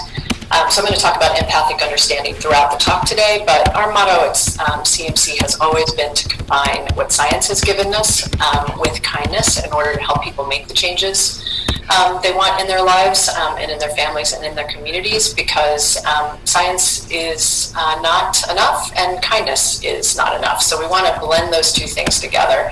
And what we're up against is stigma, which is based on lack of understanding and lack of compassion. So part of what we've tried to do in the Invitation to Change approach is increase empathic understanding so that people really, because we believe like you can only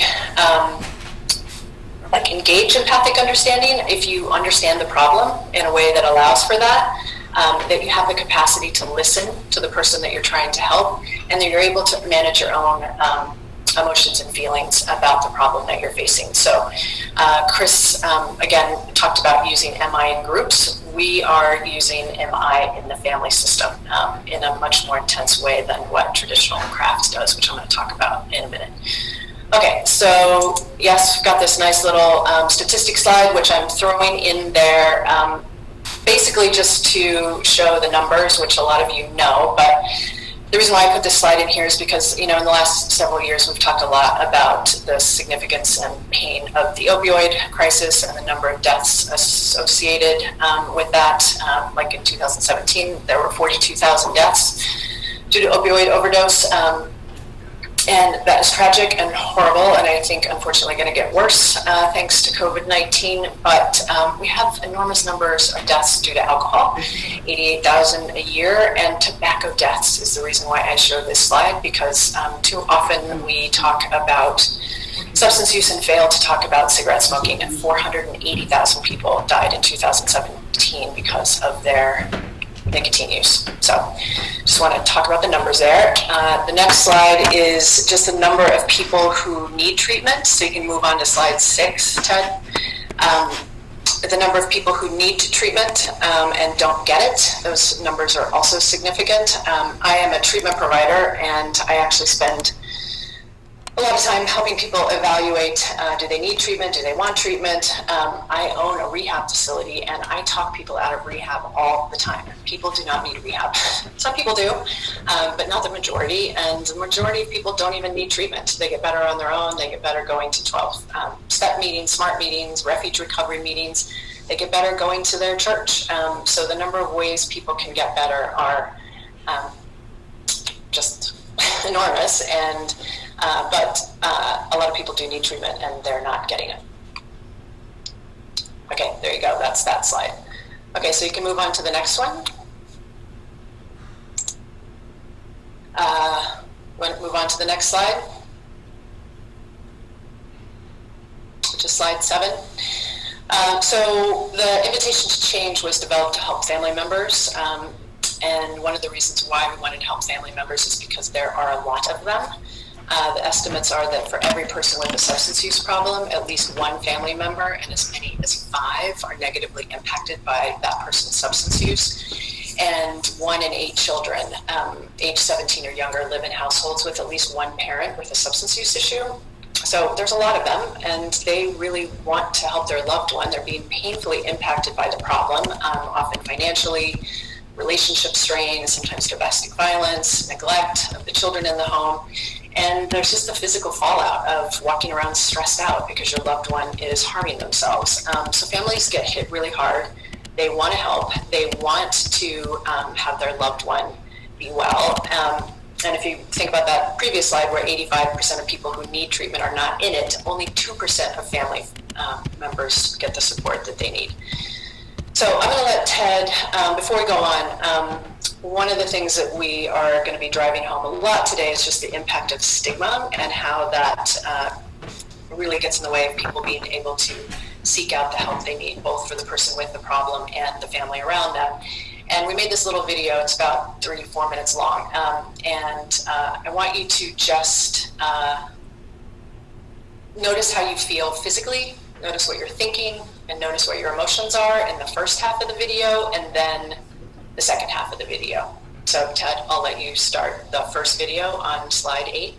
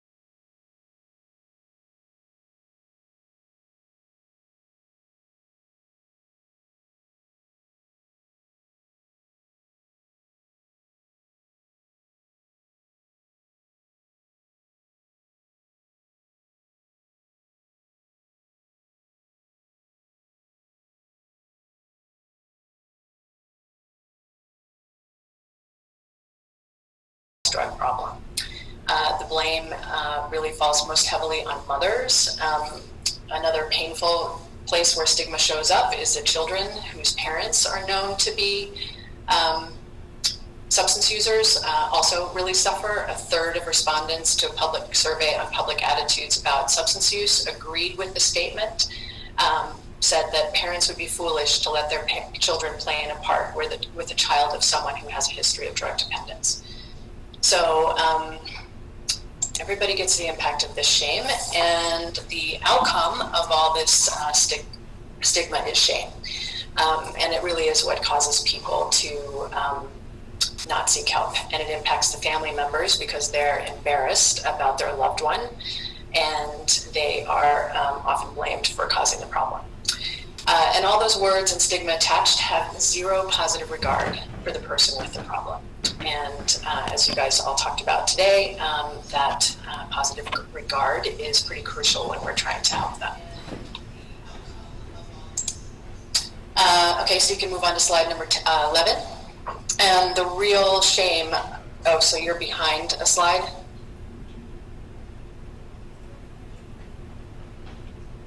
I need you to go to 10 and 11. I've already skipped through there. The real shame of it all is that family members really do want to help, and studies have found that family influence is one of the most commonly cited reasons why people seek treatment. So we've got to find a way to reduce shame and stigma for everybody involved if we are going to help people address their substance use issues. You want to move to slide 12. This is just a lovely slide on slide 12, and I'm sorry you're hearing my editorial. I can't tell whether you guys are in line with me or not.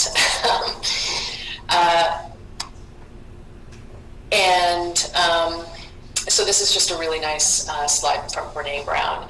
What we are going to do with all that shame is we are going to sprinkle it with empathy and really try to have a positive impact with people that way. So I am going to shift now and talk about something we have decided to call the Invitation to Change approach. I am on slide 13 now. I want you to really notice, notice the word invitation. So we didn't call it a way to change. We didn't call it a way to demand change. We are calling it an invitation to change. Because when you invite someone to something, you have to tolerate the answer may be no, right? We hope the answer is yes. We hope they will come into our change party. But there are ways that we can make that invitation more likely to be received and accepted. And the Invitation to Change approach is all about helping family members figure out how to do that. We developed the Invitation to Change while supporting the Partnership for Drug-Free Kids. One of our mentors, the wonderful Tom Hedrick, who just died recently, brought us into his wonderful idea where he had all these parents, and I think Denise Mariano is in the audience, and she is one of the parents. They had these parents who really wanted to help other parents. These parents had been through a lot. Some of them had lost their kids. They really suffered in the treatment industry, and they wanted to help other parents not have the same painful experience. So we were initially tasked with trying to train parents in craft so that they could train other parents in craft. And so we started to do that, made a lot of sense. But what we realized in training lay people in craft is that there's some blocks associated with that stigma that I spoke about earlier that really prevent them from being able to fully pick up the skills that we're trying to teach them. So we took craft, and I always say we took craft and put it on steroids by adding several other evidence-based ideas into it, and really put together the Invitation to Change model based on several evidence-based treatment ideas. So we are going to be rolling this out and getting it out into the world hopefully at the beginning of this next year, and it will be free, inexpensive resources that you can use as a treatment provider, you can use as a smart provider for people who are trying to help their loved ones for yourselves. It will be out there for the world to pick up. So I'm going to go on to slide 14, Ted. This is another quote that I like a lot. We cannot cause growth. We can only create a climate in which growth can take place. You guys were talking about that a lot in your SMART groups about how do you create a group where people can really decide they feel hopeful about change and want to change. So going back to that the idea of empathic understanding, we need to create this environment, and we need to be able to tolerate the ambivalence that comes along with change. As treatment providers, we learn strategies like MI to help us have communication skills that lower defensiveness and help people kind of harness that internal motivation to change. As SMART facilitators, I know you have the same goal. So the invitation to change is our attempt to have the same strategies get into the hands of family members and other people, maybe in the position of helping someone with a substance use problem. So again, first responders, teachers, judges, faith-based leaders, and family members. So I'm going to go on to slide 15. So these treatment approaches, so the invitation to change is, again, based on evidence-based ideas. Many of you know about CRAFT because you guys are awesome SMART facilitators, and the SMART family program is based, I think, largely on CRAFT, which is one of the strongest evidence-based resources for family members that really help them learn to be a change agent for the person, for their family and the person they hope to help, the person with a substance use problem. And CRAFT is incredibly effective. Compared to interventions, they get about, somebody who uses CRAFT gets their loved one into treatment about 60 to 70% of the time, compared to 20 to 30% for interventions and less than 10% for Al-Anon. Again, you wouldn't expect a high number for Al-Anon because people who go to Al-Anon are not necessarily trying. Al-Anon's goal is not to get the person into treatment. It's to improve the self-care of and support of a family member. But Al-Anon is where people are often referred, and it's not so helpful in doing what they want, which is trying to help their loved one make some positive changes.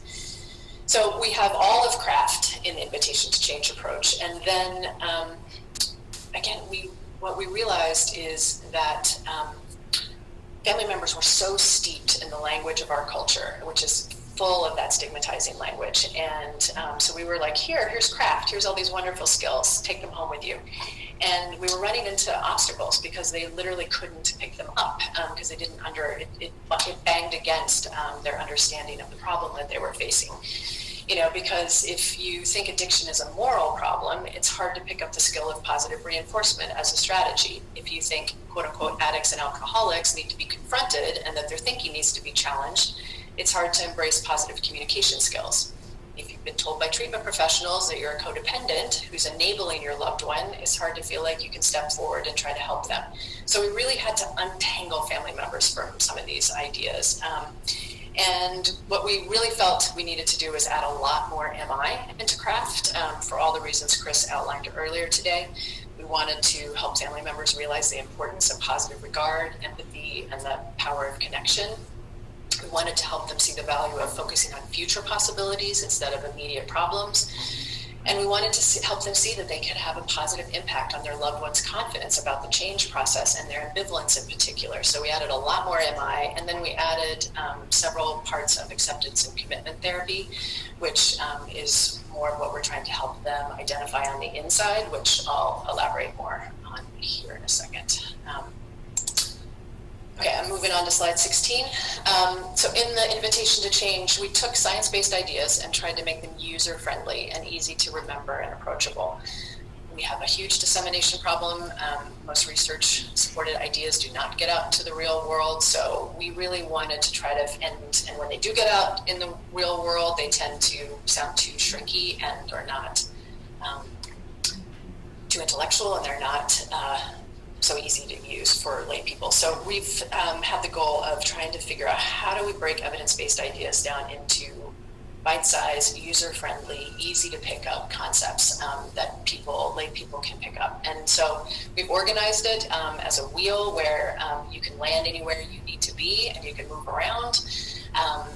We start with, but we really try to help people start with the helping with understanding, because how you understand the problem that you're facing really matters, and it really it can change your course depending on how you understand things. So we have behaviors make sense, ambivalence is normal, one size doesn't fit all. We spend a lot of time in the self-care section, which it's self-care, the part of craft, but we really changed it to helping with awareness, because if you're not aware of yourself as a helper, there's all sorts of ways that you can really get in your own way. And then you have the helping with action, which are the tools that encourage change. And those are communications tools and behavioral tools, so I'm going to tell you about all of these as we move along. I'm going on to slide 17. So the other thing we realized is that we needed to help shift both how people understood the problem, but we also needed to help them really think through what helping meant. We had to help family members and some treatment providers really accept that helping is a process, and one that will have significant ups and downs. There's no right answer that's going to ensure success, and what success is constantly going to be changing. If you're targeting one behavior, like substance use, as your metric for success, you're going to burn out, because that can't be the only metric. And until pretty recently, it was the only metric. So we wanted to build a model that would help family members kind of gently set aside the assumptions they had about what they should or should not do in order to help. And we had to do this to, again, directly counter those stigmatizing messages and those black and white messages that family members get. Just go to rehab, do an intervention, let the person bottom out. Those things that family members hear are often told to them as they are the right answer. And they're typically not. So we really wanted to try to find a way that we could help them think about helping in a different way. So I'm going to go on to slide 18. So CRAFT, like I said, is an awesome set of tools and does a great job of focusing on self-care. But when we were doing these trainings all over the country with different family members, we realized that they really needed to include themselves in the change process and have a better understanding of how their own emotions, thoughts, and behaviors impacted their ability to be an effective helper. Some of the things on this slide, there are things that make helping feel good. These are some of the reasons why we want to do it. We want to help, it makes us feel good about that. We want to be effective. There's other things that set us back and make helping hard. We have our own struggles. We don't like uncertainty. We have other responsibilities. So our attempts to increase empathic understanding and the invitation to change approach really is about having compassion for yourself as a helper. It's not just about having empathy for and helping your loved one. It's about helping yourself as well on a very deeply level. And I'll make a plug that the parts of the helping with awareness section and specifically the self-compassion section are really important for treatment providers and SMART group leaders as well. I'm going to go on to slide 19. So we start with helping with understanding because how you understand the problem really matters. We are trying to undo the brainwashing that I believe is part of this country's approach to substance use problems. And we want to turn that on their head and give them the science so that they can understand the problem they face in a different way. So I'm going to go on to slide 20. These are the three components of the helping with understanding section. Behaviors make sense, one size doesn't fit all, and ambivalence is normal. I go on slide 21. So these are a lot of the things that we hear, right? We've all heard these things. He's an addict, that's why he's using. Using drugs is crazy, it's irresponsible, he's just destructive, he'll do whatever he wants, nothing matters. These are a lot of the common stigmatized reactions and understandings that people have about substance use. So what we say is we want to give people a new perspective. That's slide number 22. And now I'm on to slide number 23, which is our main point that behaviors actually make sense. So see our little guy with his hand on the hot stove. If substance use was like touching a hot stove, your loved one wouldn't do it. We don't do things that we don't like. Nothing comes. If nothing comes from a behavior, you don't continue doing it. So what we really are trying to do here is help family members in particular, realize that people do things for reasons that make sense to them. We do things because of what comes after it, and if we get something from it, we do it again. And substance use provides lots and lots of short-term positive consequences like pleasure, social ease, emotional relief, physical pain relief. It can numb you from things, helps you avoid withdrawal. So substance use behavior is not crazy, irresponsible, negative behavior. It's giving the person who's using the substances something that they need and want. So in this way, behaviors make sense to the person doing them. Substances do good things for people. That's why they use them. But again, when we have thoughts like it's morally wrong, it's dangerous, it's disrespectful, it can really cause us to lose track of how it can possibly make sense. So I'm going to go on to slide 24, so with family members, one of the things we do with them is we give them this nice list of, just really nice things. What if I told you I could help you mellow out? I can make you more excited. I can help you lose weight. I can help you feel more funny. Would you want what I was having to offer you? Do any of these things that I'm offering seem sketchy, immoral, or unworthy as goals? We usually get a resounding no. I'd want the whole list, right? So, and then of course, many of you are probably anticipating the next slide, number 25, which is substances give people all these things, right? So, do any of these goals suddenly become not acceptable? Are they suddenly immoral? They actually just make a lot of sense. So a person is not using substances just because they're an addict. And the stigma attached to that word implies that not only are they using because they're an addict, but they're using because they're immoral, lazy, characterologically corrupt, self-centered, and the list goes on. If we can shift family members and the culture at large understanding to a more empathic understanding, which allows us to think through what is that person getting from their substance use that they need and want. Because if we can shift to that empathic understanding, we can start to be helpful. I'm going to go into slide 26, which the invitation to change encourages helpers to realize that focusing on the bad behavior instead of the person's strivings behind that behavior causes us to leave the person out of the discussion. We're not talking about the whole person. So we really want to help family members think, what is it that my loved one gets out of substance use? Because that question alone can increase their empathy for their loved one's behavior and choices. So this is how we're trying to help family members see the value of what Chris was talking about. I think it was Chris saying, how does my loved one see the world? Because if I can understand this, I can collaborate with them and work with them to make positive changes. And that's a very powerful way to start. So I'm now on slide 27, which is a little video which Ted's going to play that we put together. So each of these modules ultimately on our website will have these little educational videos, but this is how we're trying to really simplify these concepts so that family members and lay people can understand them and potentially be more helpful. So Ted, you can start the video at any point and then just let me know when I can start talking again.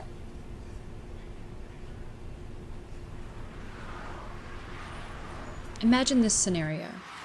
You're walking down the side of a two-way street when you look up and see a person trying to cross.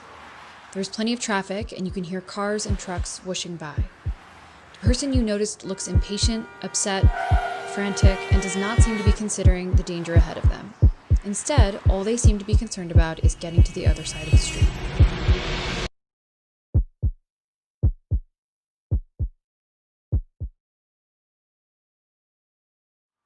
Take a moment to consider the following. What are your thoughts and feelings about this person and their behavior? And what are some actions that those thoughts and feelings make you want to take?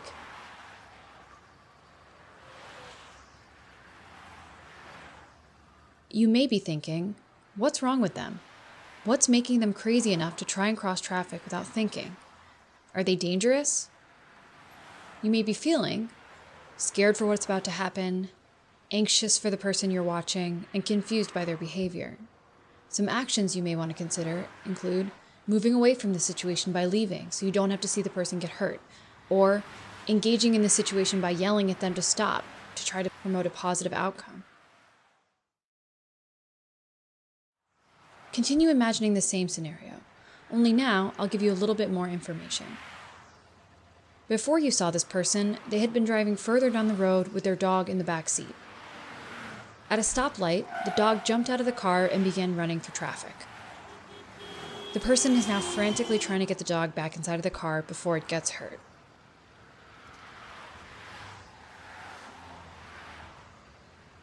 Now take a moment to consider the following. What are your thoughts and feelings about this person after learning about their reason for trying to cross such a busy street? What are some actions those thoughts and feelings make you want to take?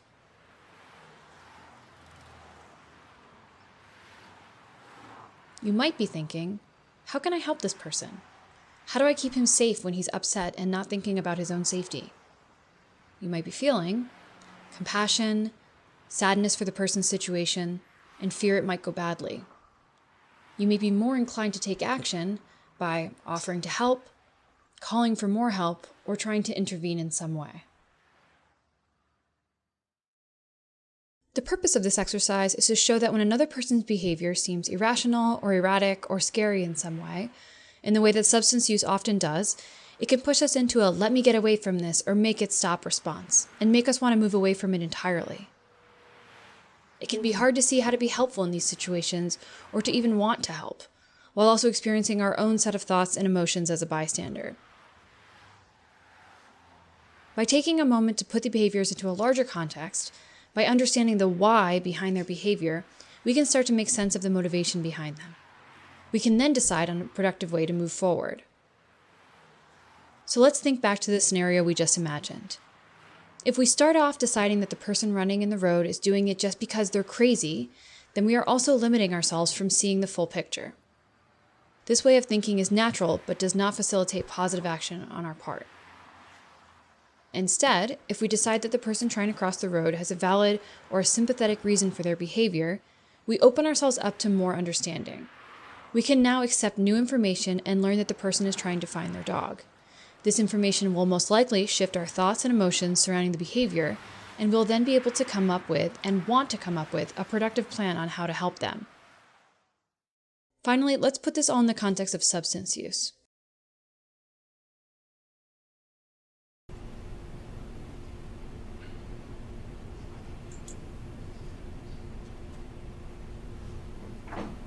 Okay, so hopefully you found that little video helpful. Because we're going to go on to slide number 28, you can see what we're really trying to do is help a family member take a pause and try to understand the behavior that they're trying to see from a different perspective. Because when we do that, if we understand substance use behaviors from this perspective, we can honor and respect what the person is getting out of it. And that honor and respect goes a long ways towards helping us be able to talk to them in a different way and support them in a different way. There's also no erase button. You can't unlearn behavior. You have to add in new behavior. And as a helper, if you pause and start to really think, okay, why is my loved one doing this? What are they getting out of it? You can start to identify and support new behaviors and have empathy for how difficult it is to give up the old behavior and potentially learn the new behavior. I'm going to go on to slide number 29. This is, again, hopefully where empathic understanding really hopefully starts to take root in the family member, because we're encouraging them to see the whole person, not just the negative behaviors. And we're hoping that they are going to create an environment where their loved one can actually start to talk about those benefits instead of minimizing them or denying that they exist, because again, that's diminishing the person. And we want and diminishing their reality, and we want to be able to have their reality be a part of the discussion, because that's really how collaboration happens. And collaboration is what creates the environment where things can really start to change. I'm going going to go on to slide number 30. The next part of the understanding section is really our effort, the one size doesn't fit all. You guys referenced it a lot in the beginning of today, and how you really recognize that. I'm going to give Bill, I think it was, a shout out, because I'm going to ask him his permission to use his example of his recovery being a custom fit suit. I love that. But we really want to help family members think about their loved one as an individual, and really be able to think about their family as having unique needs, because we have to do that to counter again what they typically get from our culture, which is on slide number 31. So family members hear all these things. He's got an addictive personality, you're a codependent, we've tossed these labels around, if he doesn't go to rehab, he's gonna die. So they get these very black and white recommendations from their neighbors, from their other family members. They get these recommendations from treatment providers. Treatment providers say these things all the time. So, and again, these black and white statements are just not helpful. So slide 32 is we're going to try to change our perspective, and we try to do that with really bringing home the idea. And we have a lot of exercises. So each one of these modules, just to say this right now, the training and the invitation to change approach is typically a 2-day training. So there's lots of worksheets, experiential exercises and reading and all sorts of stuff that goes along with this. I'm just giving you guys little bite-sized nuggets. So the one size fits all is really trying to help them realize that behavior is complex. Every person with a substance use issue has those issues for different reasons. They got into those behaviors for different reasons. Those behaviors are sustained in different ways, and they need different things to change those behaviors. So every single person is different. Every single person's family, and we use family broadly, meaning it can be your friends, just anybody in your life who's close to you and cares about you is your family when it comes in CMC. So every family is unique. Their resources are unique, their understanding of the problem, their access to supports, their cultural differences. Every family is just different. So we really need to put down the one size fits all recommendations and understand that we can really broaden this idea of what is help. Again, the typical recommendations of what is help are very narrow. We want to open that up. And again, that's where empathic understanding comes in, because we are really trying to help the family member think like, okay, maybe I want to help my loved one stop using substances because it's really scaring the crap out of me. But that's too complicated to do right now, and I'm going to have the goal of just trying to improve communication. Like, that's a reasonable goal to have, and it could potentially have a lot of positive impact. So we're really helping them realize they can focus on different things. I'm going to go to slide number 34. This is one of the little exercises that we do with family members. You can look at the slide and think, of course, all these people need different things. Of course they do. Makes perfect sense, right? I had one of my research assistants call when you go online and you're like desperate to find family member treatment, there's all of these treatment locator services. So I just had them call one of them, and we acted like as if we were calling for each one of these little descriptions of a client. And the treatment locator suggested rehab for all three of them. So, this recommendation, you got to go to rehab, really does, just happens. Not everyone needs to go to treatment. And some people will find, again, like I said in the beginning, some people will find their recovery in the church, in the spiritual community, their community at large. They'll find it in meditation, they'll find it in exercise, they'll find it in a SMART meeting, or all of the above. And family members get really locked in to the idea that treatment is going to save everything, and we really want to help them broaden how they think about it. Going to slide 35. And so part of the way the invitation to change approach with this concept in particular about one size doesn't fit all is that we're trying to help family members be more flexible in how they approach the problem or what they put out there, as potentially being helpful. We're trying to make it so that they have the ability to increase collaboration and buy-in from their loved one, and we're trying to help them not back their loved one into a corner by, thinking and reacting in these black and white ways. I'm going to go on to slide number 36. These are some of the questions that we encourage family members to ask themselves. And they really help family members and just helpers in general start to generate that menu of options that was spoken about earlier. When you are to the point where you want to offer support to a person with a problem, it's one of the most helpful things you can do is offer them several different things as a way to be helpful, not you got to go to rehab, which happens all too often. Okay, I'm going to go on to slide number 37. So the final part of the understanding section is ambivalence, and really, really trying to help family members realize how normal ambivalence is. And we've spent the whole day talking about motivational interviewing, which is, just geared to embrace and understand and tolerate a person's ambivalence to change. Because to change, we have to move toward a new thing or behavior that will reinforce or motivate us. But the old behavior still works. And this is true for any behavior. So I may want to go to the gym. I know the gym's going to make me happy. I know I'm going to have more energy and feel really good. But I also know that sitting on the sofa and eating that bowl of ice cream makes me happy as well. So I've got two conflicting feelings at the same time.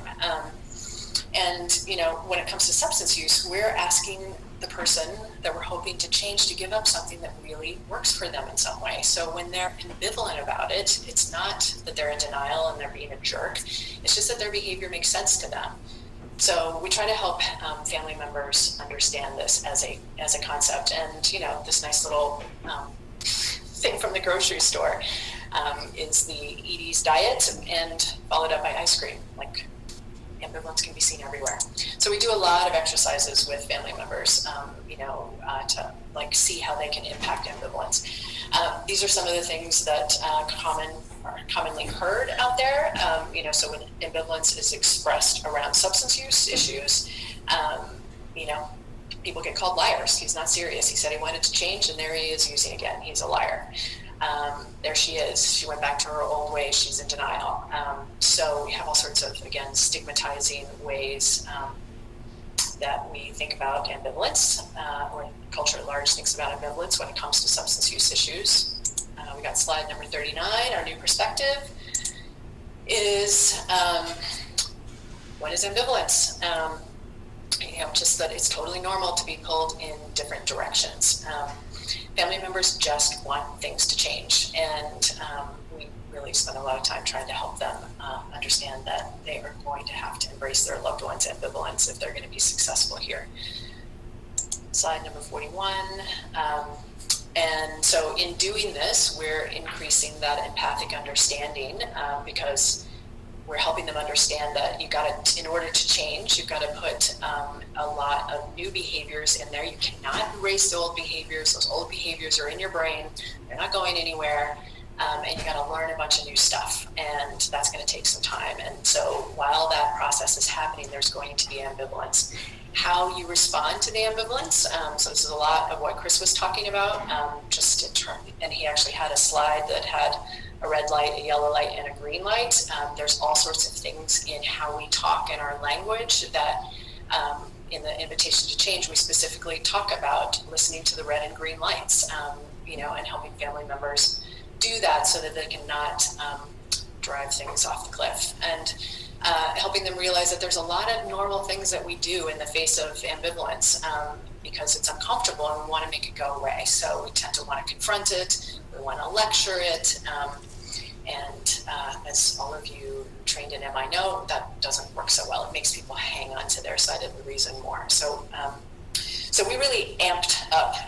So that it's talked about some in craft, but we specifically put it in here as a concept to understand is ambivalence. And some of the ways that we do that is, so I'm now on slide number 42. Some of the ways that we do that is we show them that list of positives. So everything that you've realized that your loved one gets out of their substance use. So hopefully we have some more empathy for that. We let them list out the potential negatives. So there's all sorts of negatives that come along with my substance use. We We all know that there's upsides and downsides. And then slide number 43, if you click on that, it should say, do the positives erase the negatives? And then click on it again, and you'll see that the negatives, do the negatives erase the positives? They don't. Both continue to exist, right? So this helps the helper realize that when you devalue something that your loved one values, so they are getting something out of their substance use, if you devalue that and try to talk them out of it, it causes them to feel invisible, misunderstood, which can increase anger, resentment, feeling of alienated. It does not support connection. And odds are their behavior is just going to go underground. They're just not going to talk about it.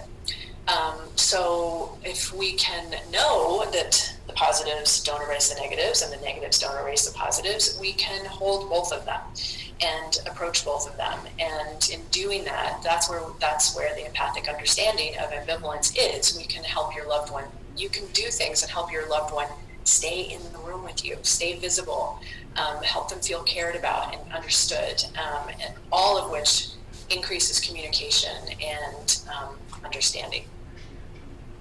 So Ted, you're going to hit that slide 3 times because and then I am moving on to slide number 44.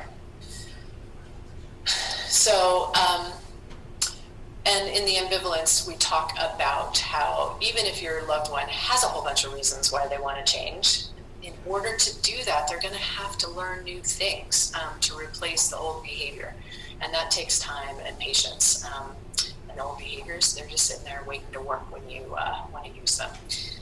So again, hopefully this will, this really helping them understand ambivalence will increase their empathic understanding of their loved one. So I'm going on to slide number 45.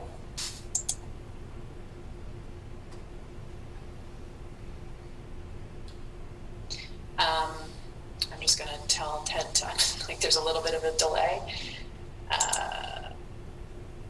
Okay, so I am now on slide 45, which is the helping with awareness section. So this is in craft proper, there is a self-care section. That's a very important thing that is involved in craft, is trying to help the loved one really learn to take care of themselves in the process. But again, we've put it on steroids in the invitation to change approach because self-care is not quite enough to really help people through the helping process. And so we have a section on self-awareness, willingness, you guys talked about willingness before, and self-compassion. So I'm going to go on to slide number 46. We talk about the change process and trying to help someone change as a marathon. It is not a sprint. You know, we spend a lot of time validating that family members really are upset, plain and simple. Their loved one is often causing them a ton of distress. They're frightening them, they're making them angry. So they're approaching the helping process with all of these painful emotions. You know, often they're just facing endless emergencies and they're just completely burned out. I'm working with a family right now whose son has schizophrenia and substance use, and you know, he's either been arrested in a psychiatric hospital, or you know, they find him, they get a notification that he's in another state. They have no idea how he got there, about once a month. So that family, and that happens, that's been going on for the last year and a half. You know, that's an extreme example of it, but they are in constant ready for action mode, and it's been quite challenging to get them to actually realize that they have to take care of their marriage and themselves in order to survive trying to help their son.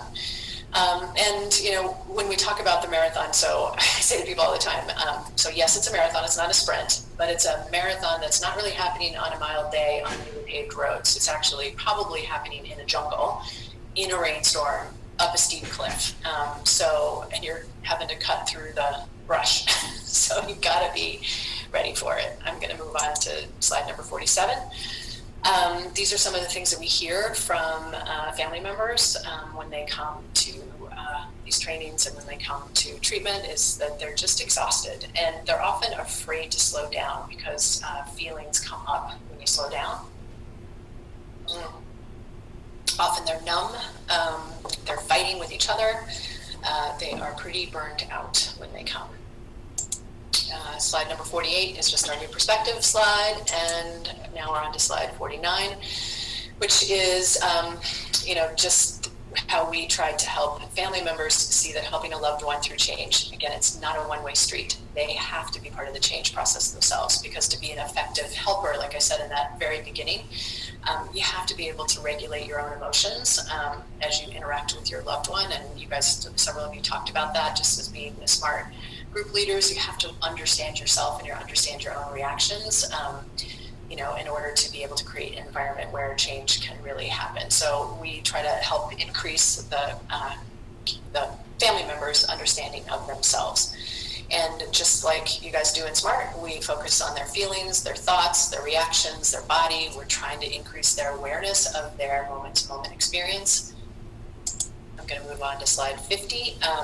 We have, and this is not talked about so much in Craft Proper, so we really, and this is where acceptance and commitment therapy comes into the invitation to change approach. We spend a lot of time helping them identify their values. What do you care about as a family member and as a person? Like, who do you want to be? Who do you want to be as a father? Who do you want to be as a parent? Who do you want to be as a spouse, as a partner?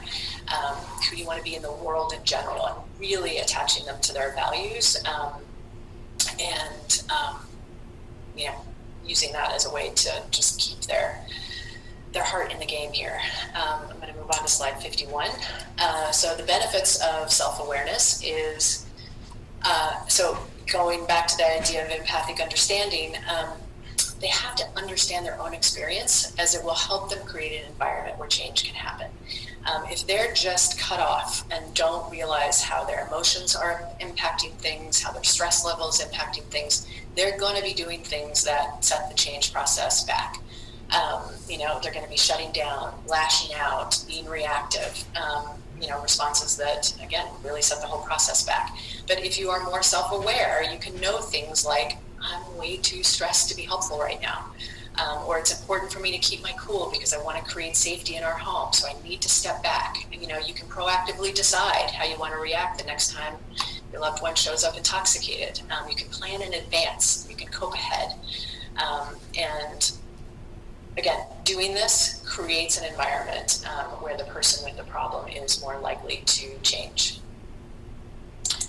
I'm going to go on to slide 52. So we don't actually tell them this is a coin yet, but we give them these nice little circles and ask them to fill out what their idea of helping is all about. The one side of like why you want to help, what matters to you, everything that you care about, and then on the other side of that, what's uncomfortable, painful. What do you experience in the helping process that brings you discomfort? And then we help them realize that those really are two sides of a coin, and you can't separate them, which I'm going to talk about here in a little bit more. So these are some of the questions. I'm on slide 53 now. We really ask them to check in with themselves. How are you doing physically? How are you in your body? Are you suffering? Are you shut down? How are you doing emotionally? Are you flying off the handle? Are you crying at the drop of the hat? What are you thinking? Are you thinking hopeless thoughts? Are you thinking that this just has to end and you want to be done with it? Because all of those things impact how you approach trying to help your loved ones. So we want to increase their awareness. Slide number 54. And you can stick with the metaphor, the marathon metaphor, and we talk a lot about, like, the fact you would not run a marathon through an uncut jungle in a rainstorm without being geared up. You'd have a couple set of shoes, you'd have all sorts of gel packs in your fanny pack, you'd have lots of water, and and probably somebody to check in with you in the middle of the journey. You wouldn't leave with nothing. Just like on a long road trip through unfamiliar country, you wouldn't leave without gas in your tank.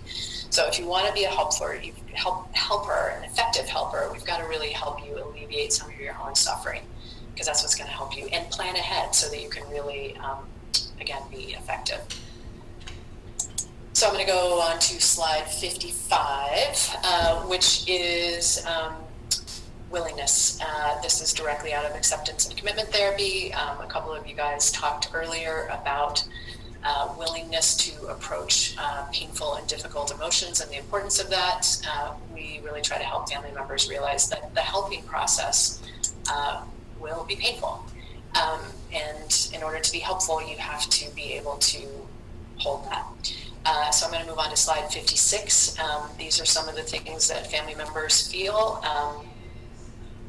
I'm at my breaking point. I can't do this anymore. I want to quit. I have to stop. Getting mad. Tough love's what's needed. They get into all these understandable places. And slide 57 is our little pass-through slide, our change of perspective. And, this is really where, so now we're on slide 58. And this is where we tell them, helping is those two sides of the coin. Helping can be painful because you care about your loved one, and you really value them most likely, and you love them, and you want them to thrive.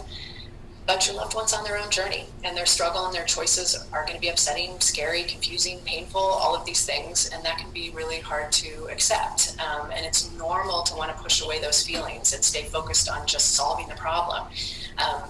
I think it was Chris that was talking about the righting reflex, the desire to control things, the desire to have things be a certain way, just get back to normal. That's the righting reflex expressing itself. And what we want to help family members notice is that, and somebody was talking about that earlier as a smart group leader, just noticing the impact of trying to control something too much.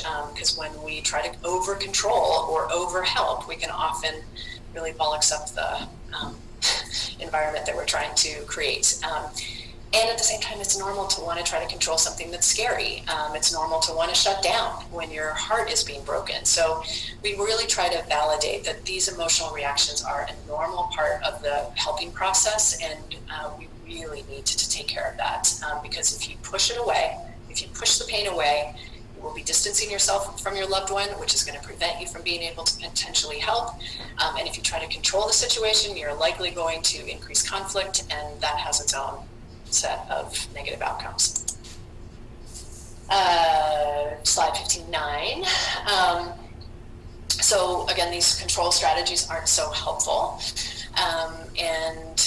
When you're willing, when you can actually acknowledge that you're in pain, but that you still want to help, you can stay connected and really stay connected to your values and what matters to you most. Slide number 60. So these are some of the ways that we show how the two sides of the coin can express themselves. Like you can feel hopeful as a helper and want to give up all at the same time, in the same day, in the same moment. You can really have the intention of improving your communication skills and losing it and yelling at your loved one. You can try to take better care of yourself and feel guilty or that you're being selfish in doing that. You can hold both sides of the coin. And when we try to shave one side off, we ruin the value of the whole coin. Slide number 61. And the acceptance part is just truly accepting the situation as it is. Really just allows more room for maintaining the connection and strategizing, and providing options, and being genuine. You guys talked a lot about being authentic and genuine as helpers, and we want to help family members do the same thing. And this quote is one from one of our parent coaches. He just said, he really didn't get the concept in the beginning, and he really worked hard on the understanding willingness, and he gave us this great quote, which is, willingness changes meaningless suffering into meaningful suffering. So, it really can be a helpful concept. So then, the next part of the Helping with Awareness section is, I think, one of the most important, and it's definitely, again, where we beefed up traditional craft. We added the self-compassion in because it's more than self-care. Lots of people talk about self-care, and while eating and sleeping and staying engaged with friends are all important, a deeper understanding and exposure to self-compassion we really feel is what's most important in order to create that the kindness of the environment that you're hoping to create. Because we want family members and caregivers to have the same patience, respect, and care for themselves, so that they can actually pass that through to their loved one. The kindness, we again talk about it throughout the Invitation to Change model, but it really lives here. Because if we can't create a kind, sustaining environment for change, if kindness isn't present, we can't create it. And we have to start with the helper, because if they can't be kind to themselves, how on earth are they going to be kind to their loved one? So slide number 63, these are a lot of the shame-filled, painful things that family members say to themselves, and it really is the shame is so intense, and the stigmatized understanding of what they should or should not be doing is so painful. Slide number 64, our new perspective, and then we have self-compassion. It's just a critical part of helping. It helps tolerate the pain of helping. It helps you share it with others, specifically the person who's struggling with substances, and it really softens that internal judgmental inner voice.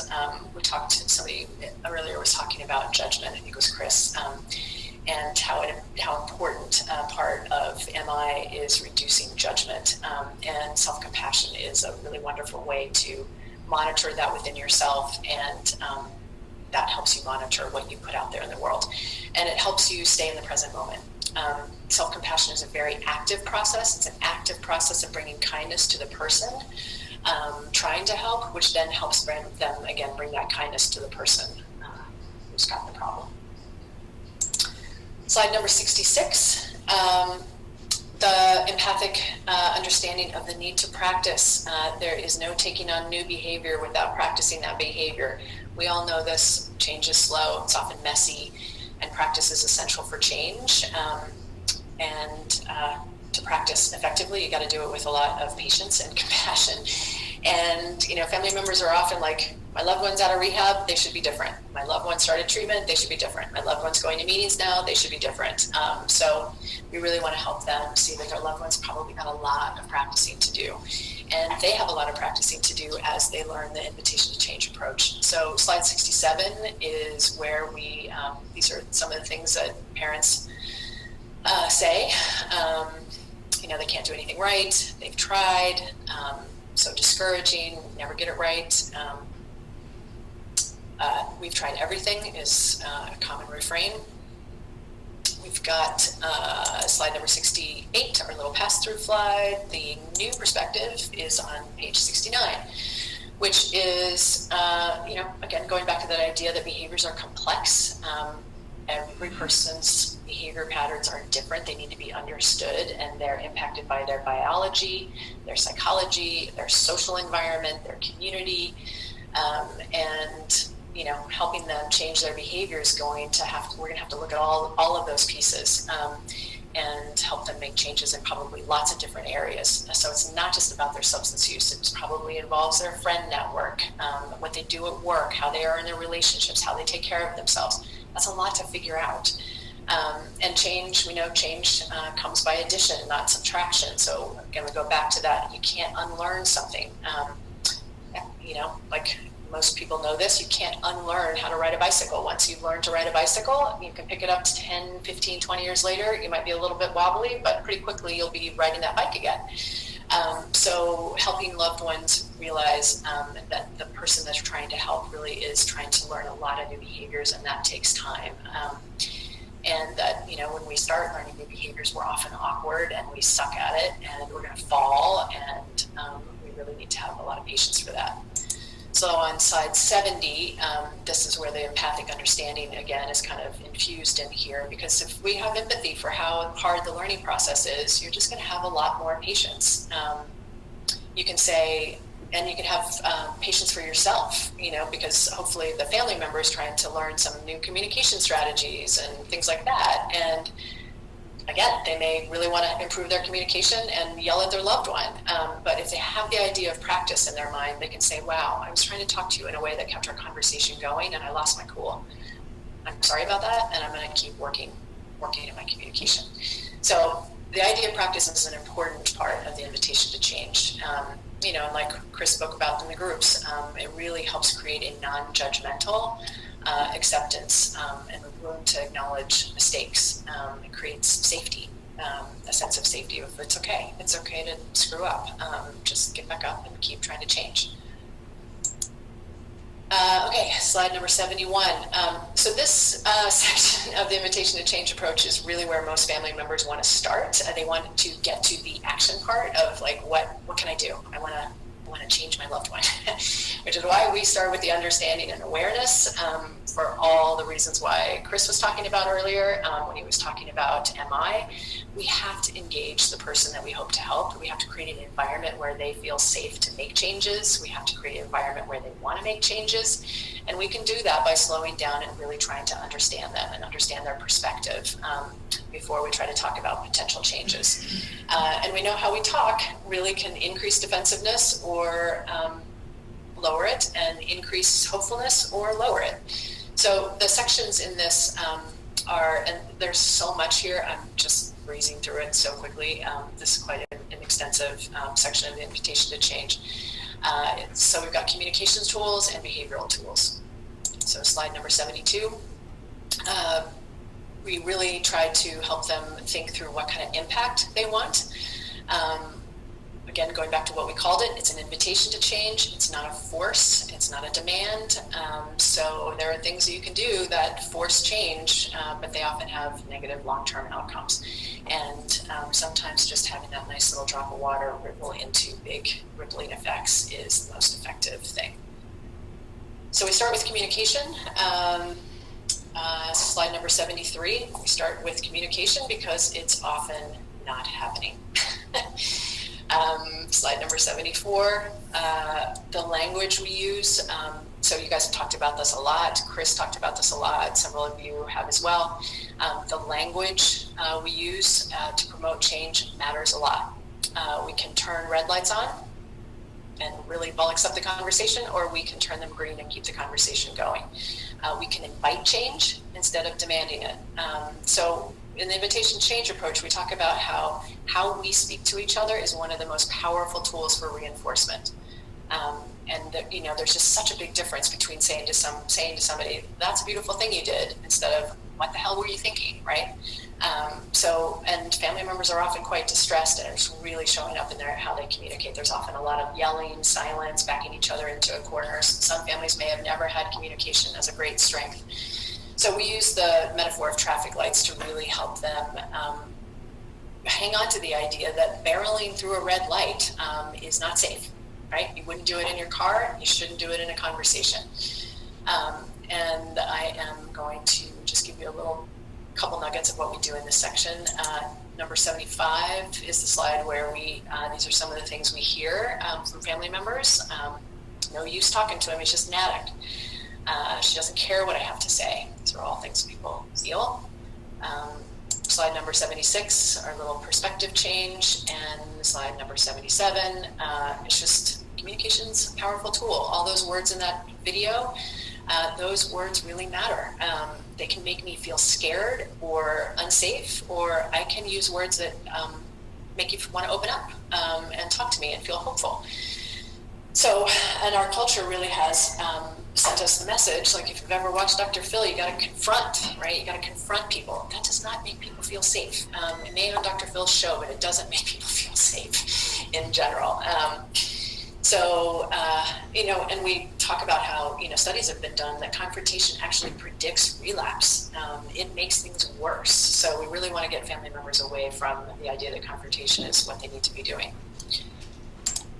Slide number 78, just helping them really listen to those red lights, noticing. So by the time they get to these communication skills, we really helped them understand the problem from a different way and understand themselves. So we're hopefully helping them listen to their insides as they try to decide how they want to talk. Am I too upset right now? Is how I'm feeling going to send this conversation back? And realizing I'm going to have to practice getting better at communicating because I probably haven't practiced in a long time, if ever. Slide number 79. So these are some of the communications tools, a lot. So this is where MI really got ramped up, outside of what craft that some of this is in craft, but we really added a lot more in MI. The love skills are listening to what your loved one is saying and trying to understand them.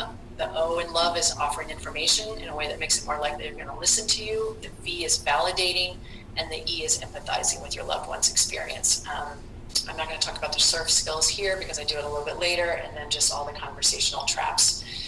And the love skills, the L, the listening skills, we really tried to break those up for people.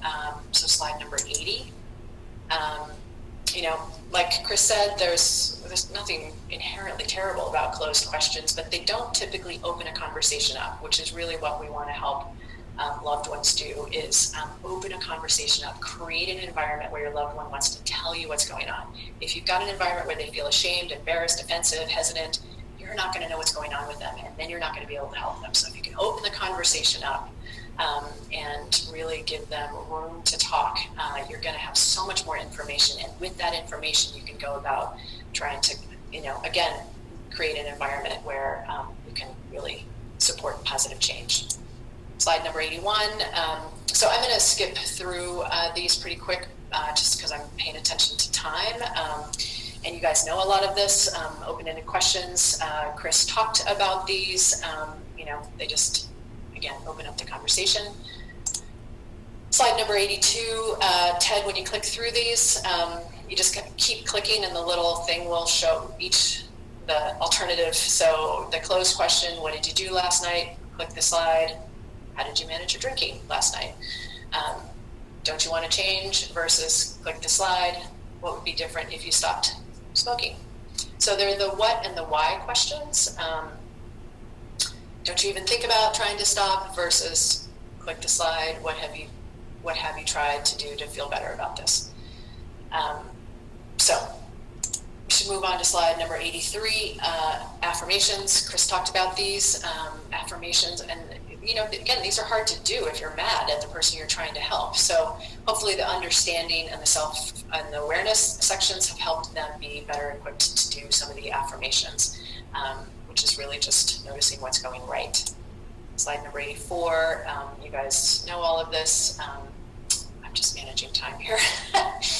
You really want to notice what is going well. That's what reinforcement is all about, is noticing positive stuff and shining a light on it. And it's not general cheerleading. It's very specifically noticing the behavior that you want to reinforce and verbally reinforcing it. Slide number 85, we have a whole section on listening. We really try to help them, because simply listening can reduce the shame and stigma associated with substance use problems. It has a huge impact on shame and stigma. We don't listen when we are invested in seeing somebody as different or doing something bad.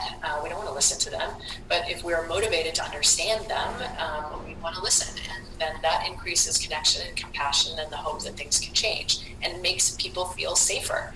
They can be more open about how they are ambivalent, or they can be more open about how they want to change but don't know how to change. So listening, we spend a lot of time helping family members learn that skill. Slide number 86 is the SURF skills. So these are the positive communication skills that are in craft. We've reduced them down to SURF skills, just a little bit more of a user-friendly nugget, specifically for if family members are trying to make requests. And I've got a couple slides here that really show how that plays out. Slide number 87. So Luis is the father of Maria, who just moved back home after graduating college. He worries about her. She's not been acting like herself. She's staying out very late. Sorry, this is slide number 87. She's staying out very late, drinking, and she's sleeping in. She's not finding work, and he's been working a lot, Luis, and hasn't been at home as much as he would like. And he recently thinks that his daughter actually drove home while intoxicated. He wants to talk about this, but every time he tries to talk, they end up in a screaming match. So helping him with the surf skills, and we do role plays, and we really help them, again, embrace this idea of change and construct communications so this is slide number 88, that will go better. So you can see in this one, how he used labeling his feeling of I'm scared, I know you're struggling, it's not been easy for you, taking responsibility, I've been working a lot, but making a very specific request. Can you please call me if we're driving home intoxicated so that I can come get you? Slide number 89, again, just really thinking about helping them think about communication, timing and tone, practicing ahead, being aware of yourself. If you are irritated and grumpy, you probably shouldn't have the conversation because it's not going to go well, or if you're rushing to do something else. And that it's really contagious. The number of family members who've come back and said, I use these skills everywhere in my life, at work, at the grocery store, and things are just better all the way around. It's really quite relieving. Slide number 90, then we have the behavioral tools. This is all where reinforcement lives. Slide number 91, this is shows how family members actually don't understand reinforcement. So they have all these notions about, the person doesn't care, I can have no impact. Again, all those things are not true. Slide number 92 is our shift in perspective, and slide number 93 is, again, just helping them understand reinforcement. It's not just about being nice. We need to reinforce things that compete with the substance use. We've got to understand that substance use and then think about what are the other things that we can reinforce that help my loved one want to move in another direction. How do I help motivate them to shift their focus onto another behavior? And when we do this, so slide number 94, one of the things that we really have to untangle with loved ones is this idea of enabling that gets bandied around all the time. People will often feel like, I can't do anything nice for my loved one because that means I'm enabling them. So we really try to help them understand what enabling is, which is somehow inadvertently kind of supporting the substance use that you're hoping to discourage, and helping them understand what positive reinforcement is. So how to support non-using behaviors, and that really you can be kind to your loved one. It's really important. So slide number 95 just shows how this plays out. So we help them kind of see how the behavior that you're hoping to reinforce, if you greet that behavior positively, it's going to help grow that behavior. Slide number 96, so I'm just giving an example here of like, okay, so I'm hoping to reinforce that my loved one is more open with me. If he's open to me but tells me something I don't like and I get mad at him, he's probably not going to be open again. And I'm going to reduce the impact of that behavior. Slide number 97. So slide number 97 is if he's open and he says something to me that I don't appreciate, but I'm really trying to reinforce the openness, I am going to use my self-awareness to temper what I really want to say, and I'm going to stay focused on reinforcing the openness, which will hopefully help him be more open again. And then the final part, I cannot believe I'm going to get through this in 4 minutes. I am. Slide number 98 are the last parts of kind of formal craft, which is allowing naturally occurring consequences, setting limits, and stepping away if you actually need to. And it's really the combination of all of these skills that have the most impact. But like slide number 99 shows, if we meet a behavior, so a negative behavior, my loved one came home intoxicated, and if I greet that behavior with letting naturally occurring consequences play a role, I set a limit that I've told them about in advance, or I let myself step away, that behavior will likely decrease. But if I greet that behavior with my own fury, or some escalation, I'm likely going to make that behavior worse. So it's just really, it's not having the person feel like I'm causing my loved one to use. But it's actually realizing that you can have. I wish I weren't speeding through too, but I've got to be done at 3, and we have longer training. So I just read the little note that somebody said I'm speeding through, but I got to slide 100. Which is where you can find all of this. Our website is in the process of being revamped, and again, by January, we will have a ton of new information up online. The full invitation to change approach will be up, and again, it will be very available and available to to all of you. So you can all do a deeper dive. Slide 101 is the 20-minute guide that exists right now. That's being totally reworked.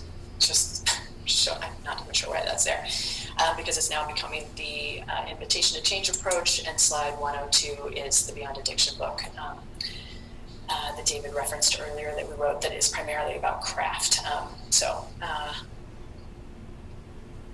That's all I got, and I got us to 3 o'clock where we can possibly answer some questions and have a larger conversation about all of this that I sped through so quickly. And I'm sorry about that. I was just trying to get through it so that we could talk about it.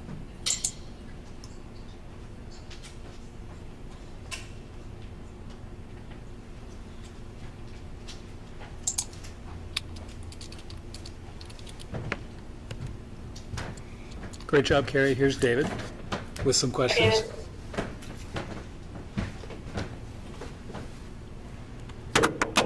Hey there. Hey. How was that for speed talking? So interesting. I was telling Ted and David, if you want to go on a little while, we could cut the QA time down. I know people are really excited about what you were just focusing on. I don't have the, how do we get the little...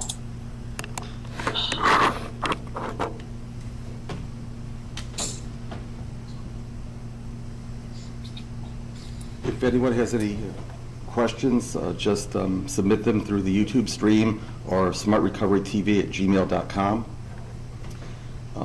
Can I ask one first, Carrie? Sure.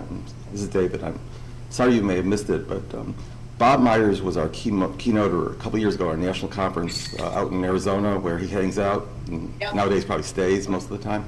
And I was facilitating a family and friends meeting at the time, downtown DC. So I crowdsourced some questions for him before I went. And basically, the feedback I got was, all right, waiting until your loved one is ready for change, that's okay if you're a clinician and you can say, well, we'll just bill insurance and take our time. If you're a smart facilitator, I'm being snarky, obviously, I apologize, but if you're a smart facilitator, you may feel some understanding, but you still understand the need, that it's the person's journey, they need to change when they want to. How you get them out of pre-contemplation is a $64 question. But then if you're a family member, the reaction was basically from very sophisticated people who understand intellectually all this, but it's like, wait, really? You're not living with me. And after Dr. Myers spoke, I went up to him and I basically said that, and his answer was, yeah, that's the way it works. If you covered that in your presentation, I'm sorry, but how do you, and in fact, Smart Recovery Australia, somewhat advised, basically is emphasizing the self-care part of craft and not the teasing change talk out of sustain talk part of it. Would you like to comment? Sure, I'm not sure what you were... Well, how does the family member get the person to move from pre-contemplation to contemplation, to be interested in changing? So I'm sorry, like I said somewhere in the talk. No, go ahead. Yeah. You know, this really is like a 2-day training, and the invitation to change is, we basically wrote another book. So some of you have asked if we're rewriting Beyond Addiction. We're not going to rewrite Beyond Addiction. We wrote Invitation to Change approach. But the reinforcement strategies are how you're helping the loved one learn to motivate their loved one towards making changes by how they talk to them.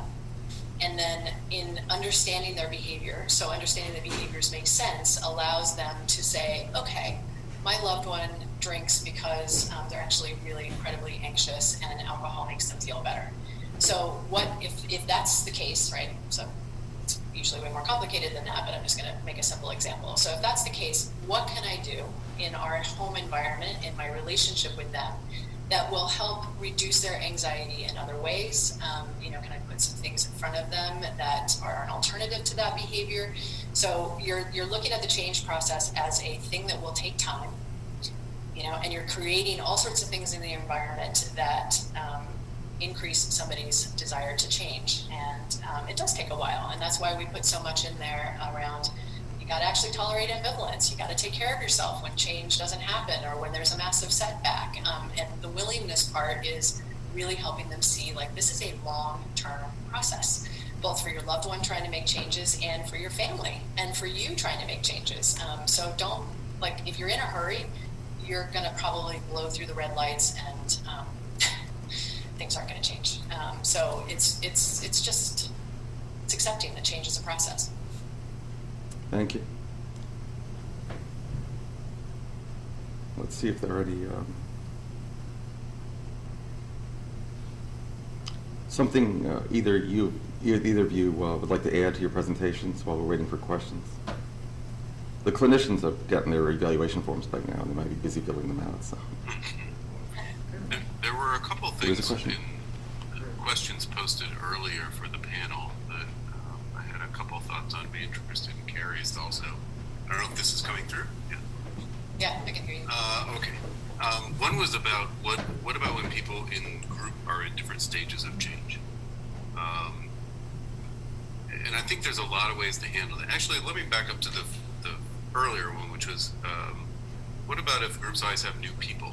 How do you build cohesion? How do you help people work together then? And I think Carrie's addressed some of that, and I've addressed some of that. And I think what I would say is focus on change processes or themes. You know, how are you keeping hopeful? How are you staying determined? How are you dealing with temptations? And by doing that, it doesn't really matter if somebody's new or has been to this meeting many times. Everybody can relate to that and can kind of join together in a conversation like that.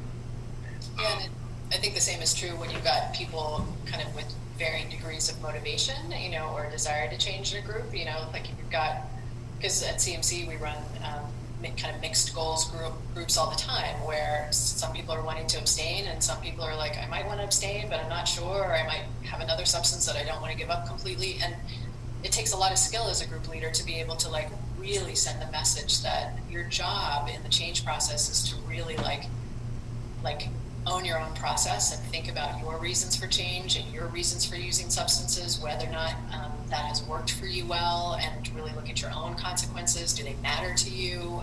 You know, and stay focused on yourself, but use the group as a way to potentially speed up your understanding of the problem, because sometimes you'll hear somebody else say something and be like, oh, that's true for me too. I hadn't thought about that. So, you know, like helping them understand what they can get, you know, or even have compassion for like somebody who's more ambivalent. Like if you're in a solid place of abstinence, odds are you were ambivalent at one point, and you can really offer somebody like a lot of comfort in knowing like, yeah, being in an ambivalent state of mind is really painful and it can be really hard, you know, or you just had a setback, and, you know, how do you come back around and start to make changes? So I think like if with this idea of empathic understanding and really like letting people be where they are and have the goal of just understanding that, you can create an environment where people feel safe and we'll talk about what's really going on with them.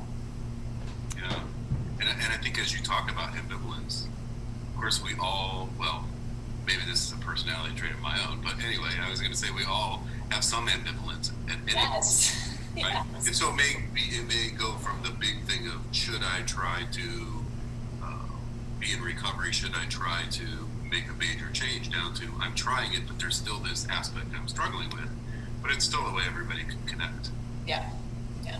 And the second part of that question was a similar question, but about stages of change. How about when people are in different stages of change? And I guess my answer is similar there, in that stages of change is not about a person, it's about a specific change somebody's making. And we, all of us, are in different stages of change on different issues in our life at any point in time.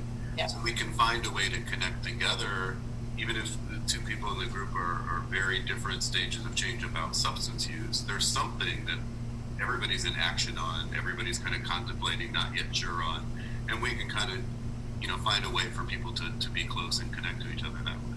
Yeah, yeah, and I think that's where, I think MI is just kind of naturally infused with it, but I think that's where compassion comes in and self-compassion comes in, because I think when somebody's at a different stage of change and we feel like they should be at a different, you know, they should be somewhere else, that's where the judgment comes in, and that's where, you know, we get frustrated, and you should be in a different place. Don't you see all those consequences? You should want to change, versus having compassion for the ambivalence and really like being able to dig deep and like, okay, what are they hanging on to? What do they need from their substance use? What are they getting from it? That they're wanting to hang on to it so much that all of these other consequences are mounting up. Because if you can just create an environment where they can tell you about that, then you have a lot of stuff to work with. And that's where real change, and that's where you can, I say to people all the time, I'm just like, it's the benefits of your use that I want to know about. I want to know what you get out of it, because that's where I can potentially like help you learn and identify other skills. Find other ways to get it. Yeah. While you were talking, the first question from the audience is more nuanced than I thought it was, but so it requires, I think, both of you to be involved. Am I in groups requires, according to the questioner, group skills, talent and skills and spirit involving working with groups and also in motivational interviewing. So it's a double set of skills. Because most SMART meetings are run by non-professionals, non-behavioral health professionals, and not people in the business, so to speak, who practice and have a lot of feedback and the whole thing. How much group MI can really be incorporated into the SMART meetings? And the counter is, given the importance of creating the warm environment before you offer information in point 3 of Professor Warner's scale. So how much group MI skills can we expect, and how can it be practiced by lay people? I mean, certainly if we're doing well, we get better at things we do over time. It's not always the case, but one thing Bill Miller is fond of saying, the guy who initially developed MI, is there's no evidence that ability to do MI is related to educational level, right, or degree.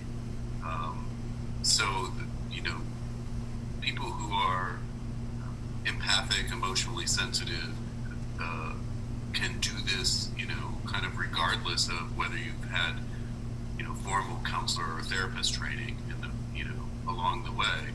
But again, for me, the main thing is a mindset of not thinking that we have the answer for someone else and keeping our attention on other people and out of our heads. And sometimes that's much harder for somebody who's been through years of training as a therapist or counselor than it is for people who haven't. I don't know your thoughts on that, Carrie, because I imagine it's a similar issue working with families. Yeah, that's true. Some people are, like when you start to introduce these guys, some people are relieved because they're actually like, oh, that fits so much better with who I am as a person and how I want to be as a parent or as I want to be as a spouse. I've been getting this message from the world that I should be hard on my loved one, and that's hard for me to do. I actually want to be connected, and then there's other people who are like, it takes a lot of work to get them to soften up and be able to like put their own ideas and concepts down, or their own agenda down, so it's just like I said, throughout the training, every person's different and every family member's different. So some people respond and some people really don't. I mean, we've had people who are like, this doesn't make any sense to me. I literally can't do this. Most people are relieved. Most family members are relieved to take on these approaches because it is effective and it matches with their worldview more. And some cannot, and prefer to go to Al-Anon meetings or prefer to, do whatever it is that they've been doing. And that's fine. I mean, we're just trying to present more options for people. Mm-hmm. Yeah, and I don't know about you, but my own professional growth over the way, I've had to unlearn things as well. And so, some of this is trying to get back to that beginner's mind that I'm in a room with people and together we can find something that helps. Yeah, it's funny when I, because when I was in graduate school and started working in my first substance use treatment center, I got put on a detox unit, and as a young psychologist who really, hadn't been trained in MI, but was more client-centered, focused therapy, when I got to that detox unit and I saw how counselors spoke to clients, I was horrified. I was literally like, what is happening here? Why are you shaming and humiliating this person as a way to potentially help them change? It shattered me for quite a while, which is why we now have the Center for Motivational Change, because I had to change that. Couldn't tolerate it. And Carrie, Carlo Di Clemente and Stephen Rolnick, as you know, tell their own stories when they do training. Exactly And DeClemente and Rolnick, both in their PESI courses, at some point said, they walked down the hall and said, there's got to be a better way. And Carrie, you just told us your story. Yeah, absolutely. One of our more recently trained facilitators asked the response to this, especially as it relates to the virtual meetings, where as Donny Phillips mentioned earlier, the body language of the person is not self-evident. If someone shares that they've lapsed,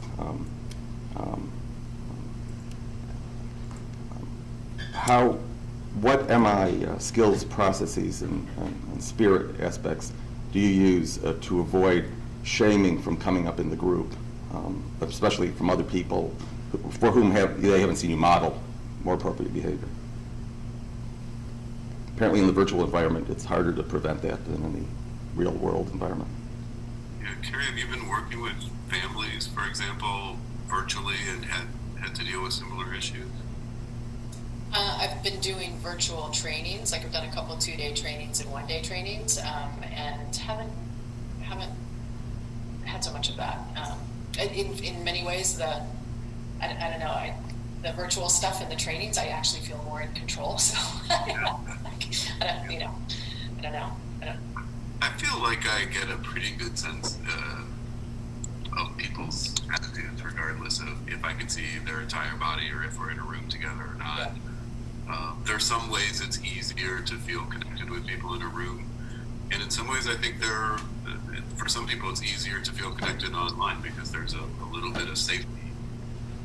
Things go really bad, you can always turn off your camera and mute yourself and move away, where when people are in a room together, sometimes I find it's harder for people to be open and vulnerable because there's not an easy escape. Yeah. I mean, the thing that I've appreciated so much about the virtual reality that we all now live in is just how much more accessible it is to people. I think there's people getting treatment, able to go to meetings, able to access services that just weren't in the past. Like I said in the beginning, whether it's expensive childcare, the expense of travel, I've got a job, that I don't have time to get from point A to point B to squeeze in the meeting. It's like I can just hop in the meeting because I'm at my computer anyway, so I just stop what I'm doing and go to a meeting. So I think it's really helped. I'm trying to respond in the chat, and it's not accepting my chat to the live stream. I don't know why. Let me ask you I just wanted to say that somebody said you can't get the 20-minute guide for free. If you go to the website, you can get the individual sessions. You can download those for free. To buy the whole workbook it's like $14 or something like that. But the cost goes to the foundation, which helps us do trainings in communities that can't afford training. So it all goes to a good place. And again, in January, the whole invitation to change approach will be up on the cmcffc.org website. So I was trying to put that in the chat, but I couldn't get it in there, so I just... And Beyond Addiction is a great read. So. Thank you. And available from Amazon, Barnes & Noble, and even real bookstores when they're open, depending on where you live.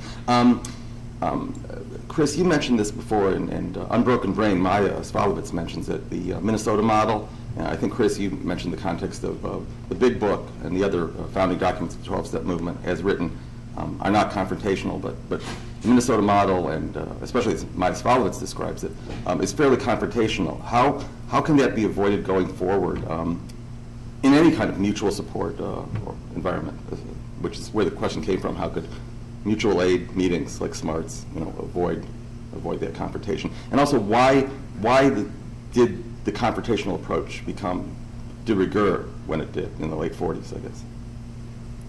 Well, that's some history there. I was going to say, that's a whole nother conference. But I would say, first of all, I think everything you do is going to work with somebody at some point. And there are times in which confrontation of certain styles can be helpful to some people. Certainly people have made positive changes in the world based on somebody confronting them before. What I'm mostly interested in, though, is what's the most likely outcome of somebody reacting to a particular thing we do, and what's the risk of a negative outcome from anything we do. And I think that simply being empathic, accepting, inviting, and being more positive is more likely to get a positive outcome with less risk. And so I just don't see a need in in my own role of helping people to really ever become confronted interpersonally, there is the challenge sometimes of trying to address something that is somebody feels vulnerable, ashamed, has been stigmatized, or somehow isn't ready to acknowledge or to talk about. But again, if I'm trying to help them change, if they're not ready for it, then it's not my place to try to make them ready for it. Within families, there are times where maybe confrontation has a different role than it does somebody coming to either a professional helper or to a support group. And so, I don't know, Carrie, how that you deal with the issues of confrontation among family members, or how that might be for you. Well, they've typically got that message a lot, just you got to confront, you got to, like I said before, like your loved one's in denial, you got to confront it. They've just soaked up the culture. So it's not their fault. They've been told it many times. And usually when you say like, okay, how's that worked? So I understand the impulse, like, of course you've been told to do that, but tell me how that plays out. Like, what evidence have you collected on how that way of approaching your loved one works or doesn't work? And they will very quickly say, yeah, it just makes us fight more. Yeah, they storm out of the room and the conversation ends. So that's that red light. It's like, okay, so like if you're doing stuff that's making the red light signals go on, of like steam's coming out of my ears and I'm backed in a corner and I want to end this conversation, odds are your confrontation tactics are not working, or it's causing them to hang on to their behavior more. You're saying stop using, and they're saying, they're giving you all sorts of reasons why they want to keep using. That you're hanging on too strong, and to help them realize, like just join them, like to go actually to their side and understand their side, before you try to do anything, because understanding their side is going to give you a lot of information. It's going to make them feel safer. It's going to make them feel like you're potentially somebody that understands them and potentially therefore can help them, right? But you got to be able to go in their side first. It can't just be what you want.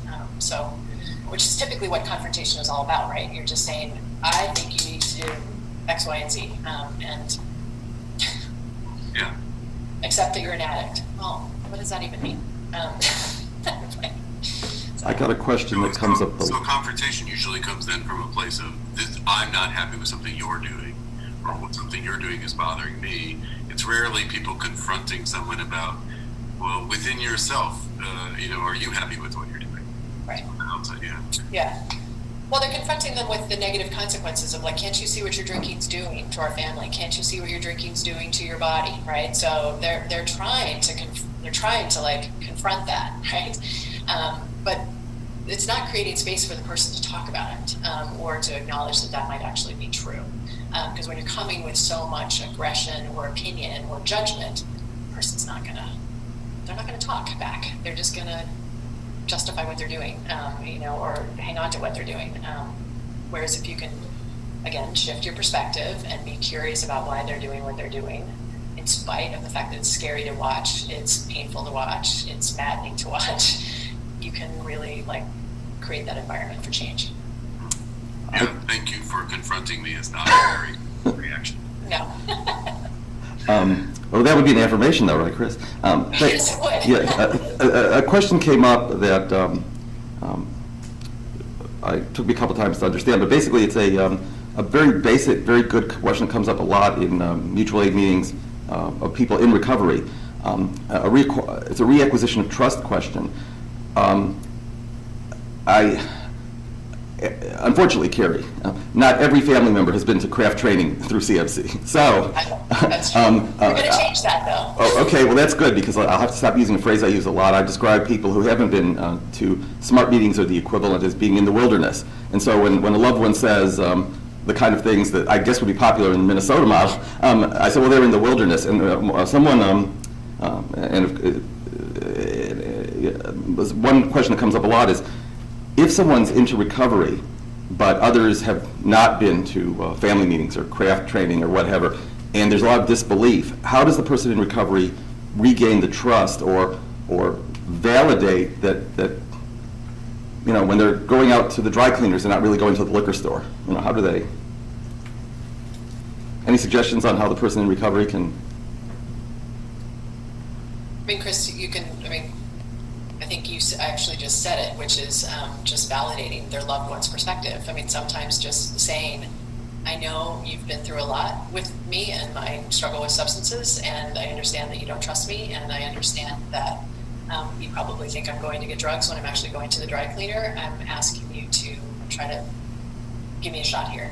Just let me prove myself. Let me keep working at it. I'm working at it.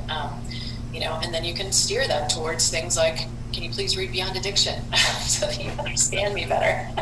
And that's not a plug for my book, but I'm just saying, it's like, there's more and more resources out there for family members. And one of our missions at CMC has always been to help everybody become educated consumers. Like if family members became educated consumers of what's out there as options, we could potentially lower the impact and lower the number of terrible treatment programs because they wouldn't be sending their loved ones there. And the same is true for people with substance use problems, really being able to know, I've got lots of options here. Maybe I want treatment. Maybe I want to go to a SMART meeting. Maybe I want to go to a refuge recovery meeting. Maybe I want to go talk to my minister. There's lots of ways I can change, and they're all valid.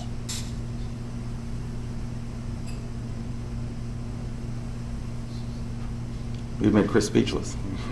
I got so caught up in listening, I actually forgot what the earlier question was. I was just thinking of this kind of bouncing off of this thing. No, what is someone in recovery? I mean, Carrie's training the loved ones to be more understanding. What if you have someone in recovery in one of your groups or a SMART meeting or whatever who says, I can't convince my spouse or my parents that I'm actually not using, that I'm actually, how do you reacquire trust?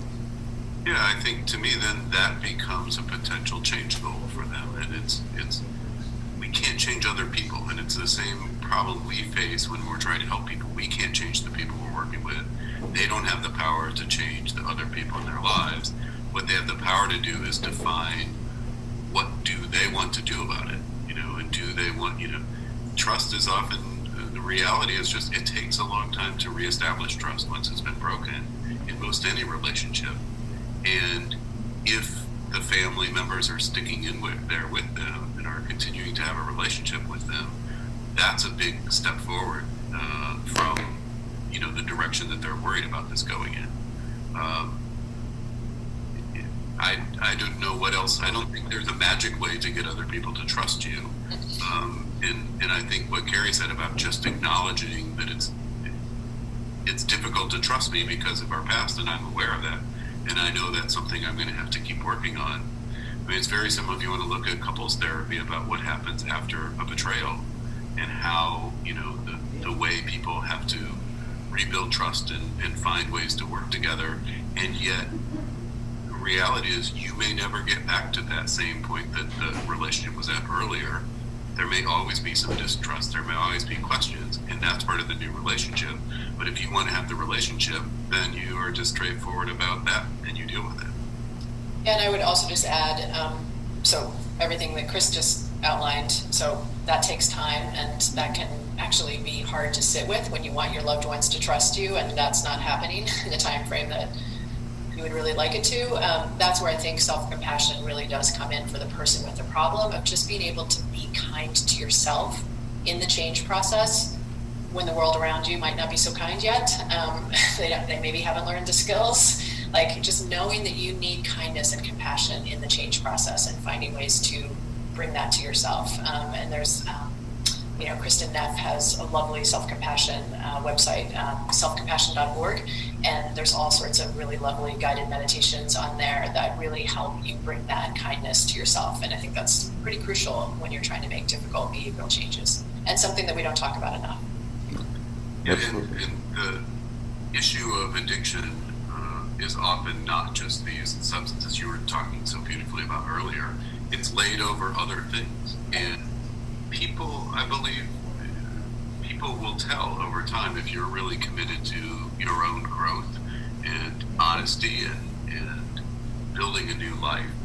And it's no longer, the focus will move away from the issue of are you going out and sneaking using substances over time as people see you change, because the consequences will be evident in your own life of the results of what you're doing. Yeah. We got about 3 minutes left. Let me make a couple announcements while we're collecting any remaining questions. One is our conference next October, Saturday, October 23rd. Our morning keynoter is Molly McGill from Brown University, and the invitations are out for the afternoon keynoter. The other point is emails to clinicians who signed up for addiction, for CEU credits, or our clinicians with sponsors who are joining in for CEU credits. The link to the survey, completion of which triggers getting the CEU certificate, was sent out about 3 p.m. Anyone who is in that category and did not get one for some computer glitch reason, please reach out to me and I will make sure you get that. Any more questions, John? Any closing thoughts from the two of you who were so generous in joining us today? Thank you very much. I just want to share how much I appreciated Carrie's presentation. It was fascinating listening and kind of was thinking along the way. I think Jeff Foote had the first MI group session manual that I ever saw back, I don't even know when this was, mid-90s or late 90s, somewhere in there. I was one of the pilot therapists. Oh, yeah. So it's interesting. I don't really care about brand names. I mean, it doesn't matter to me if somebody calls something MI or they call thing. It's about, are we connecting with other people, not judging them, and helping find a positive way forward. And I was really inspired listening to you today, so thank you. Thank you, and I feel the same way about your work and just SMART in general. I mean, I think everything you guys do out there in the world is just so wonderful, giving people options and it's giving them all sorts of ways to look at things and their own change processes. It's really cool, and I think together we're changing the world, which is what we can do in our own way, and that's really important. So thank you. There's no way I can top that. I'm not going to say anything after that except good afternoon, everyone, and thanks for joining us. Thank you. And this will all be available on the Smart Recovery YouTube channel as well. Have a good day, everyone.